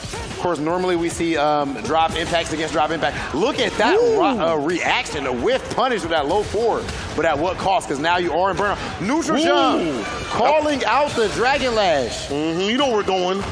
Ground pound once again to get that win. And also we're going to Memphis. Yeah. I got your production. Don't worry. Okay, what is this? Look at the dash check. But no finish, though. Nothing off that light punch. The light's getting the Mikesy, no punish. Try to drive rush in with a throw to correct himself. The back throw. Not the in burnout. We've seen plenty of people lose for years off of getting back thrown by Ken. No. What in the world? Do you forget there was a second hit with it, bro? Doesn't matter. The OD fireball seals it. We talked about this previously. No help to play with. Just finish it with the easy stuff. And Ham runs the OD fireball to make him fall. First one to Ham, his associates. Ham Bam. Up a game. We are. I gotta actually put Memphis on the screen. I ain't never said that like that. Yo, Ham Bam, I seen him crack a smile after the first game too. Yeah. He's feeling comfortable. He's feeling himself. He ain't got no earphones on, bro. Yeah. You want to hear the cheering section? Yeah. And us. Okay, and we right back into it. Come on. Ham Bam is officially up 1-0 over Mikesy. Let's see how he can answer back if he's gonna make any adjustments. That back throw was scary. Yeah, it was. It was. I could have led to something different. Second time we've seen a wake up EXDP in the corner from Ham Bam. Is that a tendency or? I feel like it is. Especially if like you're already up in the corner, your immediate reaction is to either backdash or ODDP. Something like with that, like a quick, because you want to hold those throws continuously. It leads them to so much damage, so do something aggressive immediately. Whip punish outside against the stand fierce. I like that crouching medium kick. It's caught crouching medium kick from Mikesy. It's called all these buttons. Baits out the ODDP, said only I can do that. Yeah, a couple of times now we've seen Ham Bam whiff punish, on reaction, whiff punish to cross medium kick, whiff punish to stand heavy punch as well. So that's one thing with Ken. Ken is absolutely ridiculous, let's be clear. Yes. However, his buttons do lag out there. Ken is a very whiff punishable character. His cross medium kick, stand heavy punch, stand heavy kick, a lot of his buttons have hurt box on them. They do. Unlike JP. Yeah, you ain't. At least one of whiff punishes. No, you're right. Capcom, help us, please. Mikesy has such a big lead, but we've seen this turn around. Perfect parry, trying to find his way in. I like the way that he's navigating these fireballs. If you get perfect parry, standing heavy kick, you get a lot more for the follow-up against Ham. Oh, the challenge. See, that's not real at certain distances. People are starting to laugh it out and learn. And Ham, charging it up, gets a knockdown. The way those fireballs collided gave him extra time, extra frames. Yeah. Yep. Very nice. You gotta get that like DP follow-up. Yeah. Mikesy punishes the flash knuckle with the super.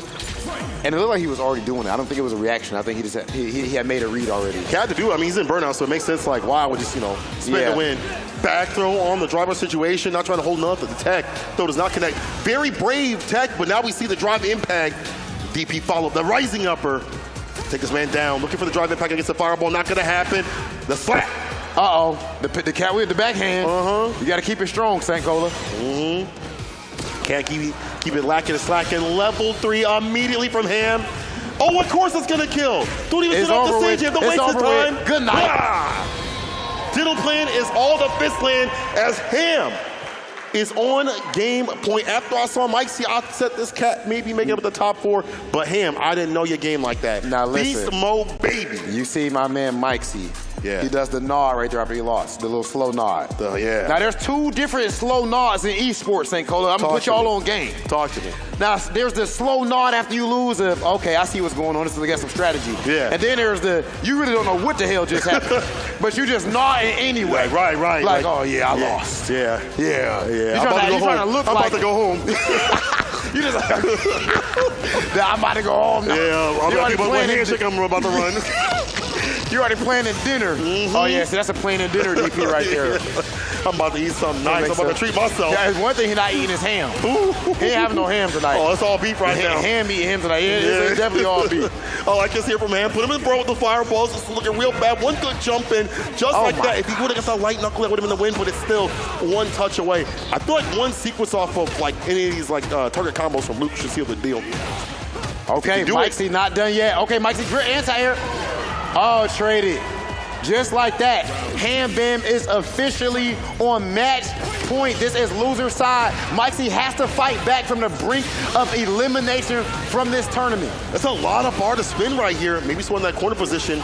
John rushes in, heavily scaled after perfect parries. We see a back throw? No, never mind. We doing the combos. There we go. I like those. We don't drop those. Flash knuckle for the maximum amount of damage from the side of Ham. Him whiffing that throw right there was rough. Yeah, that's bad. Leaves you too open. Yo, Ham Bam's defense has been very impressive so far. When his back gets to the corner, we don't see a whole lot of mileage from Mikesy up to this point. See, and I don't like that right there. Now, you notice, Mikesy, when he goes for his shimmy, he automatically does a stand heavy punch. Exactly. But what you should be doing is waiting and reacting to the throw tech, so that if they happen to jump or do something else, you don't do it regardless. There we go. Slow it down. But I mean, like, you're right, and just in general, like, he needs to slow it down. You see that toe tap like that at that right distance? He needs to back up. In fact, that pressure that you've been pointing out in the corner has not been layered enough. Yep. Gotta switch it up. Show me some throw loops, my boy. Yeah, man, that's what kids go for. Make them afraid of that option to make everything else even worse. Gotta just dive in. I'm about to dive in. What you know about that, Saint? Okay. 35, hold up. Okay, Dragon Lash. The low drive rush. Yo, the chase on the Tatsu. Where's the DP? Mikesy said no. Mikesy! He said I'm hungry right now. He is not done yet. He said, who going home? Who going home? He not about to order some DoorDash right now. Maybe later on. He said, I'm gonna pass you the code. Yeah, I'm gonna pass you the code, bro. He's trying to pass Ham Bam the code? He said, you need it right now, Saint. He said, when I send you back to your hotel, I'll give you something special. You know, I'm gonna hit you with that 10% off, all right? Okay. Dang, Mike's still in. Mike, his name is Mike, man. Come on, man. Jordan. I wanna be like Mike. If I could be like Mike. Wanna be. Uh-oh, hold on. Ham kind of stopping that song real quick. Put him up in the corner. Drive impact against a fireball. God. That fireball kind of risky. You see why the drive impact flies right over that low? Will Smith, Chris Rock slap right there. Oh, the DP again. Yo, Ham play. I'm honestly, he up a game, so. Ham Bam. You can't be. He's trying to pack him up at PAX. You can't get turned to a pack at PAX, man. Oh, Mikesy looking like the fragile type might be packed up softly. Blocks the overhead, but has to hold the throw. That is plus, bro. Oh, no, that's baited. Ooh. Uh-oh. Oh, he spit 2 of them things. Empty low again. Still, you're left in a bad situation. Good parries. He has a lot of drive gauge. Bro, you gotta react to that ODDP. If he can back throw him, then he's in a good position. Nope, he backs off very smart. The trade? Oh, I would You got an anti-air DP instead of, and just like that, Ham Bam moves on the loser side of top 8, taking it 3-1 over Mikesy. Extremely wonderful play and a land full of Kens. He said, be a Luke. Be a Luke. Dang, that's bars. That's some deep stuff right there. Come on. Be a land full of Kens. Be a Luke, man. Get some big forearms. Ooh, wee. Honest character, though. That's what they told us, honest character. But honestly, the neutral, though, I got to give Ham a lot of credit. Spacing was fantastic. Whip punish. Honestly, the knowledge of how to deal with Ken, as you should, as you're going to run into a lot of Kens in this game, whether it be ranked or tournament or whatever, what have you, was fantastic. I mean, my man was on point with it. Why was he cooking like that, though? The whiff punishes? Do you see the crowd? You going to lose in front of your girl and your moms and your family and stuff? You can't. And right now, we're about to go ahead and send it over to MLG Puckett. He got something for us on stage. Thank you so much, Rob TV. It is Puckett here with Mikesy. He goes out top 8, but out of 250-plus players, not a bad finish, my friend. How are we feeling at the end of this run? I'm nervous still. The blood's pumping, but I'm happy to have made it this far, honestly. And you avoided the clean 3-0 sweep. You got a round in there. You were doing work. You took a set. And now we know that you are here to represent your squad moving forward. Once again, who are you playing for? Portland, and also my girlfriend. I love you. I'll see you soon. This man, he's got Riz. Give it up for Mike C. He goes out with $500. They're going to be eating steak and lobster tonight. Congratulations on your money. We got to go to a break. When we come back, plenty more Street Fighter 6. You don't want to miss it.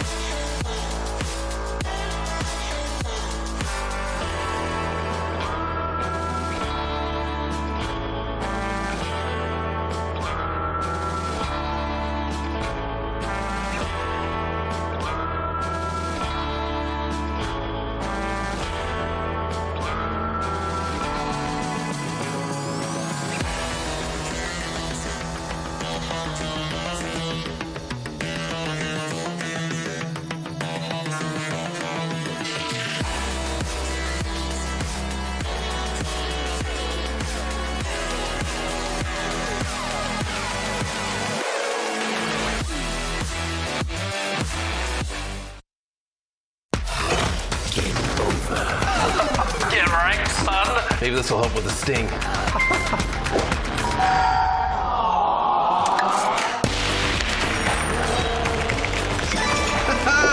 Your game's looking a bit sloppy. Here, let me help you clean that up.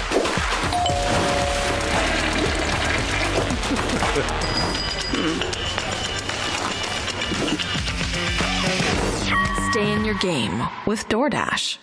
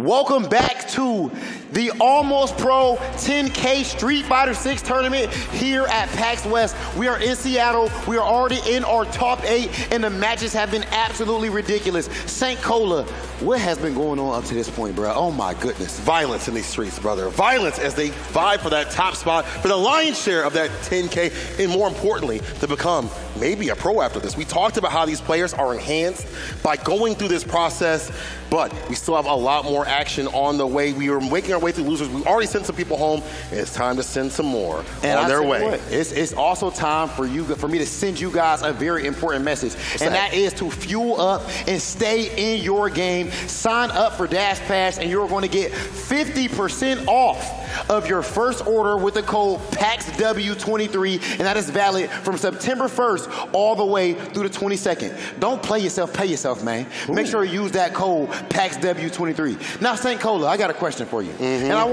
got a question for Dash Pass as well. Okay. Do you think that they could deliver you a mustache? A beard. Okay. You know what I'm saying? It's possible. Where's your facial hair at, St. Cola? Yeah, what are you trying to say, Rob? I'm just asking a question. Can they deliver you a better shape up on that area right there? Hold on, St. Cola. Why you got to do me like that? Yeah, because you deliver me like that. Why you got to do me like that? I was asking you. I'm asking you. I thought that might be a sponsorship opportunity. You know what? I don't need that sponsor. They could do a whole sponsored segment or something like that where they, That's actually crazy. They can take care of you too as well.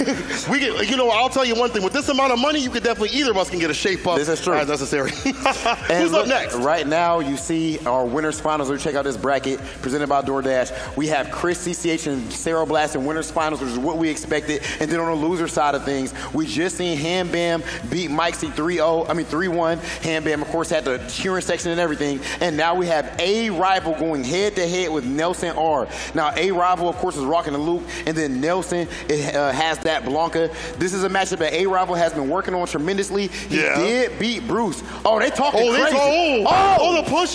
He hitting push-ups. Yo, A Rival. The push-ups with the braided belt. If you're playing against a Blanca player, Hold on. Whoa. Calm down. Oh my God, my man definitely in Luke with them arms. You know what I'm saying? Buffed up.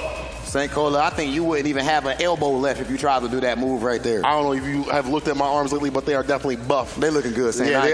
Come on now. I just talk trash because I love you, man. Yeah. You know what I'm saying? Yeah. That's all it is. Yeah. You ain't got a mustache either. That's crazy. You do, but, I don't know if you should. Anyway. We're back to this match right here. Blanca versus Luke. Now, listen, they have a little friendly rivalry from what I have talked to them about. So we're going to see who's going to be taking it. A Rival said he's been training for this match, has been prepared for Blanca. But, I mean, man, you can play Blanca, you ain't going to be prepared for nothing. You swing your mix and that's it. You just feel yourself. Yeah, you just what you got to do is you Blanca, you know what I'm saying? Okay, let's get into it. Can you put that? All right, let's check out what's going on with the chat and everything as well. We are getting into it. Game number 1, A Rival against Nelson. And immediately, my man goes for the EX up ball. That is, you see what type of energy he's on, Saint? Yeah, he ready. That's a strategy that we've seen some people employ in longer sets like this. Sometimes you start off even more aggressive with your DPs so that you want to send the message early, even though later on you might not go for any DPs. You just want to put it in your opponent's head. Even more so when you know the person you played them to as well. Like, you want to put that ambiguity in your game plan immediately. A Rival holding that Blanca ball. No big deal, though. I feel like you don't want to have to overextend against the Blanca ball situation. We talked about how drive impact don't work. Stand heavy kick as a sort of drive rush, tries to reset, was ready, but gets hit with the ODDP. Yo, Blanca's parry animation is crazy. He just sticks out the peach emoji. Like, really? And then runs at you. He says juicy. Okay. Big toss throw. Oh, I know exactly what post you're talking about. Oh, yeah. He couldn't do anything about it. Well, I guess he could have super. Maybe he could super. Maybe super if he was looking for it. But, yeah, in that spot, he's in burnout. So, of course, A Rival is going to be eyeing that drive impact to try to get that stun, and it worked out for him right there. Trying to challenge these Hobbs. Okay, drive rush in play in the middle of the sequence to get that full corner carry. Meaty, crouching, medium punch, hella active button. Fantastic as a meaty. Leads into a lot, but Nelson not getting opened up. Oh, that's damage. Drive rush, heavy kick. I feel like he could have got more there. Yeah, maybe. The drops, see, and that's the Blanca way. Wake up, TK, OD Blanca ball. Is plus even on block. Neutral jump, blows up the crouching fears. Fantastic here from Nelson. All right, now A Rival's back into the corner, literally and figuratively. Oh, wow, that actually crossed over to the other side. Could hit him with that level 3, and again the drop. You can't drop like that, bro. Oh no! God. He's in the yellow. Is that it? His damage ain't No, mellow, that's bro. not it. Level 3 and CA. Yo, he might be dead. No, he's not, Saint. What you want to bet? I got a bison buck on it. I think he's alive. I think he's alive. I think he's alive. He's alive. He's alive. He's alive. Oh! My goodness. The damage. I should have trusted myself, not you, not production. But I'll tell you one thing.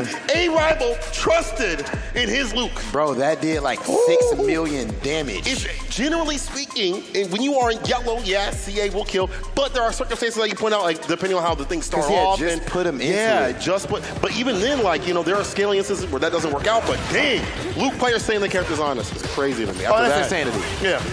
Luke is perfect. For sure. Okay, he doesn't have any, like, he reminds me of Karen. We're in Street Fighter 5. Very top tier, but it's not like there's any like specific crazy mix up or anything like that. You just are great at what you do. Great at everything. Yeah. Didn't they say that character gave people careers? No. Do you remember people I saying remember that? Problem X said that. He didn't know what he was talking about. Oh, okay. I was curious. Yep. Big anti-air off of the drive rush. Oh, you like to see that he's that aware and still reacting to everything. Oh, wow. That actually was like a trip guard command grab. Yeah, that was really smart. I mean, the drive rush, we've seen it being blown up by the empty jump, and this is unfortunate. Where'd that DP even go? I'm looking at my pockets. What? Capcom gave him a favor by having that CA kill, but Capcom giveth and Capcom taketh. There's that drive rush overhead, of course, plus own block. Drive rush is such a strong mechanic. But you gotta be careful when you're driving. You gotta be not a reckless driver. You in and out without any bar, you're in burnout. It's a powerful tool, but if you use it, it's gonna end you in a bad way. Nail in play, side switch. He put himself in the corner, not where you wanna be, because that's what's gonna happen. That drive impact, not level 3 just yet. It's so hard to stop drive impacts on your wake up. Yeah. You have to go for like super if you want it, like to make sure the job is done. Now you're in burnout. Nelson, again, putting himself in bad positions. But listen, level 2 is interrupted. It don't matter. That's it. Level 1, yeah. Done. Oh yeah, we got a match, ladies and gentlemen. We have a match. It is officially 1-1. I feel like most of our matches so far have started out more like in a 2-0 range. Yeah. And they have to right climb now, their way this back. one is, and of course, these guys actually do have history with each other. A-Rival, he's still looking loose. Of course, in real life, he is a DJ. This is someone who has literally DJ'd at Capcom Cup, the creme de la creme. But so he is used to these stages, used to these lights. But the turntable's a little different than taking turns throwing these hands. Yeah, it's a little bit different. But A-Rival, again, we talked about how he is so ready and steady against this matchup. We're already seeing how he's dealing with the neutral, not overextending. ODDP, I kind of agree, because at that point, you was already minus going to get punished. That stand heavy kick so good from Blanca. A big party starter. Yeah, he keeps going for it. It's a slide. Oh, he doing it. He pressing buttons, St. Cola. Yeah, he's trying to figure out what's on the stick. Oh, that this boy works. he ain't pay $60 to sit there and block all day. He hitting every button right now, and it is working out for him. You got A-Rival in the corner. Meaty as hell with that stand light kick. That's it. Yeah, Nelson taking advantage of riding that momentum. He's up around. Men's like Nelson looking extremely strong right now. He's switching strategy up a bit that last round. There's that low forward drive rush, so strong. Something that us DJ players could not imagine having. Low tier heroes. Huh? Low forward drive rush, we ain't got that, son. I mean, you got a lot of other things like drive rush light punch. Never seen it. Oh, I've seen it. It hurts. Okay, got him pushed into that. Oh, reset! The dash check into the command grab hop is crazy. Where's the setup? Come on. Just the wait and bait. Look, if they jump, crouch fierce, how do you survive this? Oh, you just hit that crouching medium punch. Like the purple knuckle combo. He jumped back with the OD, TK, OD, bonga ball. One more hit to make it fall. Nelson. I love the fact that he just backed off right here to recover, at the bottom. And to recover that drive gauge, that's too. a good point, yeah. Oh, it don't matter, though. I'm chasing it down. I love this decision, even though it's off a light, so the scaling isn't the greatest for him, but it's still CA, and it still builds his drive gauge and lowers Nelson's drive gauge. Very true. One hit, though, from Nelson. That's all he needs. And he goes with the command grab. My goodness. Caught lacking and slacking on these streets, bro. You ain't holding. You folding. That was absolutely ridiculous. He actually went for that read and out, actually put him in burnout as well. Big command grab. That was phenomenal. True Blanca play right there. Yeah, that really is. That honestly is. It's tough to check in that when it matters most, like right there when you're in that. But that's a mental stack, right? Like that is. And the mental stack changes the closer you are to losing that game. Right. When you guys are in that clutch moment, all of a sudden it's harder to take that dash, harder to jump over that jump and command grab from Blanca. You do that in training mode all the time, you do it in rank, but when you in like a tournament top 8, it's a different sort of sauce. My man barely had any time to do that anti-air DP against that rainbow ball, and he got it done. That was phenomenal from He said he was practiced. He said he was ready for this. He said he came prepared. Yeah, A-Rival let us know behind the scenes that he used to have a tough time with this matchup, but he's labbed it out a whole lot, so now he's very comfortable with it. I don't know, though. Still Nelson on game point. He is the one to lead, but not this round. Let's see what happens here. A-Rival keeping a better lead. Crouch, fear, stride, rush, overhead. Strike, though, goes for the low. A-Rival standing off set point. You know I'm very happy for Blanca players in this game, of course, because he's a top-tier character now, and I feel like back in Street Fighter V, since he wasn't as strong in the meta, whenever he did win, people would assume it's a lack of matchup knowledge. Right, In this game, if you are a competitor, you need to know the Blanca matchup because he's actually really good. Oh, so 100%. There's no excuses for opponents. There's the throw right from the corner. You see the light kick, He said, I'm going to kill all these frames, bro, so I can get the kill. Gets the overhead, not a counter hit. Rival not done yet, though. He's still got some bar to work with, and he is dead either way. The OD Blanca ball. I feel like if you get the knockdown, I need to see a little stagger step from the side of A-Rival, because that's when the wake-up of choice. Okay, big sweep. There's the overhead, of course. It's off a drive rush, so it's going to be plus on block. Spent a little bit of cash on it. Oh my goodness. Level 3 is on the side of both. Oh, that crouch fierce did not work out. Goes to level 3 immediately. Good news here for Nelson. That gauge at the top here for A-Rival is going to be damn near burnt out, if not burnt out. Yeah, close. One more Blanca ball. Goes for the nail. Very smart stuff. Yeah, Nelson with full bar to work with. Still has to worry about that level 3, but it's not going to matter. The jump in. It's going to be enough. It's going to be the win. He doesn't have super. It don't matter. The Blanca ball to follow up. That is Nelson moving on over A-Rival. Nelson, extremely strong showing right there.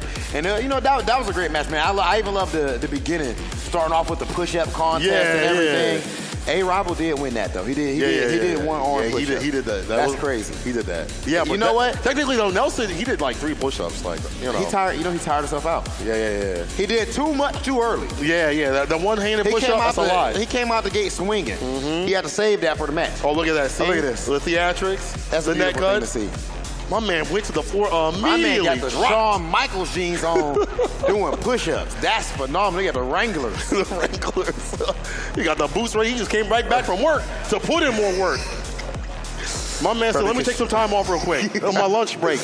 To break some man on his lunch break, make it top 8. Yeah, make it top 8. Yeah. Moving on further into top 8. What excuse do y'all have? You know what I'm saying? Blanca is nasty. It really is. And look at that horrible interaction. I've seen that happen quite a few times. That DP when his just DP don't went to work. the other side? Yeah. I wonder if that's something that Nelson just knows how to deal with because they have played and he does know that matchup too as well. So I wonder if that's just also an interaction. Also, the TKO Air Blanca balls were definitely a big part of making A-Rival either get caught lacking and slacking or make him back off a bit. You got to worry about that wake-up decision, either ODDP or they TK wake up. Too many decisions too often leads to a Blanca moving on to losers. That's the end of A-Rival. But hey, good stuff to him for that play. I know that's not my man's hand bam up there. I know that ain't the one. Is that hand bam? Who is that? Is that hand bam, my man's hand bam up there. Yeah, that's hand bam. Oh, there we yeah. go. We see the signs. Oh, yeah. Yeah. This is not going to be an easy matchup for either of them. Of course, at this point, both of these guys have already won a match in their top 8 journey up to this point. And right now, everything is a money match, St. Cola. That's true. Everything. The further that you go from this point, the bigger chunk of that 10K prize pool that you are going to be bringing home. And then, of course, there is also a whole lot of pride on the line. St. Cola noticed that my man has the Guess Jeans sweater on. Ooh, yesterday, he had on the Supreme. Oh, yeah, he already in the money. Fashionista, man. Yeah. You know? But to keep up that lifestyle, you got to get these victories. You know what I'm saying? That's an expensive lifestyle, bro. Why ain't nobody got no St. Cola sign, St? Huh? Because I'm not playing. Oh. If I was playing, though. Oh, okay. Yeah. Stop playing me like I don't move. I don't move like that. Like Come on now. You right. Come on now. That's fair. Yeah. That's what I thought. That's true. That's true. Where your signs at? Me? Yeah. Oh, they out there. I told production not to even pay into those. Oh, yeah. You're right. I told production like, hey, it ain't about me. It's about the players. Right. Got to keep the focus. Yeah, it's like 50 of them here. Oh, yeah, you're right. I see them in the back. They just don't have the signs up. You're right. Yeah, exactly. Yeah, and I see all y'all up in the back enjoying some Street Fighter 6 with us. What's good? Are y'all with us? Oh, y'all louder than yesterday. I like that. Oh, yeah. That's because of that top 8 action. That electricity, it hit different, St. Cola. Mm-hmm. It hits different. And now we are about to have some Ken action going. It's going to be some Ken versus Luke, of course. Ham Bam just was looking ridiculous. Now, this is the thing.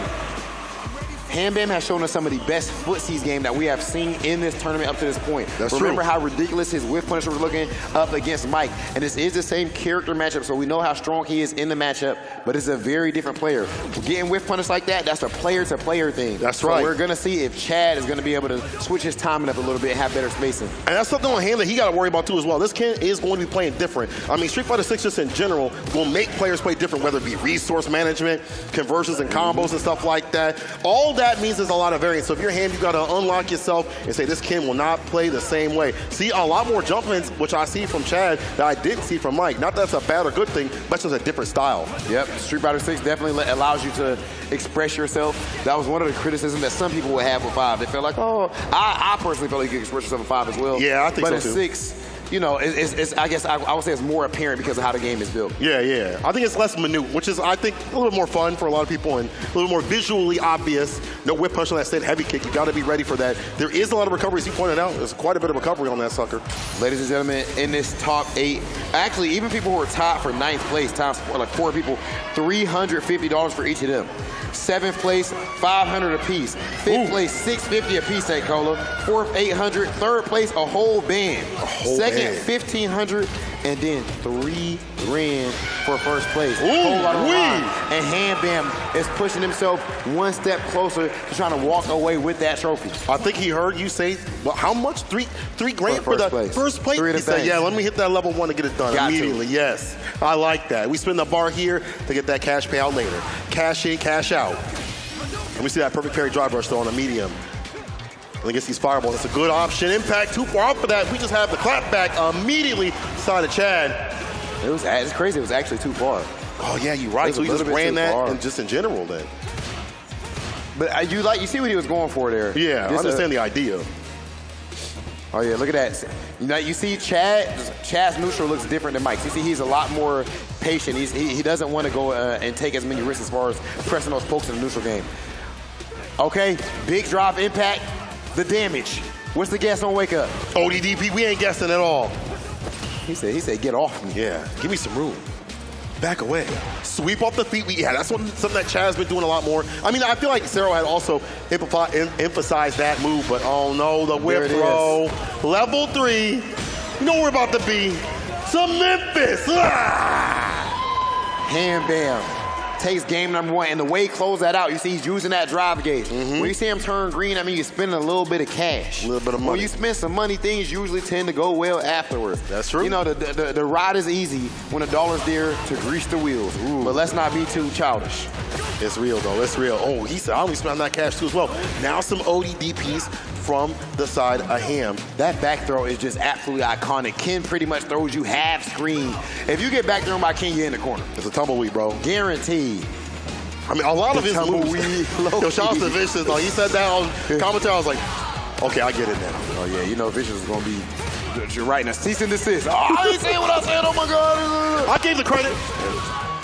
Okay, there's that corner pressure. Big throw. Time to guess on wake up.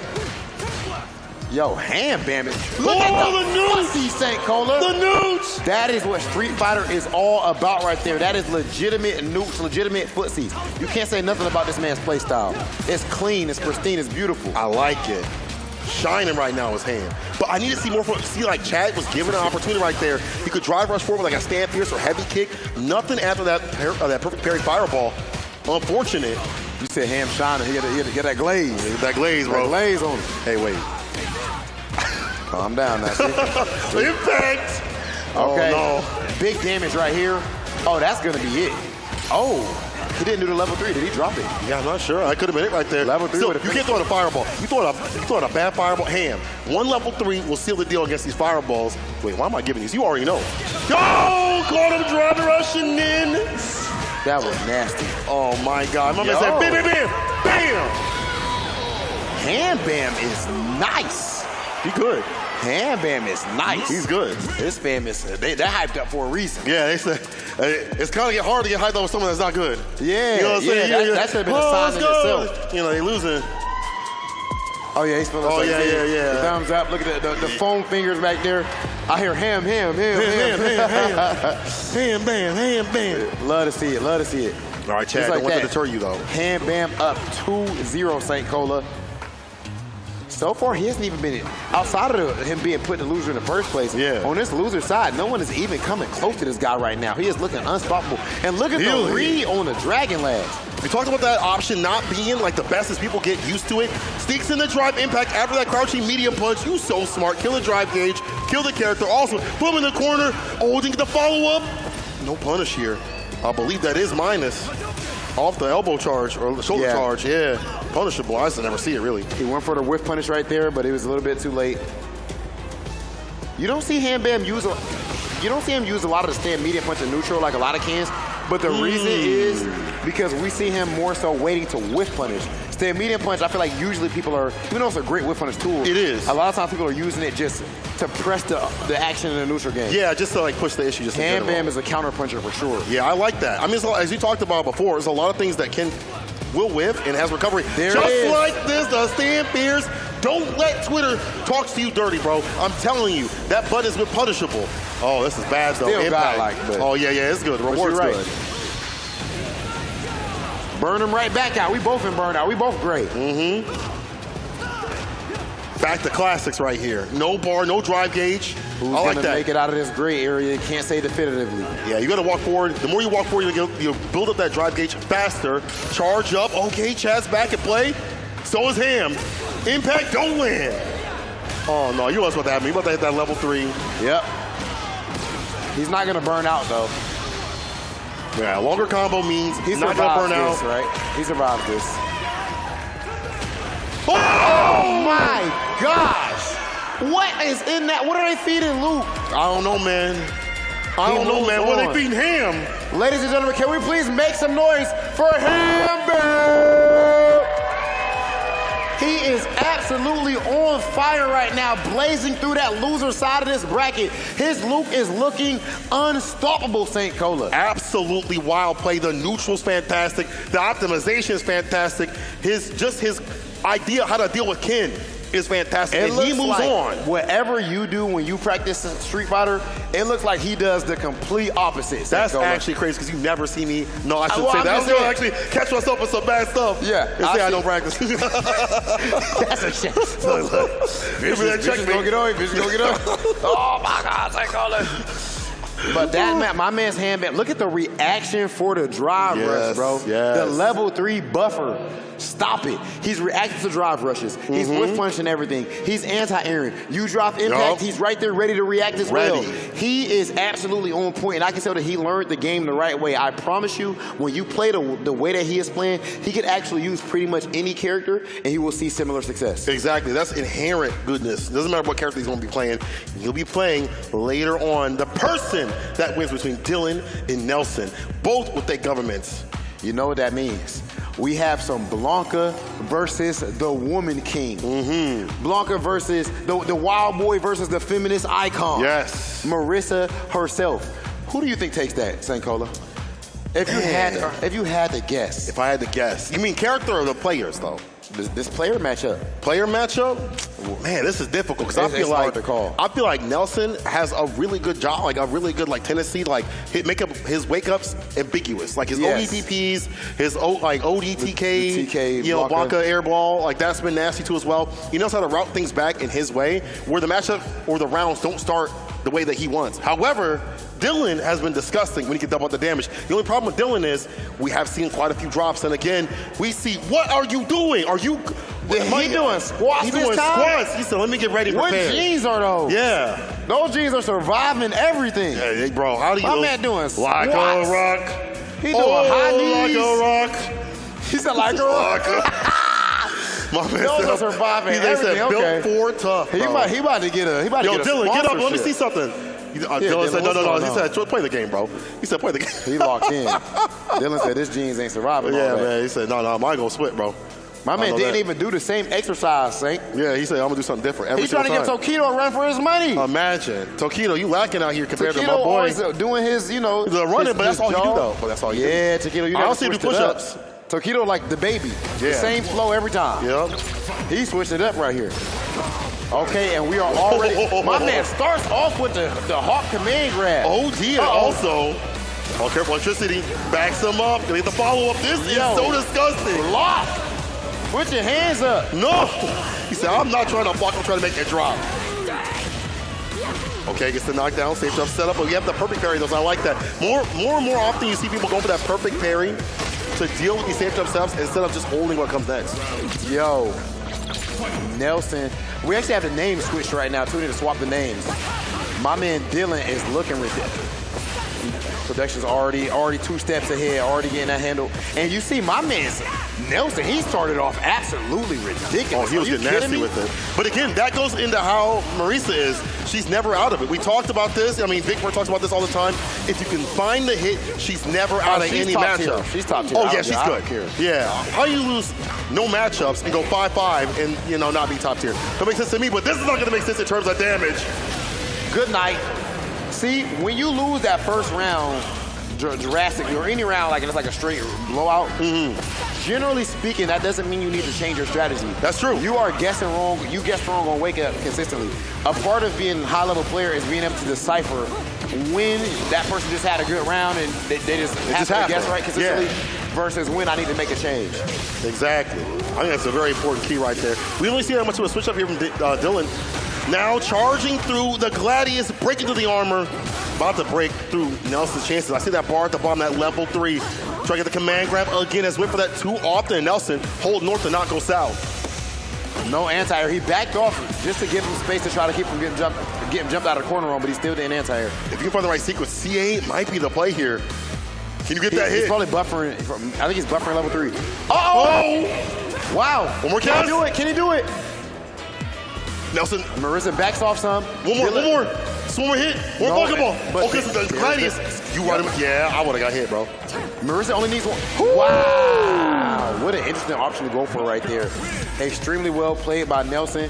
It's tough to call where this set is going to go because that was tight. Yeah. But Nelson is absolutely flowing. Like he's in flow state right now. I like that. We talked about the OD TK Air Blanca ball coming through the air as a continuous pain point for a lot of these players. But I feel like, I don't know how OD Gladius might deal with that. Maybe that might also be an option here for Dylan. The drive rush into the low. Marisa does not get a lot off of her lights, of course. They're just meant to check you for trying to get out of other things. Keep you from moving. Yeah, staying planted, charge up. In these sequences, deleting that drive gauge. Nice equal jump from the side.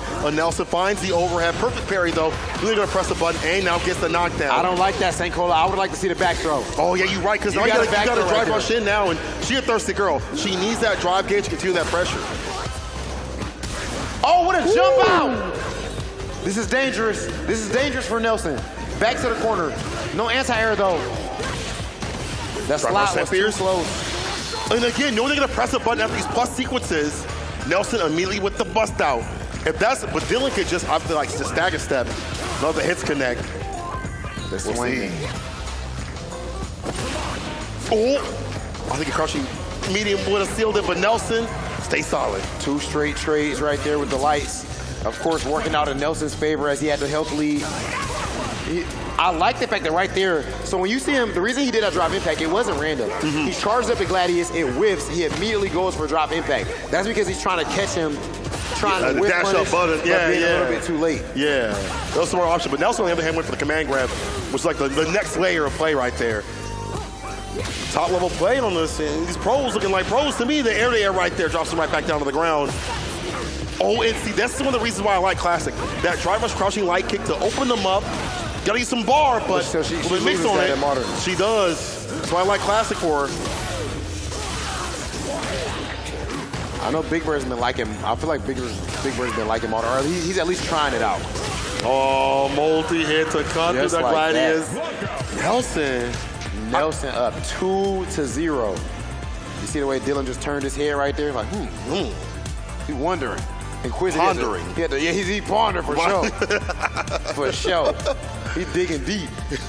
He said, man. It hasn't been a blowout, though. Like, both of these matches have been good, but at the end of the day, Nelson's been able to close them out. Nelson's very comfortable, man. But you got to be wary of a man who's doing squats and jeans, bro. I know. That's a dangerous cat right there. That work outfit. Command grab. Where are you going? Dying on some dirt. The command grab. Yeah, you drive rush in, but that's why we see the perfect parry. After any drive rush sequences or situations, or even like, I'm going to do this move, this bust move into like something else, we see Nelson with a bust out, a parry. He's able to route things back in his hands, the momentum back in his hands. All of the command grabs on either side have worked so far. More so, I think, on Nelson's side, but he's been landing a lot more just in general. Yeah. Dylan's landed a few. Okay, there we go. Oh, there we go. Wipe yourself off. Yep. Yeah. That command grab is working. There we go. With the dry rush right after it, more so. Before it felt like Dylan was doing it just raw. Now he's putting dry rush behind it to make it a little bit more ambiguous. Are you scared of getting hit by that big button from Marissa? Ooh. Which big button? Because there's a million. You're right. Stand fierce, medium punch, Magnum Buster, charge up. Good ODDP if you're Nelson, but he's already holding parry, so couldn't do that there. He is getting mileage out of that crouch light kick. I'm telling you, it's a good button, bro. St. Cola, did you say your car has like 300,000 miles on it, right? It seems like Dylan is driving your car right now with the mileage getting off of that crouch light kick. That's actually wild because I live in Chicago and I don't have a car. That's actually insane of you to even say, we got public transit, baby. How's it out in LA? I got a whip. That's what I thought. Enjoy paying $5 per gallon. Oh, really expensive. Oh, careful now. Level 3 is online. One more guess. Drive rush. The low. We deny that with the ODDP immediately. Try to get the nail. Okay. Oh. Okay. Yeah. Yeah. Dylan is not done yet.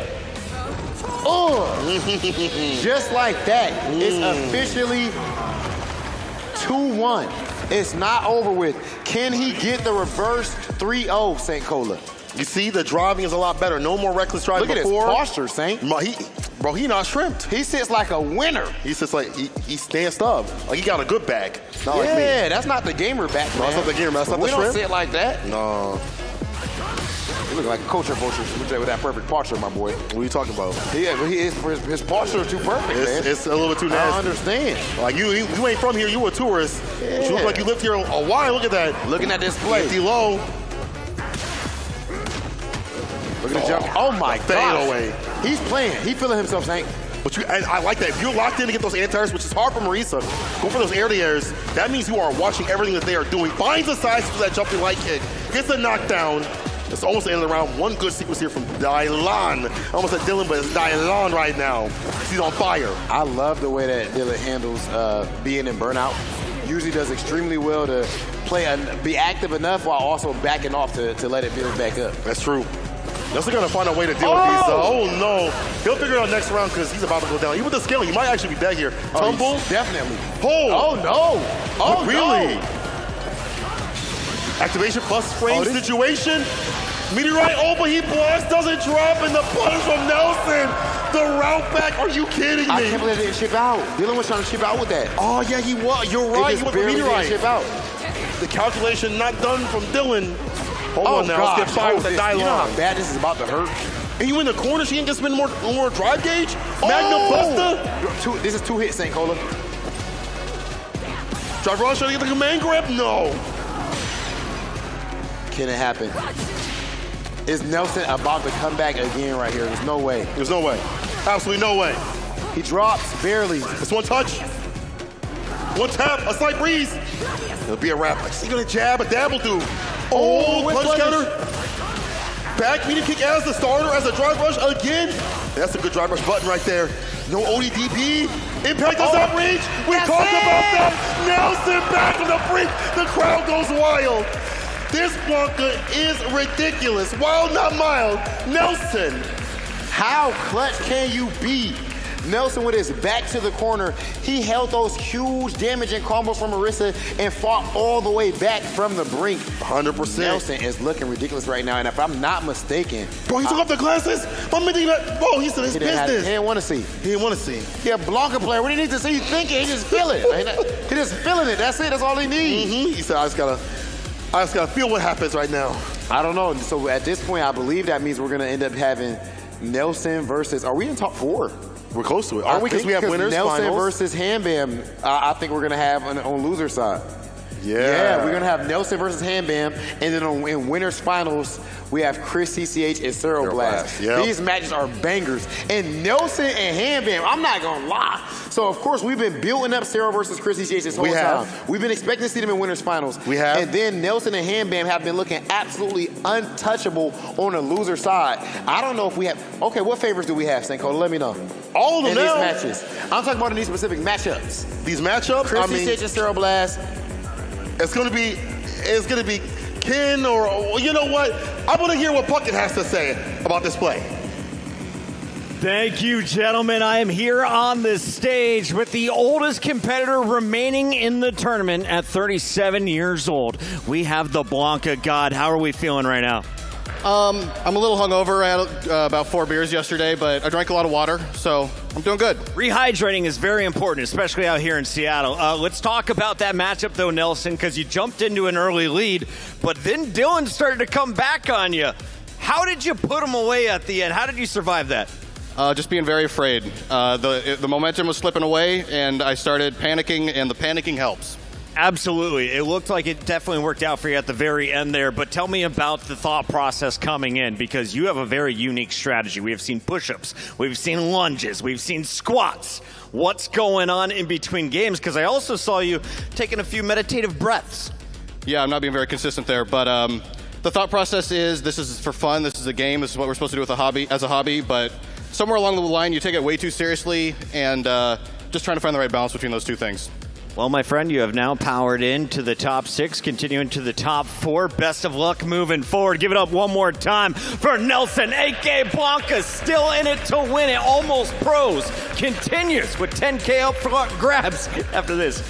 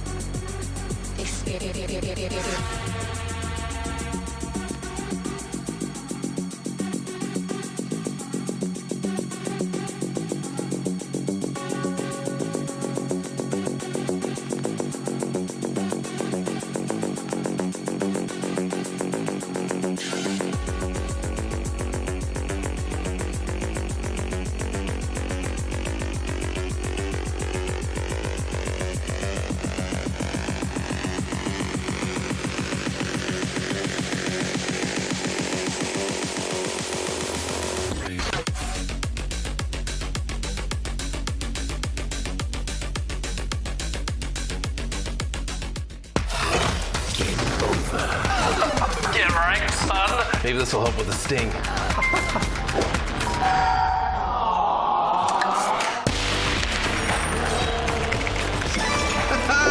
Your game's looking a bit sloppy. Here, let me help you clean that up.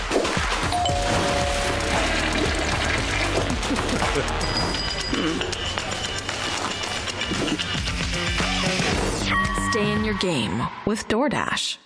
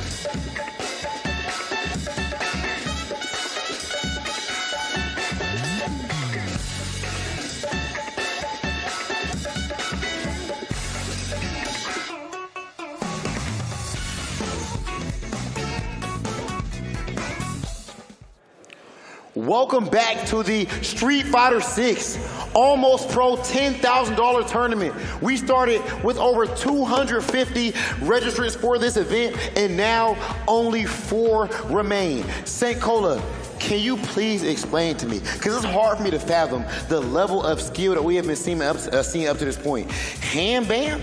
Nelson? What is this? I don't know, bro. It said almost pro, not pros out here. But the level of play that I am seeing right now is definitely top tier out here. But I guess it's when you got that cash right in front of your face. When you have the ability to be at the top spot for this as a jumping point, as we have seen from other competitors in these almost pro circuits. It's been absolutely ridiculous right now, and I feel like that loser side match is just as hype as the winner side match. It's so tough to call these right now. Cero Blast and Chris CCH, we've been looking forward to this match throughout this entire tournament, and then Nelson and Ham Bam have been absolutely unstoppable up to this point. But I do believe that my man's MLG Puckett has something special for us up there on the stage. Thank you so much, gentlemen. That's right. I'm here on the PAX Arena stage as we are gearing up for our winners bracket finals. We start with over 250 competitors, but only 2 remain with unblemished records, and they both happen to play Ken. Coming off of his second Ken dethroning, please welcome to the stage, we got Chris CCK. That's an H, baby. Be the best, that's my covenant. And I'ma live forever, that's my legacy. Greatest of all time, that's what they gon' label me. Put in work, I did my part. They like, keep on going, cause you got hard. They know that I'm non-stop, I keep on pushing forward. Talking backstage, considered the #1 player in the tournament based on his previous success. But Chris is now going up an opponent who has a perfect 5-0 record, coming off another mirror match victory. Please make some noise for Cero Blast.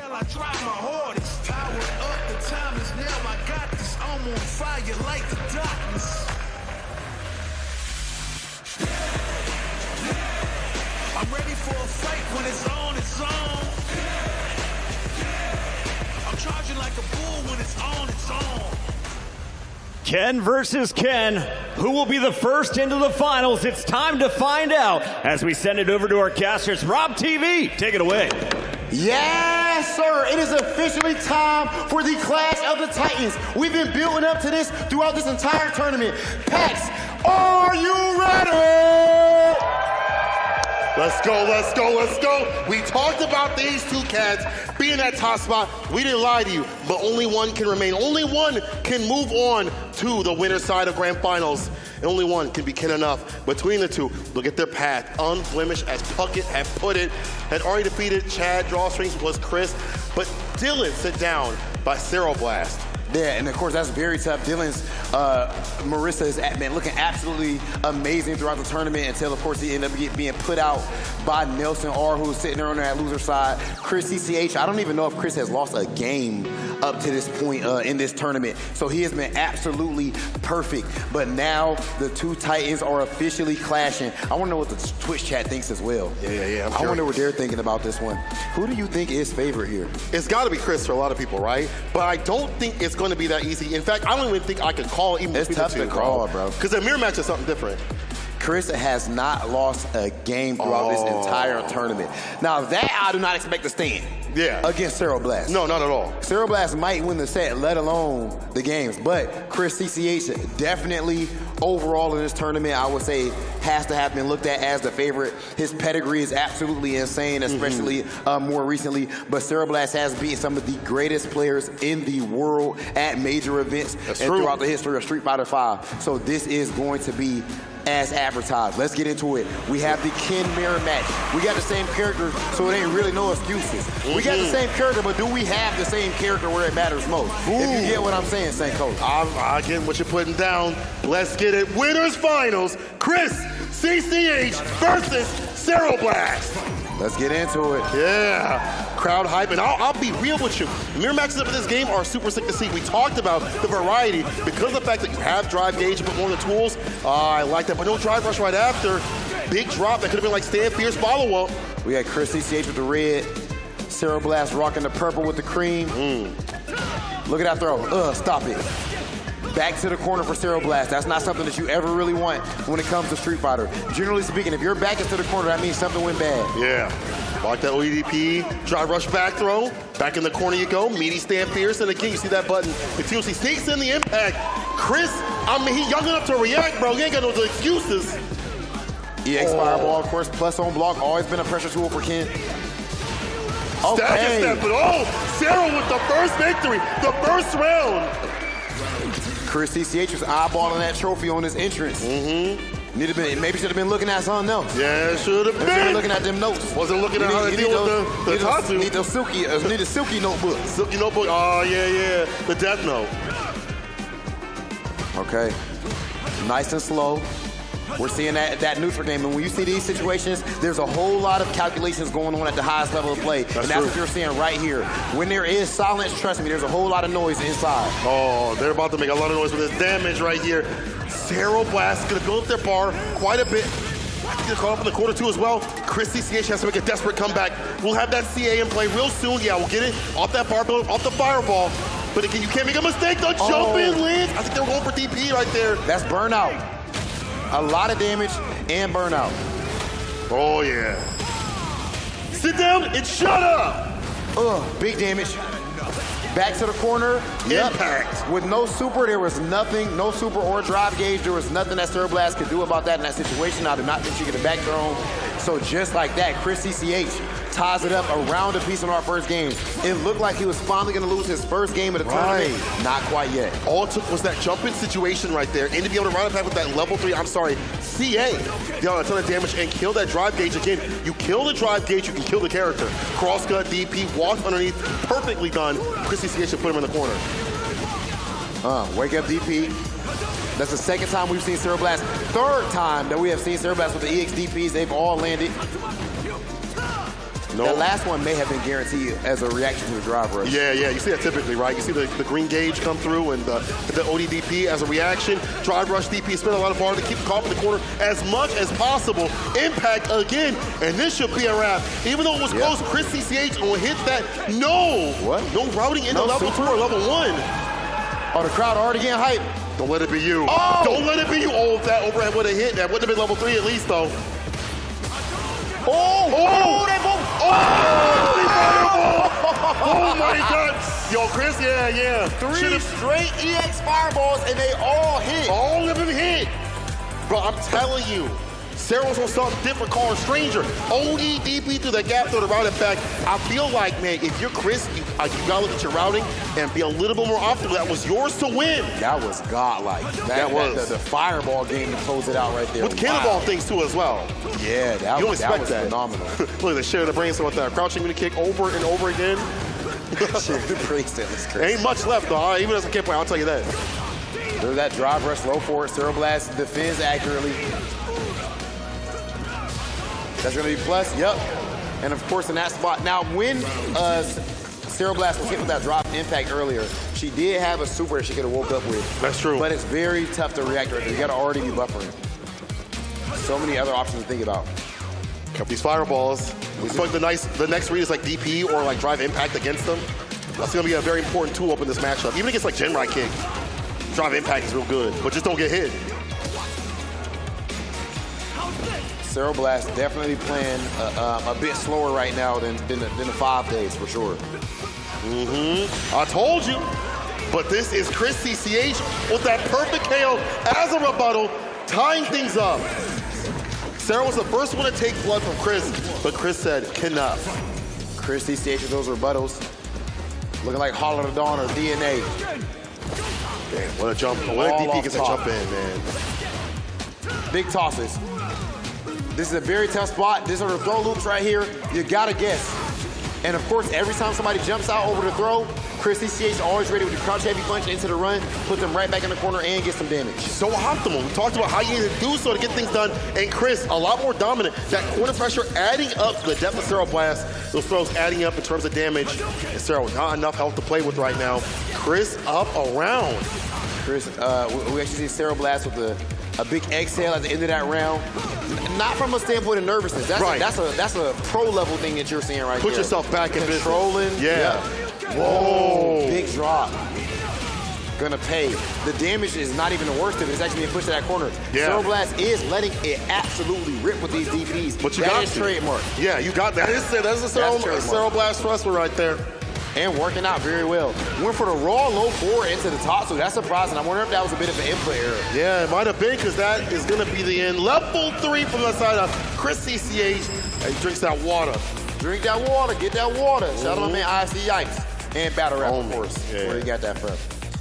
Okay, and just like that, Chris CCH is officially up 2-1. He is on set point, trying to push it into grand finals. Winner side, where he will guarantee himself at least $1,500 and at least second place. But being on winner side, that means that you will have to lose 2 sets in a row to not walk away with it. That's something you don't have to deal with. You know, being that loser side to make that comeback, the return over seat. You know, resetting the bracket, difficult to do.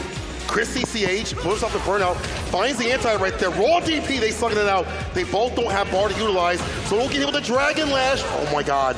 Well, good in. Oh my God, the throw bait. But did he just hit him with 2 Dragon Lashes in a row?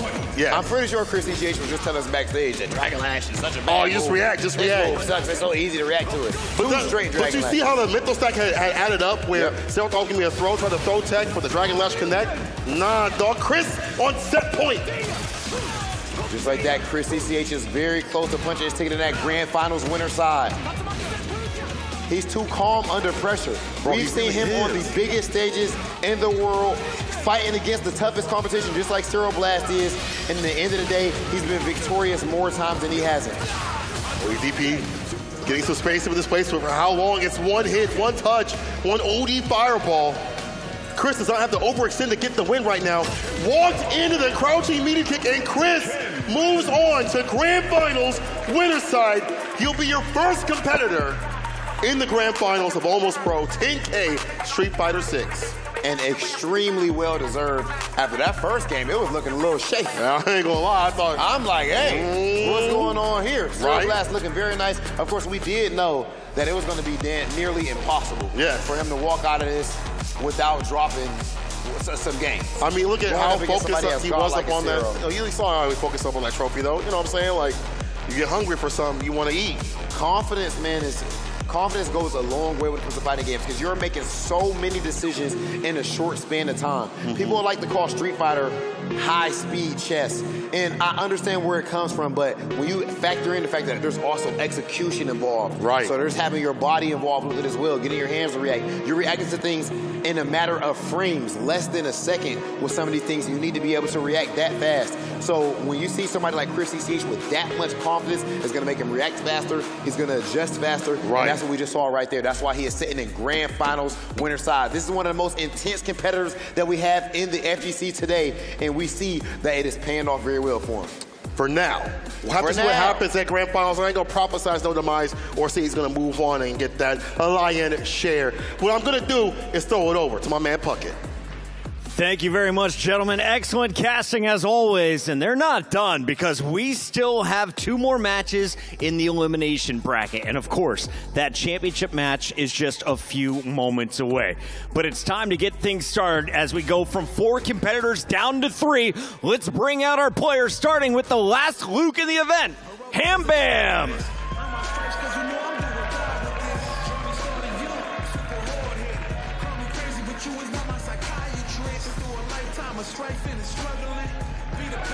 Ham Bam with his co-workers in the crowd coming out to support the Ham Bam fam has been loud, and he is going to need them to stay loud because his opponent has been thrashing the competition. Give it up for the last remaining Blanca, Nelson R.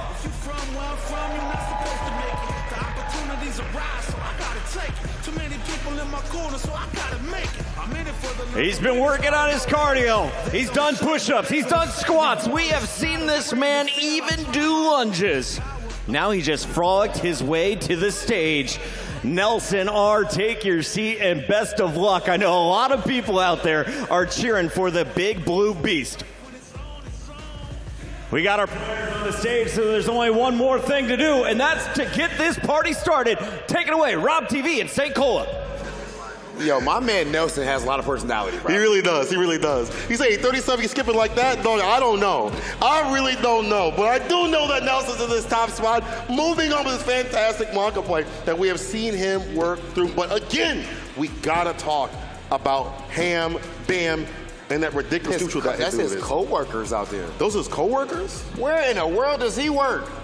Some people don't even talk to their coworkers. Exactly. My coworkers can't wait to go home. Nah, back in the day when I used to work at like the library or like marketing job, they wouldn't come out for this. Who would come out for this? Someone invite you out for this. Would you come out for this? Nah, yeah. Well, I mean, I love Street Fighter, so. Right, but generally speaking, no.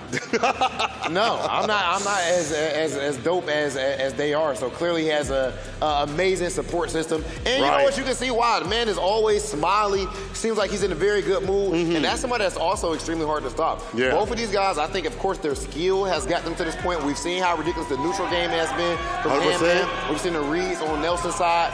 But at the same time, I think their confidence, their comfort, or that smiley demeanor has helped them get to this point too. They've been able to handle the lights. Right, and that's a really important thing right there. Again, we talk about this being so difficult up here in front of all this crowd.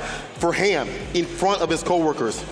For Nelson, I don't know if he's got homies up in there, but just he even said himself, he was nervous. But to control that is a very important skill. I can't tell he's nervous, man. Yeah, I can't either. But you know what? Sometimes some nervousness is good for you. Right, it makes you hyper-focused. It gets you in that hyper-focus, man. You're going to react even better when you know that you're in danger. Yeah, exactly. You're going to be lacking and slacking. Definitely cannot be. This is loser's side. Every matchup we have from now on, people are going home. St. Cola, you see Blanca right there. I heard that's what your fro looks like before you blow dry in the morning. That's actually wild because it's not even close. I heard that's what it looks like before you blow dry. Not even close. Is that not it? No, dog. Oh, because it's orange. That's Wolfgang, bro. AKA my boy Gunner, AKA the Blanca Master. AKA T-Pain. T-Pain. This week's going to receiving the pain right here. Blanca versus Luke. Loser semis. Let's get it. Yeah. Ham crowd going wild. But I think Nelson got some fans recently. I'm a fan. Sure. Oh, round start with a command grab. Every time, it works every time. I love it. And maybe the last round of the set, he might do the same thing. Yeah. Don't let it be you. Don't you be a clip on High Fight. The way big, but no punish. Oh, what interesting interaction all of that was right there. Spaghetti gets spaghetti in Street Fighter so often. Okay, and burnout. Not so good. I need to see more of that block of balls. Fireballs can actually delete that off the table, but need to see him take care of the fact that this man is in chip. Need to get some of that chip out. Yeah, there you go. Get aggressive with it. Yep, great chase down. He is trying to show, right now, Nelson is trying to show that the power of friendship is not enough. He's pretty much modeled up Uchiha right now. Dang, he said, Goblin, I'm a villain. No, he's draws the combo. Good night. Optimal punish here. Drive rush, heavy kickstarter for the closer. We talked about this. It's one thing for someone to drop something. It's another for the other person to pick it up and punish in kind. Okay, this big jumping, you cannot just let your opponent jump like that. Of course, it's easier said than done. There's something called the mental stack. You're trying to think about and react to so many things at once.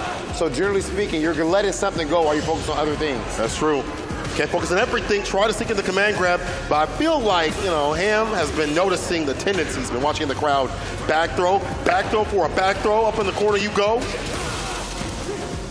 The jump into the corner. The drive rush still plus. That's +2. This is one of the best supers in the game.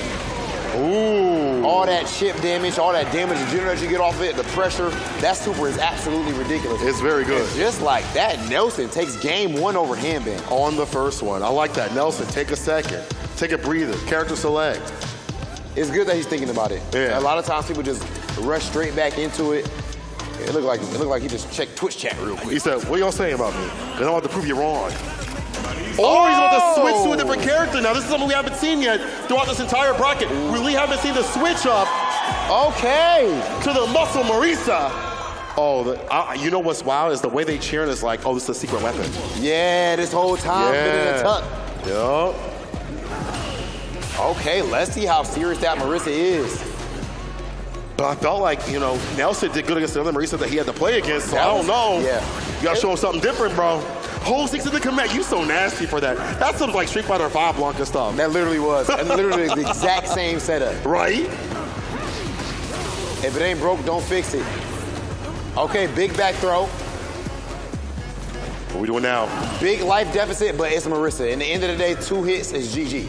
I need to see one of those gladiators. I feel like that's a good thing against Blanca Ball. I remember Big Bird talking about that as an option against that character. Just take back the turn. What's yours is mine. We've seen a lot of mileage from Dylan's Marissa drive rush low, crouch short earlier. That's true. This time we're seeing Nelson go for this parry in that situation. Brother, what an anti-air drive rush back medium kick. Into the EX up ball. Knowing that he might want to go for a neutral jump to call that out, or the normal Blanca Ball just in general. Oh, wow. Then there's the empty Blanca Ball into the low. He's switching it up. He's moving right now. With button into the anti-air. He's in flow state. I thought he's even more comfortable. Oh, no, impact. It's looking like right back. Looking like Kuduko right now. This ain't looking good, bro. This is actually nasty. It is ugly. This is not an exhibition. This is an execution. Activation. Fast situation. You're in the corner station. No perfect parry, though. No OD Blanca Ball. Brother, okay, hold this damage. Level 3. Yep, that was a good pull. That's exactly what he should have did. Because what is it going to do? Put his opponent in burnout. And in the corner, too. And here comes the drive. Actually, this is guaranteed. Yes, guaranteed. Okay, gets a stun. No super, right? So he's good. He living. I'm gonna call it good, but one more guess. No perfect parry. Impact OD. Wow. Gets a fall because of the level 2. And interrupts the Gladius. No help to play with. No help for that transaction. But it looked like he broke his armor. Yeah, is it because he used EX? He tried no, to get, I think he did EX parry. Oh, I think he did parry instead of Gladius. And then I think he broke his armor. I thought it was OD Gladius. You could be right. Chat, if you guys seen that, it happened so fast. Yeah. But something it looked like some armor got broken right there. I feel like it maybe I'm assuming it's because he did EX. Had to be Gladius, right? I feel like it has to be a Gladius option. Oh, yeah. No health to play with. And right now, there's maybe no life to give as he is down 2 games. And honestly, you know what's wild is that I think the Luke wasn't doing that bad. It's like a player thing more than it is like a matchup thing, in my opinion, when it came to the Luke. Yeah, for sure. And right now, I mean, dude, Nelson. Oh, hold on. Not like this. Could it be over with for Handbam? Overhead the most lands. feel-good story of the tournament up to this point. Not if you're, not if you're Nelson fans right now, but Nelson fans, stocks are up. Okay. It's hard for her to get it. She doesn't really have a good dash, but she does have a level 1 to back him off for a little bit, though. They didn't get a lot off of that, though. Yeah, it's not the most damaging thing in the world. The jump back fadeaway. Wow. Nelson on set point. We saw how dominant him is. He's breaking down to the block of ridiculousness. I'm gonna keep it a buck. Talk to me. If we get Nelson and Cero Blast, I don't know. Cero's favorite, I don't know. I don't know either. But Handbam got something to say about that right now. Talk to me, Ham. Talk to me, Ham. Big. That's the first time we've seen somebody neutral jump over that hawk command grab from Blanca. Still gets the wrong one. He did it again. Bro, he said, I'm gonna land one of these. You won't get gripped up if you slip up in the corner. Anti right there, of course. ODDP. I like how you caught it before he even did it. I knew when he won. He was at that perfect range to do so. Oh, that's a sharper angle, so I do like that jump light kick. But in burnout, this is bad. I feel like you don't want to be at burnout when Blanca is in level 2. You block. Oh, he went for the parry. Oh, he was wary. Now this is scary. You almost dead. Oh, he's at level 1. That would have worked too, production. You're right. And just like that, Nelson takes it 3-0 over Handbam and punches his ticket into the losers finals. We are officially down to our top 3. That was ridiculous, eh? Not what I expected. And that's no offense to the man that is the Blanca player up here. But Ham, give it up for Ham. One more time for the one time. Yeah. Absolutely phenomenal performance from his side of things, man. I mean, that Luke play was ridiculous. I still would say that is probably the best nooch that we've seen in this tournament outside of Chris CCH. Overall, right. Straight neutral, like exclusively, the way he's with punishing and anti-airing and everything. He had a very different style of Luke. The Marissa, The Marissa wasn't enough for it right there, but in the end of the day, that was absolutely phenomenal from Nelson. So now in losers finals, that means that we're gonna see who makes the integrants out of Nelson and Cero Blast. I wanna know what the audience thinks. Make some noise if you have Nelson. Okay. And now, make some noise if you have Cero Blast. Ooh. It's a bit close. It's a bit close. It's a 50-50, and I'll tell you what, this Seattle crowd clearly knows something because I actually agree with them. It's not easy to call. If I had to say, of course, gotta go with Cero Blast. Right, Far pedigree. more season, has the pedigree. Right. But the way that Nelson's playing right now, we talked about that. Being up on that stage, for some of these cats, that's all it takes for them to step over that line from almost pro to a pro. To an actual pro. Yes. Whole lot of ducats on the line. You got people watching at home. Of course, this is PAX West. You see that big stage, you play in front of all of these people, but clearly Nelson has shown us the stage is not too big and the lights are not too bright. My man is literally doing dance moves. Yeah. He's doing push-ups. My man is doing squats in his Wrangler jeans. It's absolutely ridiculous, bro. So he's feeling himself, and it looks like he has a strong chance of making it to this grand final. We'll see what happens here. Will this be a blow-up? Will this be something different? Or will it be Cero in that run back against Nelson? This is your losers finals, Nelson versus Cero Blast. Let's see it. Oh, I'm excited about this one. As we've all seen, I don't know who's going to reign supreme. I have no idea who is going to take it. Their style's so wild. Yeah. Oh, that's a great point, How do you too. call this? And it's like, I feel like it's almost a mirror match in the sense that Cero Blast's play style and then Blanca as a character. Right. You know, Blanca just, of course, super Look extreme. in the mirror. I wonder, I don't want to say what it is because we're in a loudspeaker, but I wonder if we're going to see a similar tendency that we have been seeing with Nelson anytime during this set. So far, it's been pretty much 100% effective. And of course, with the wake-up EXDPs that we've seen from Cero Blast, continuously, do you take that into account? Do you look at how your opponents have been playing throughout this top 8 and say, yeah, now do you stick to your same strategy, or do you say, they're going to do that and I'm going to switch? Listen, Yeah, that's what I'm talking about. See, I didn't want to say it out loud. I didn't want to say it out loud. Hey, it's not like she wasn't watching. Does it go for you? Let's do something different. The DP immediately against the jump in. I wonder also like how much matchup knowledge you have against this character, right? There's only, Wolfgang is in the West Coast, so obviously we have that. But in terms of like top tier Blanca's out here, I feel like it ain't like that no more. But you might be right. I mean, you might be right. Maybe in America, yeah. You might Besides be right. Minna, not that many. I mean, there's a lot more players, but at this high level, at this caliber, look at that. The TK Blanca ball, the make a fall against the crouching mini kick. You know, dive, kick, sort of specials are good against some of these buttons of Ken because of the recovery. Oh, wow. Tried to anti-air, but the rainbow ball was a bit too deep. Yep. Nice parry. You know something? We haven't really, even though Nelson's winning, he's doing it without even really landing big damaging Blanca Chan.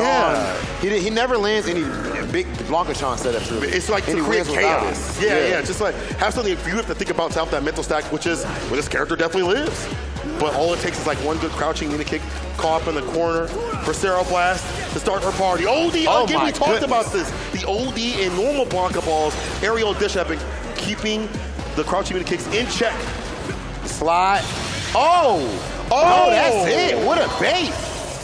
But that's a lot of bar spit. Nelson wasting all that bar. That level 2 wasn't really necessary. I feel like level 1 would have got it done, or conversion to level 1 at least. But at least being up around, you know, isn't the worst thing. But but that's not the right calculation right there. We have seen Nelson utilize that level 2 continuously to route things back, so that may be problematic. How is this working so continuously? Cero's got to call these out.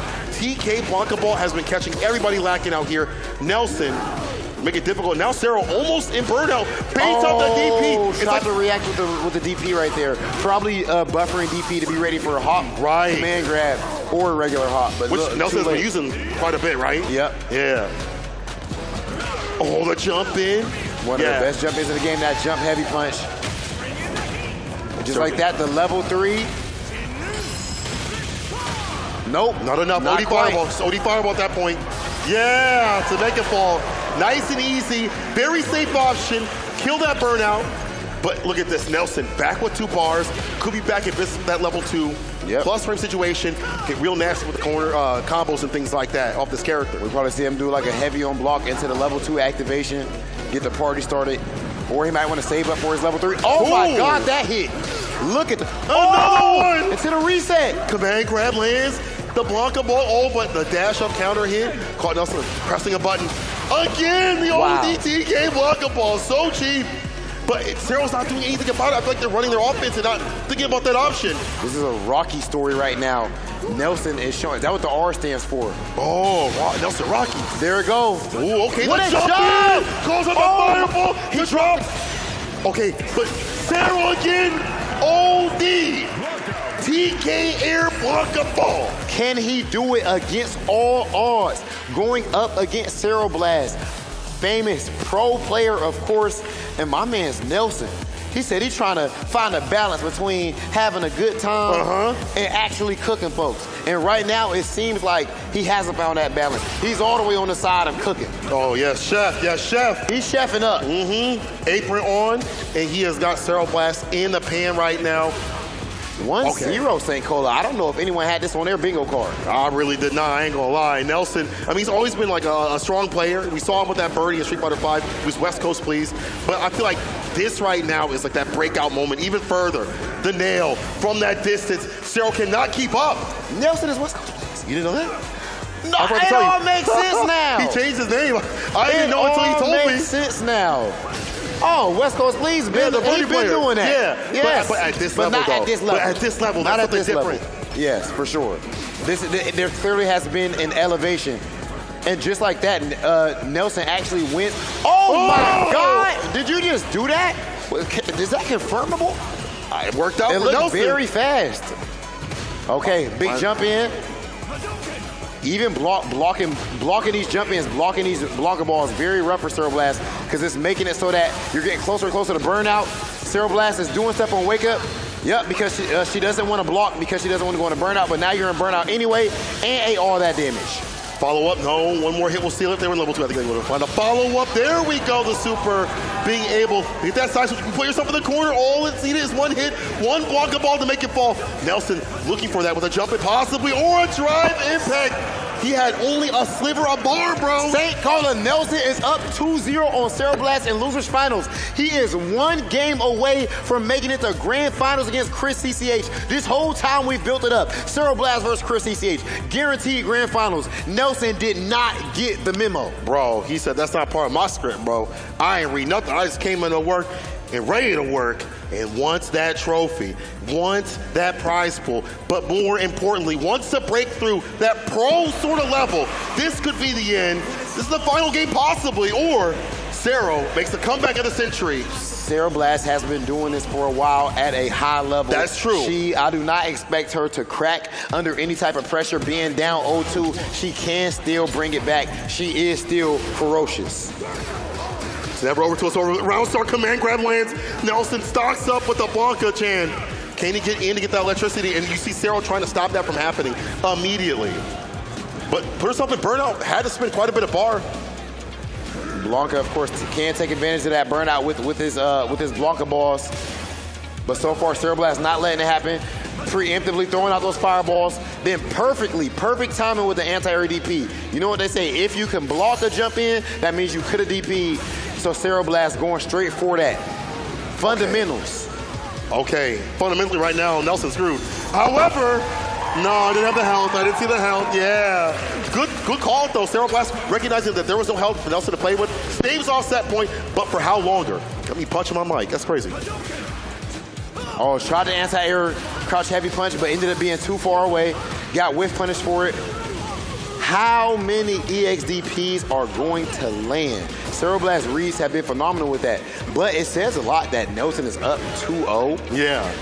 Even after getting hit with that many EXDPs, that means he's just winning the neutral game consistently. I mean, things like that, able to like adjust himself after like that miss. I mean, this easy recovery that helps out. Nelson's in burnout, but he does have that level 2 stocked up. Make the magic happen. Oh, Zero with the run DP, level 3. Let me see some damage. And that means that the burnout meter is going to be frozen for a while. Drive impact. Neutral jump here from Nelson. Yeah, you're planted. Guaranteed. You're planted. Yeah. Yeah. Zero Blast ain't done yet. This crowd is getting hyped. We know that Zero Blast has the pedigree to come back, and she has shown it. You don't see any angst or nervousness on her face. Nah, that's the typical Zero Blast right there. That's regular, yeah, that's championship mentality. Yes. Can she seal the deal and close it out against Nelson, though? Drive rush light punch a little bit more sprinkled in these situations right here. And you see, waiting a little bit for like OD TK Blanca Ball or OD DP from the side of Nelson. No! Oh, no, he got ahead of himself. The sequencing a little bit too much. All right, nice and slow. Huge jump in over that step kick. Luckily for Zero Blast, Nelson dropped it. Nelson's jumping a lot right now, so clearly he must have a read on her mental stack. Meeting jabs, drive rush, these jabs. And again, we see Zero with a lot more of these jabs. That jab style is like that Tokido style, and I feel like it's so strong with this character, Ken. Now can Zero finish things off? Strategy so we close, saw man. Tokido really polish back in Street Fighter 5. Yeah. With that Akuma, stand light punch buffers. Very strong with this character. Look at the back throw. Oh, Zero Blast is cooking up. Zero said it get different when it's winning time. When they get heat in the kitchen. It get different when that heat gets turned up in the kitchen. Yeah, exactly. Oh, you trying to check my drive rush? Hold that. Okay, that crouch fierce follow-up did not find anything. Oh my God, the distance, beating out these DPs. OD DP through that sequence or that on-block situation here. But there's gonna be a side switch. Yes, sir, Dragon Lash, frame kill overhead. Everyone's been doing a very good job of blocking Ken's overheads in this turn. They probably need to be bumped. Meanwhile, oh, you oh lied. my God. Nelson said, not me. Commentator curse. Nelson got hit with 2. Yo, is it about to be 2-2 that fast? It could be. What's she go for? Yeah, backs off, OD Fireball to get the burnout. DP, backs off, impact, that's a wrap. Yeah. Final game, Zero, Nelson. What a comeback. This was literally, Nelson was cooking her up. That's crazy. Oh! And it's back, the Nelson special. Round start, EX command grab, hitting, immediately goes for the anti-air. The air-to-air. No, the Blanca Shaw finally comes into play. That's disgusting. Still caught for the corner. Now Zero in burnout. Nelson's got a lot of bar to utilize right here. Even again, the idea is bad. Go for the Dragon Lash. They're outside the corner, but it doesn't matter. Still in burnout against Blanca is kind of difficult to deal with right here. Could go for a lot of these chip out sequences if need be. Huge life lead. His opponent is in burnout. Zero Blast trying to back off. Wow! What was that? Too risky. Whips the throw. Say, Nelson's breaking down. But Zero again, they've been in this position. They fought the best of the best. They're trying to put Nelson to rest. You woke up DP. You really think you want to die for that? There's been set point for Zero. Falls to almost on a fireball. I lied to you. Burnout. Close to having that level 2 super. OD Fireball. With a neutral jump. Oh, too far to convert. Oh my God. Zero, now the one on set point, looking for the run back against Chris CCH. At this point, Nelson has to be extremely nervous, knowing he was up 2-0, and now look like pressure bust pipes. Brother, everything is working out here for Zero. The lights, only empowering her. However, the side switch here from Nelson, making the impact out of there just like that. The OD Tatsu, the escape option. That's worth spinning the bar. It's not just about offense with her, it's also defense. I'm telling you, she's evolved her game plans. Her gameplay is solidified. What a reaction! Woo! But still, Nelson is in burnout. Gotta be scared of that DI in the corner. But she's looking for the impact. That's it. Level 3, Zero Blast will get a revenge against Chris CCH and move on in the bracket over Nelson. From the brink of defeat, from the precipice of pain, Zero pulls it back. That was absolutely godlike. Zero Blast living up to her name. We know exactly how godlike she is. We've seen it over the years, beating a lot of the best players in the world, winning events, having that ridiculous Ken back in Street Fighter 5, and then now in 6, you want to give her even better tools? Well, she was able to make it work even in the Ken mid-tier days. Right. Before Ken was OD. And now with him all the way up there, you see that Zero Blast is showing, give her the tools, she knows exactly how to polish them. Down 0-2, that could have been ugly as we take a look at this bracket. Look at the way she made her way through losers. Being able to take down Nelson, who's on such on fire, on such just a run. Cero Blast beats Dylan 3-1 on winner's side. Goes up against Chris CCH. We looked forward to that. Ended up losing 3-1 there. And then down 0-2 against Nelson. Put on the most clutch performance that we've seen up to this point. And now it all comes down to 2. We started out with over 250 competitors. And Chris CCH is on Grand Finals winner's side. That means that these sets are still first to 3, ladies and gentlemen. Yes. But since Chris is on winner's side, he can lose 2 sets before he's eliminated. Whereas Cero Blast has to win a 2. Chris CCH, if he wins this first one, it's over with. Dang, you only need 1 to get it done? Only 1. Only 1? Cero needs to win twice to make it nice? It ain't gonna be easy. It ain't gonna be easy. I can't believe it, bro. It's gonna get nasty out here. Grand final solidified as a run back. Now, Cero, what does she need to do now that she's already lost to Chris? What are the adjustments that need to happen? I mean, at this point, I believe that Chris CCH is not going to switch his strategy. Of course, he'll need to. Chris CCH, I believe historically, from what I understand, has a positive record with Cero Blast as far as them playing online. But of course, right now in Grand Finals, it's a whole different ball game. Ladies and gentlemen, we started out with over 250 competitors. We are down to 2. We're about to be right back at you with the Grand Finals of the Street Fighter 6 Almost Pro 10K tournament. We will see you soon.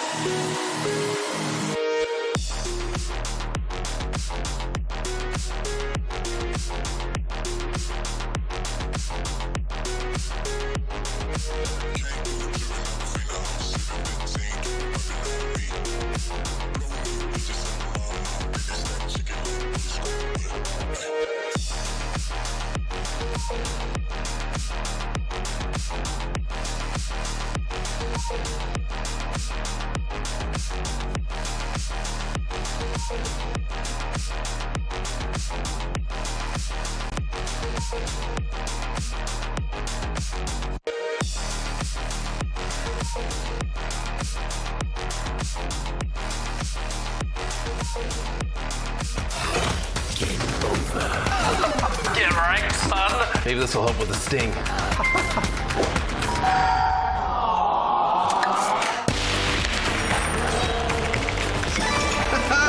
Your game's looking a bit sloppy. Here, let me help you clean that up.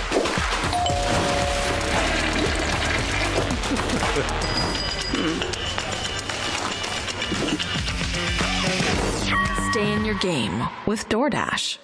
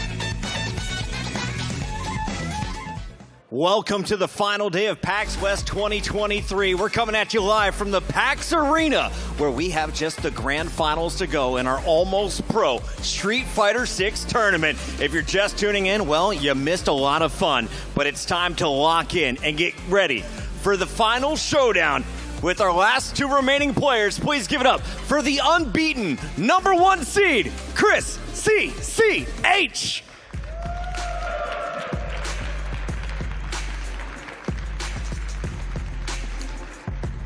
The Ken Main hanging backstage, feeling confident, cool, collected, unwavering as he's ready to perform in front of his Seattle crowd. And Chris, I want to talk to you a little bit about this matchup because it happened just a little bit ago in the Winners Bracket Finals. This is a rematch, and you have the advantage coming into this championship showdown.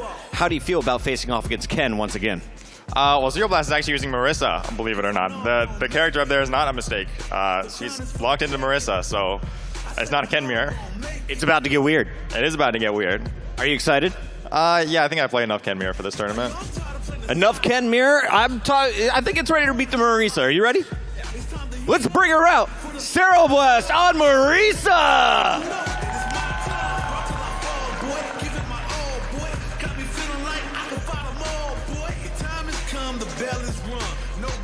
She made the run through the winner's bracket with Ken and then clutched up on the comeback against Blanca.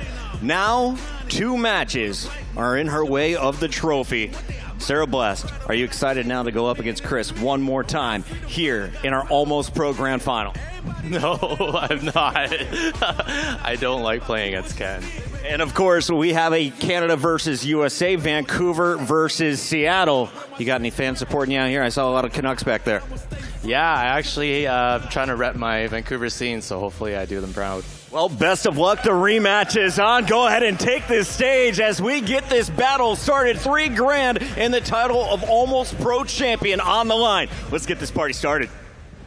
Y'all should already know what time it is. We have built up to it. We've seen so many people fight valiantly, but in the end of the day, most of them have fallen and only 2 remain.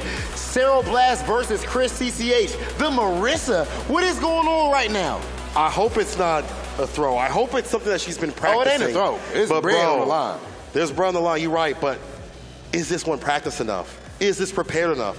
She's not ready. Mind you, she only lost 3-1 that's true. in Winners Finals. That is not horrible. We just saw her come back from 0-2. That's true.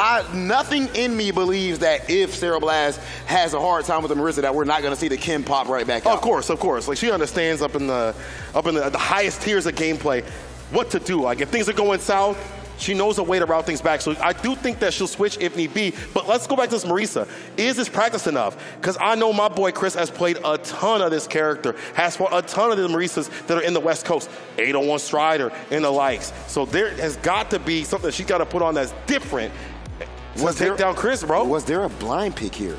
Because why did Chris CCH know that she was going to go with the Marissa? That's not normal. You see what I mean? Normally you got to just see when you sit down. Yeah, well, unless you call for a blind pick. Because they actually did it. They did blind picks here. They did do a blind pick. Okay. You're right. Yeah, so that tells you something right there. That's interesting. So maybe Chris CCH would have preferred to go with another character if he was going to be going up against Marissa instead of using Ken. You never know. You never know. I mean, this could go any sorts of ways, right? She might stick with the Marisa. She might actually go back to the Ken if things don't work out. It may be that she resets the bracket. And there is the walkout. Ladies and gentlemen, let's make some noise for Grand Finals! This is it. Let's get into it. That's right. Final match of the night. Hold on. I was doing good against these fireballs. That's scary. Zero Blast having this much firepower, and I'm telling you, there is no way Zero is bringing out a character without being very comfortable with them in a match of these stakes. After you only lost 3-1? That's true. That's true. You want your revenge, right? It wouldn't make sense. It wouldn't make sense. But is it, again, prepared enough? Chris CCH. Okay, it is the Superman punch coming through. ODDP forced out here for Chris to stop and stem that momentum. Now, okay, of course, I want to make sure everybody understands. When you are on winner's side, as Chris CCH is, since you have an extra set to spare, sometimes you might be a little bit more willing to throw out that EXDP. Right, a little more willing to do some things a little bit more unconventional and risky. Look at the DI on reaction. Defense from Chris CCH, routing it back immediately. First round to him in this grand final set. You see Marissa sweating right now. Oh, yeah. We've seen a whole lot of mileage from that in this tournament from Marissa players. Drive rushing to the lows, don't get a whole lot of damage off of it, but still get Oki. Nice reaction, Zero Blast. Putting him in burnout. Low committal buttons to be able to DI right back. Chris is in burnout. Frame kill, impact, yeah, you can't react unless you're using one of those supers. Did not get the follow-up, but still pick it up. If she's able to kill without using that level 3, this will actually be beneficial for her. But this is difficult because Chris has got bar at the bottom. Now she's in burnout. Throw loose for days. No. Backdash. Making sure you use a quicker button. I'm not sure, but I'm sure that's going to lead to level 3. CA. You know what's about to be, baby. All the way to the top rope. Sit down and shut up. Chris CCH talking to Zero Blast. That was absolutely insane. It seemed like it was absolutely over right there, St. Cola. It seemed like Zero Blast had it all figured out, but at the end of the day, Chris CCH was able to clutch out, put her into the corner, and now, yeah, y'all know what we came to see. Y'all know what's on the billing. When we saw the flyer for this tournament, we expect to see this right here. Ken versus Ken, Chris CCH versus Zero Blast. Again, Zero Blast did lose 3-1, but we're seeing some strong reads. We're seeing that she is playing well. Chris CCH just always seems to have enough to clutch it out in the end. That's a really important part, is at the very end to clutch things out, whether it be drive gauge and have enough meter to close things out with like level 3 or things like that. I feel like that's been a big deterrent right here for Zero Blast to be able to get her momentum started. All right, meaty jab, ends it with the DP. Meaty jab again. I like this from Zero Blast. This is what we saw previously when she was fighting Nelson. Them jab sort of style, coming through like the drive rush and finding follow-ups and continuing on that pressure. Now Chris has lost so much health already. Okay, and look at this nooch. Look, you see the whiff punish. Straight footsies right there, St. Cola. Chris CCH, he said Hand Bam not the only one with the nooch in here. But Zero Blast, showing that spirit, showing that warrior, that dog, if you will.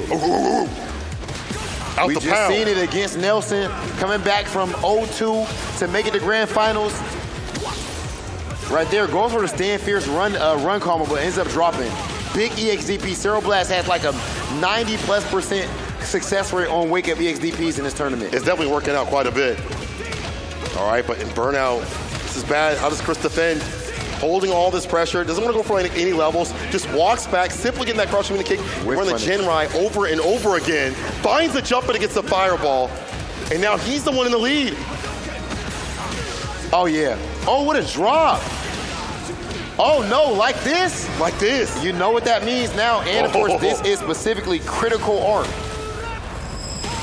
And that means a lot of damage, and you are in burnout. Zero Blast does not have any drop gauge herself, so it's not like he has to worry about being hit by drop impact. Oh, the walk up throw. Falls the fireball. Whole run DP. You are an animal. You absolutely Chris are a CCH. creature. He's in that spot. He is specifically in burnout. So he doesn't have any EX Fireball to contend with Zero Blast EX Fireball. And if he blocks it, he's going to eat some drive gauge. That's why he specifically goes for that run exclusively for that. That was a hard call out. Phenomenal. You know what's also good? Look at the bar at the bottom. Level 3 on the side of Chris CCH. Saving the bar off for this round. You know what's going down. Hit that level 3 against Zero. Place him closer and closer to the corner and possibly to burnout. A lot of things here to worry about if you're Zero.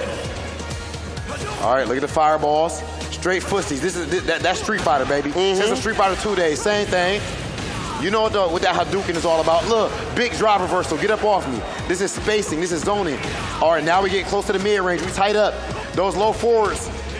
Overhead lands. Chris CCH, of course, can't drive rush off of his because he is in burnout. But he can. Low forward, fireball into level 3.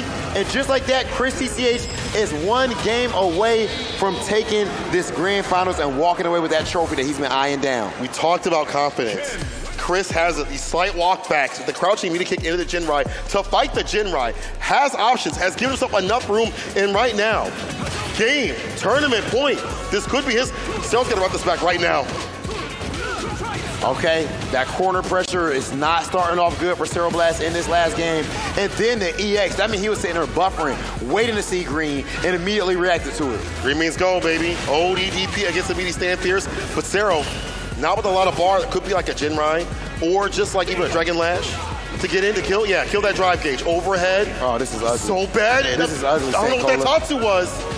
Oh, no, she's dead. OD, DP. Oh, no. One more hit. We'll seal it. Roll DP on the wake up. Yep.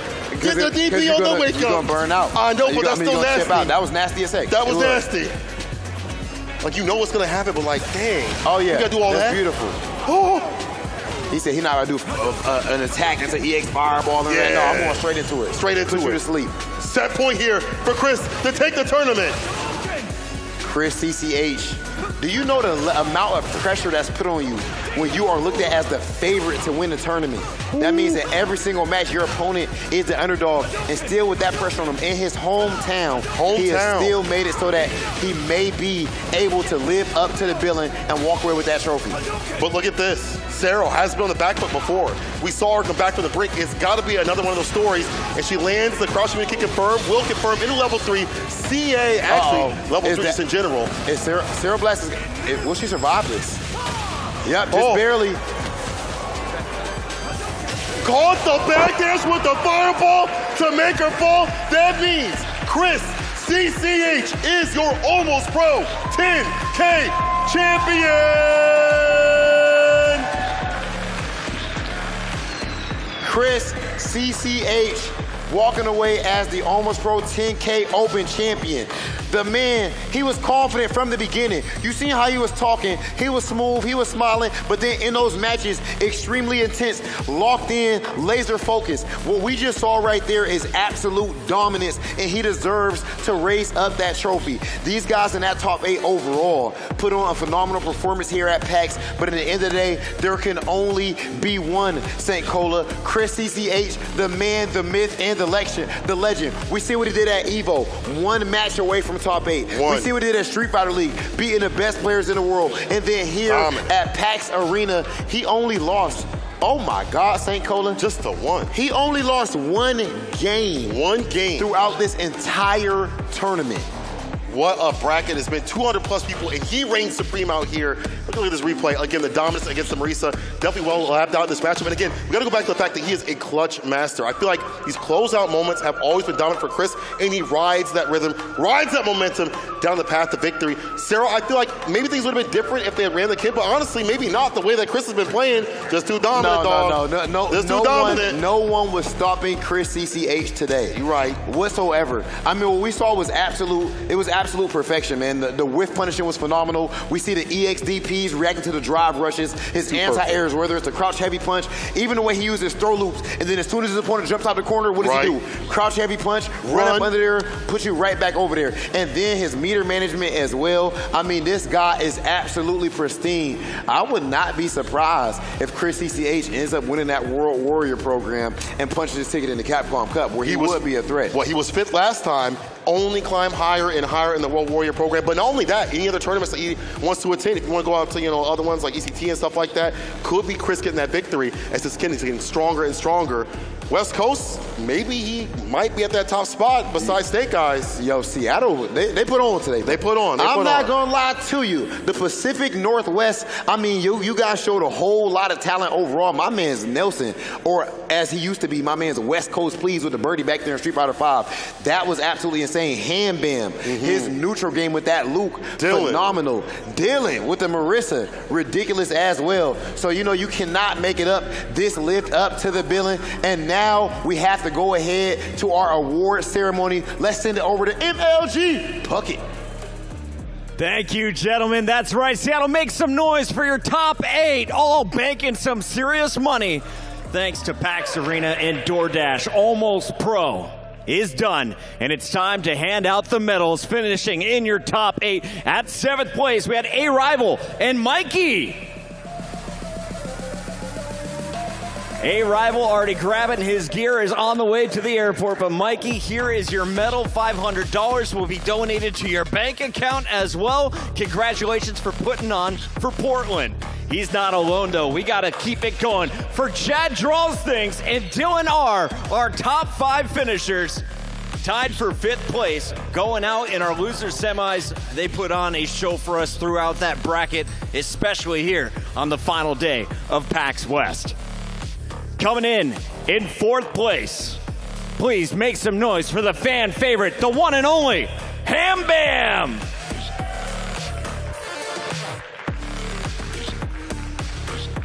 Ham won the Battle of the Lukes, powering his way into the top 4, and will finish just outside of the podium. And that leaves just 3. Make some noise for the local legend, the second oldest player in the tournament at 37. He's still got it. It's Nelson R. in the Blanca.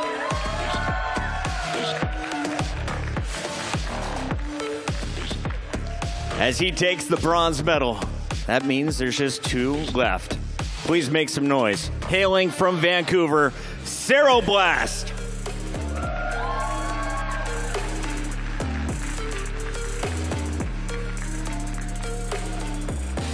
$1,500 richer after this weekend's performance. Not a bad week here at PAX. And remember, if you want to get involved, you could be like this champion at the next PAX. Please make some noise for your PAX 2023 champion, the one and only Chris CCH.